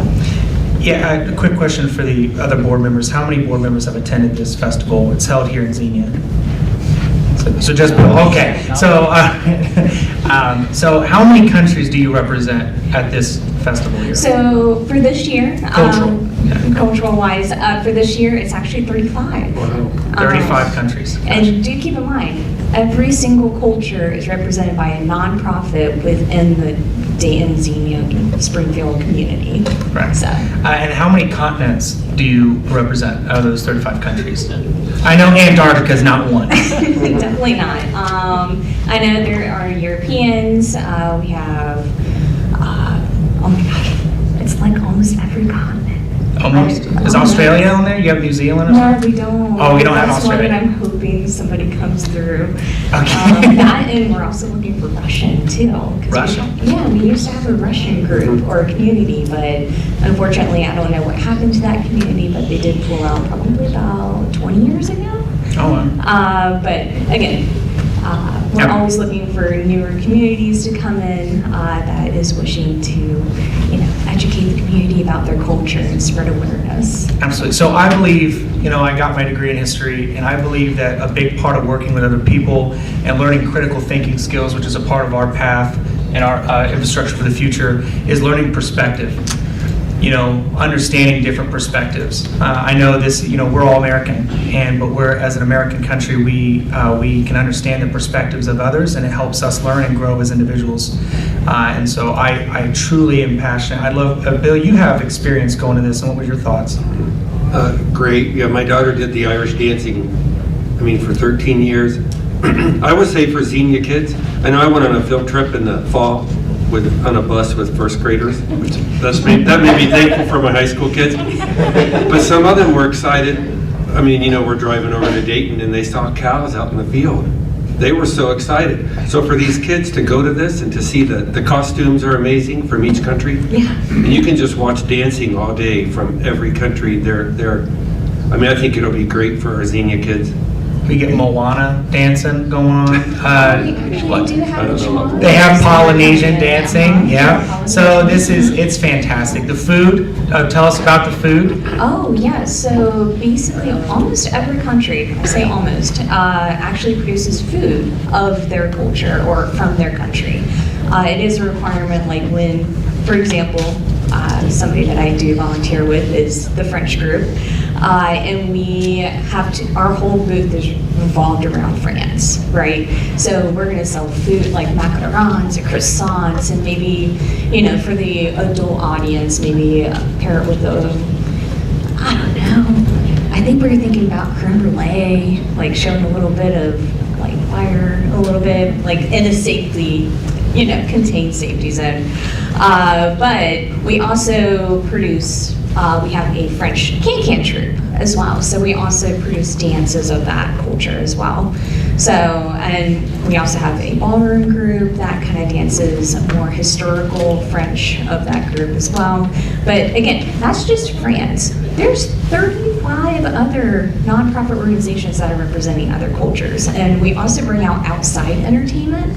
So they're not necessarily within the 35, but they are outside groups that have represented other cultures that are not currently represented. So yeah, absolutely. And they have countries like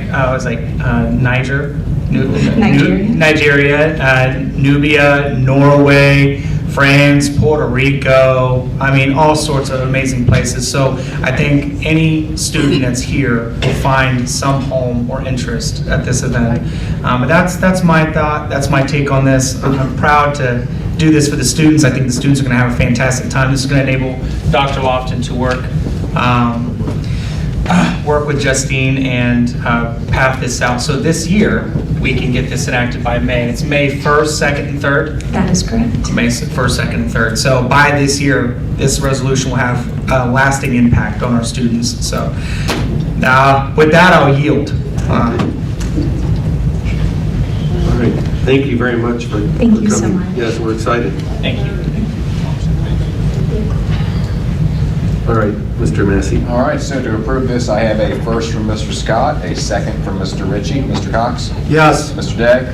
Yes. Mr. Ritchie? Yes. Mr. Scott? Yes. Mrs. Williams? Yes. Thank you. All right, we added letter D for committees. Yes, so there was some committee discussion. So a few weeks ago at our board meeting, we discussed subcommittee selection. And I know there's a lot of things going on with that. We were given a list, and we discussed a little bit prior. I think there's some clarification that needs to happen. So we were giving, what? Are we making, did we? It's just a discussion. Oh, okay. Okay. My bad. Thank you, Anna. Well, you need a discussion. So there's some clarification that needs to happen. We received a list of potential subcommittee members, and that was not the whole list. So there was a little bit of, I think, miscommunication on our end. That was a draft, correct, sent out? There was a draft sent out, and it was sent out without the word draft on it. There's also, because we discussed, right, that every member who applied will be on these subcommittees. That was not reflecting what was sent to us. So there was a bit of confusion on why we had such a large list and such a small amount of people. Who discussed that? I did with Dr. Lofton. Oh, okay. Yeah, so, and then we also received several emails to the board. Everybody got those. And I responded to those emails out of concern for what they were concerned about. There is in policy 0155, as you all have noticed, that when we talk about subcommittee selection, it says by invitation.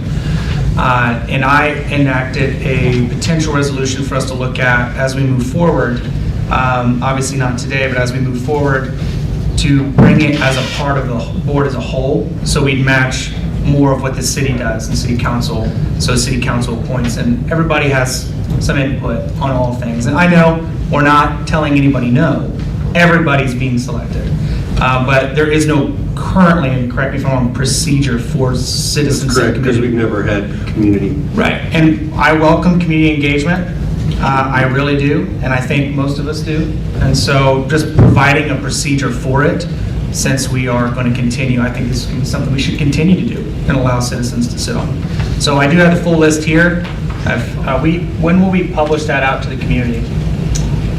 We will notify those participants by the end of this week.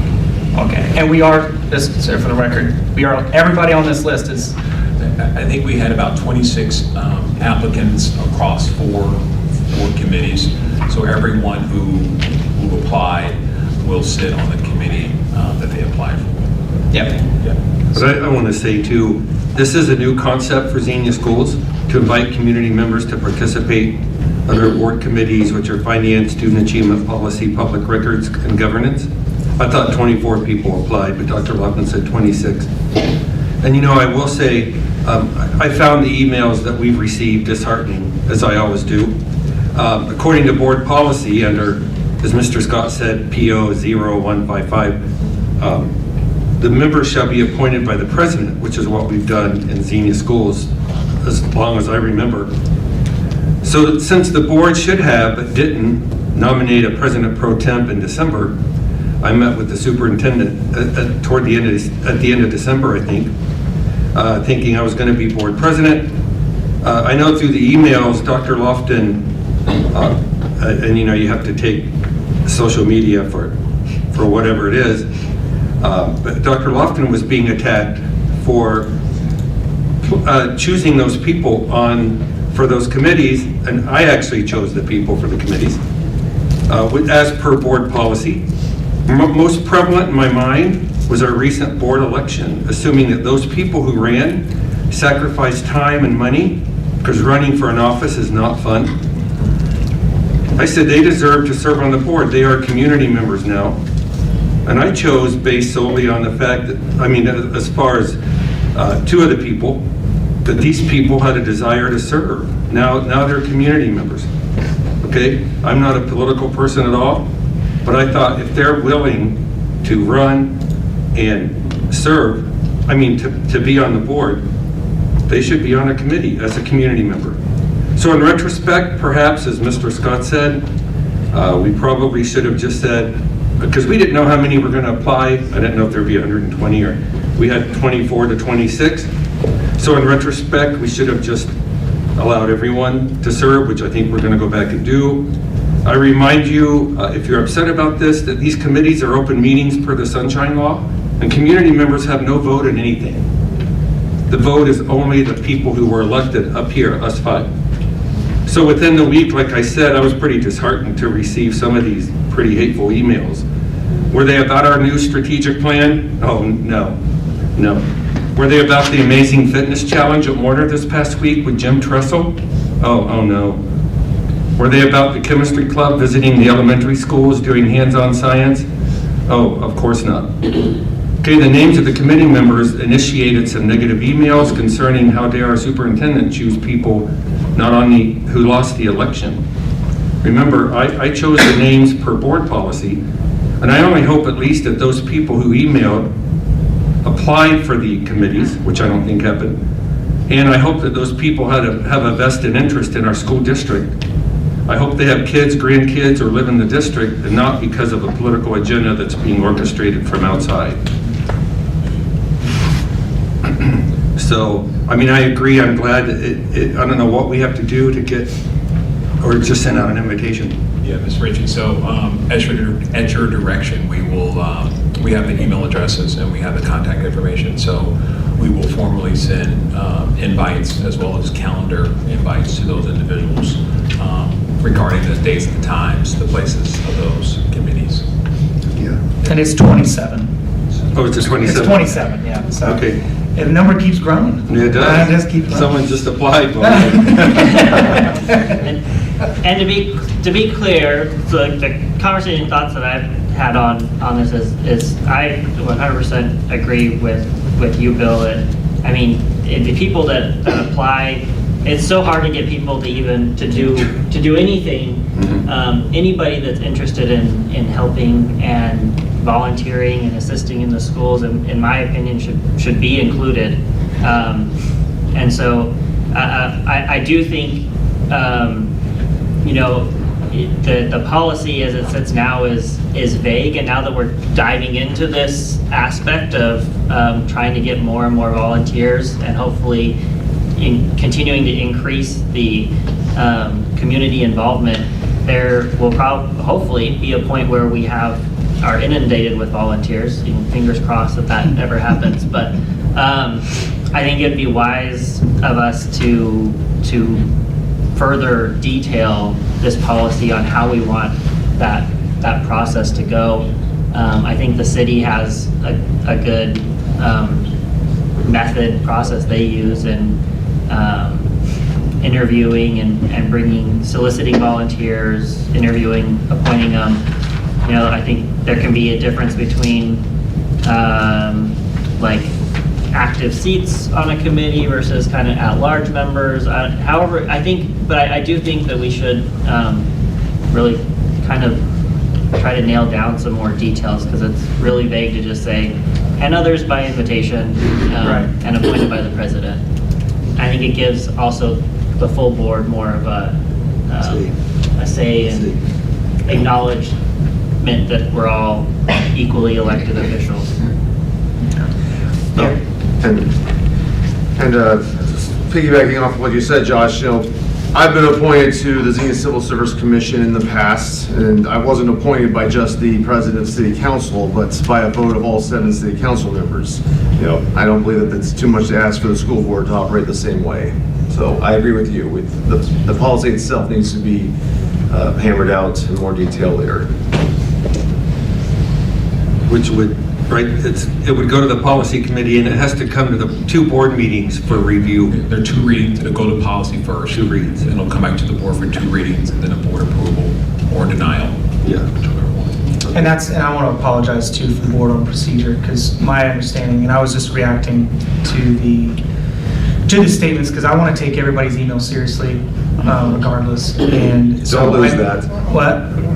I said, don't lose that. Oh, thank you. So the resolution I made was actually just paralleling 0145, which is how we select vacancies for board. So I just wanted to put something in line, and that's all I was trying to do. Get some framework so people can stop trying to blame our superintendent, and then and just understand that there needs to be a process. That's all. All right, any other discussion?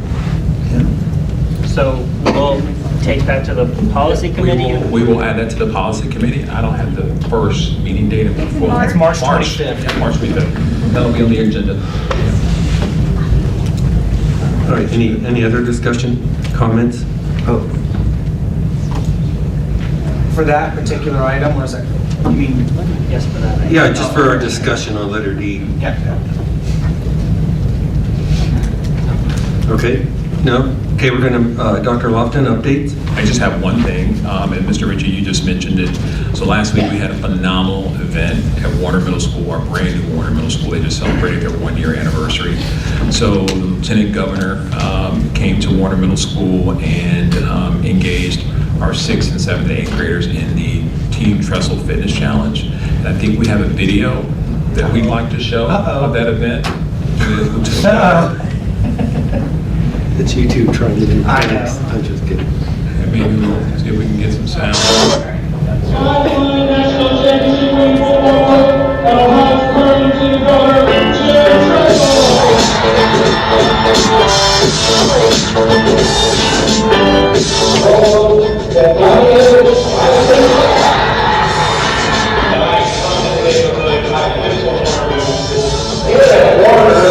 We encourage one another, we involve cardio, we involve strength, we involve flexibility, balance.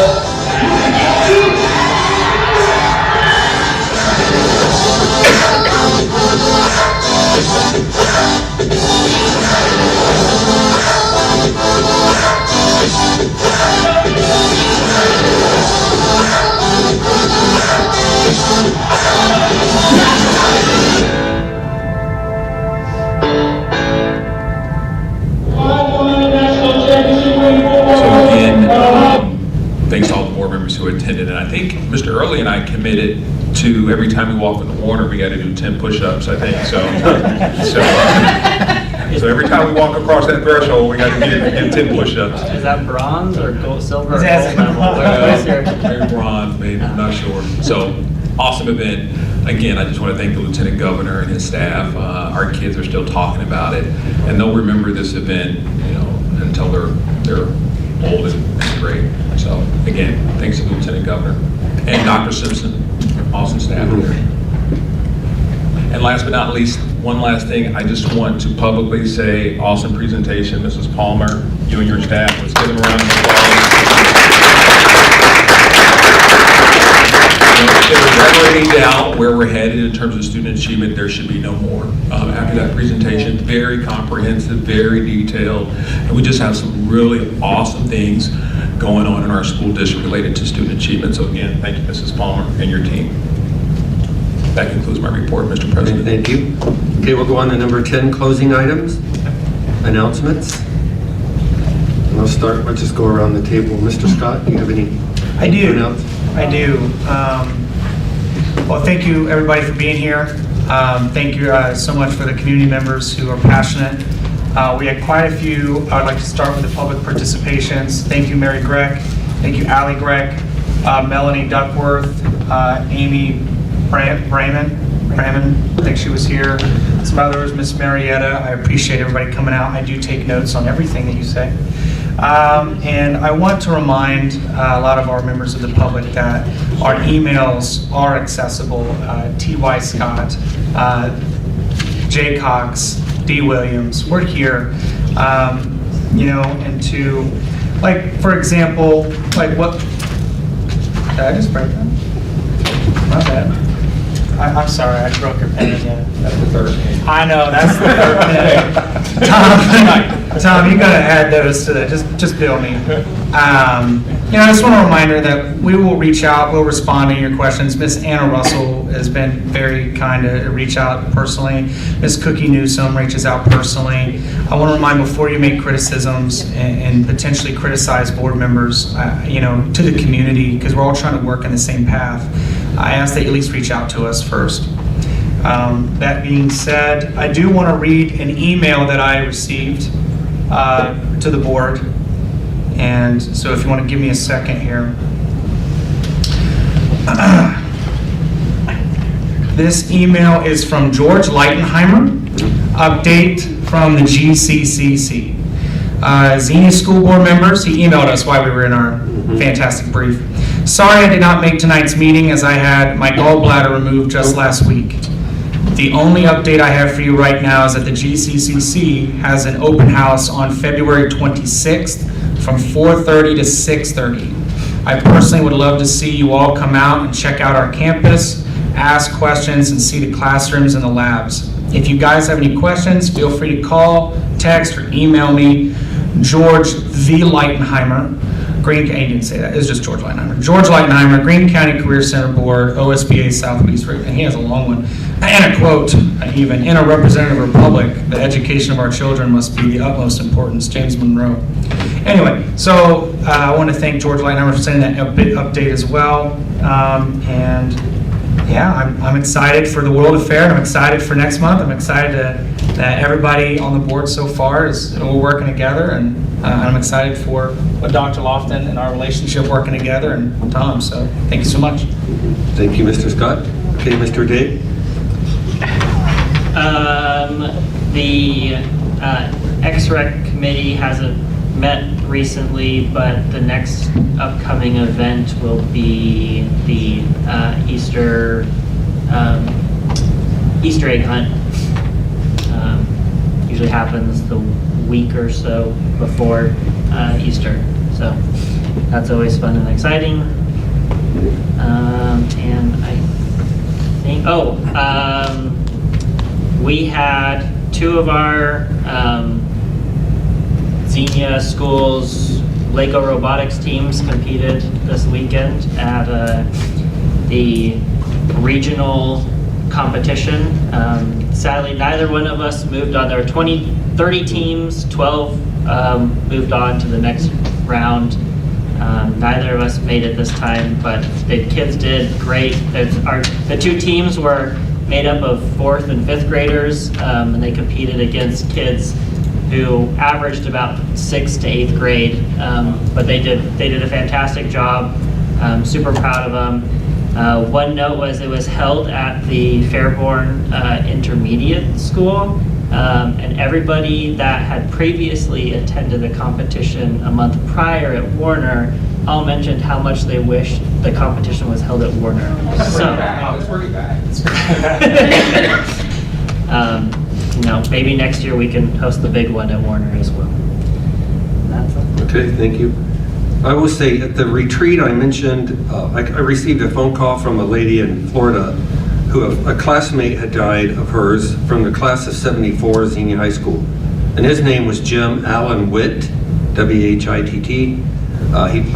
He attended school in Xenia, played football at the high school, went on to West Point, and has quite a career.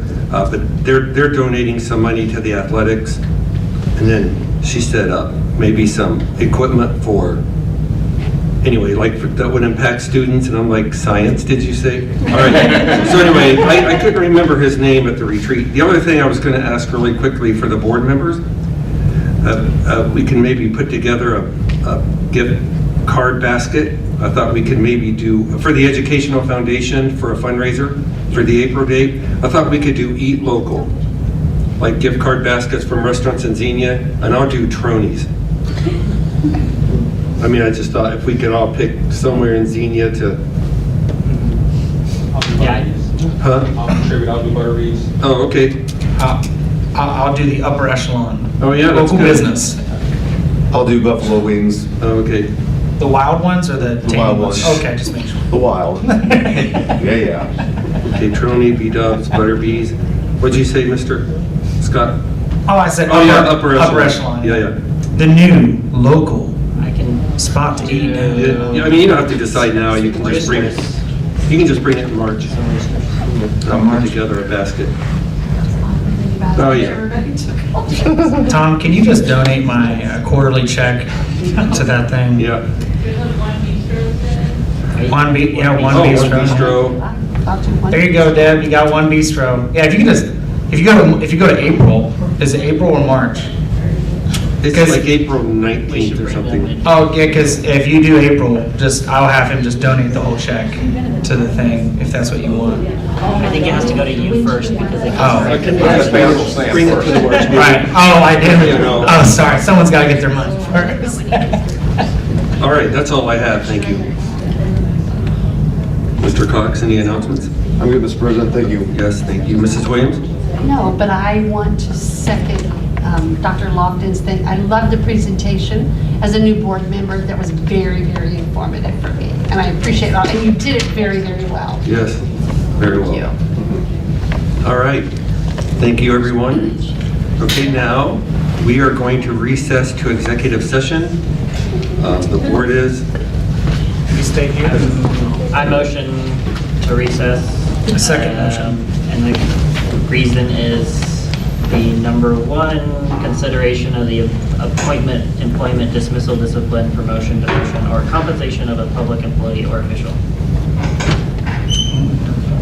I believe I have a first from Mr. Day, and Mr. Scott said second. Yeah, I did. All right, ready for a roll call, sir? yes. All right. Mr. Cox? Yes. Mr. Day? Yes. Mr. Ritchie? Yes. Mr. Scott? Yes. Ms. Williams? Yes. Thank you. We got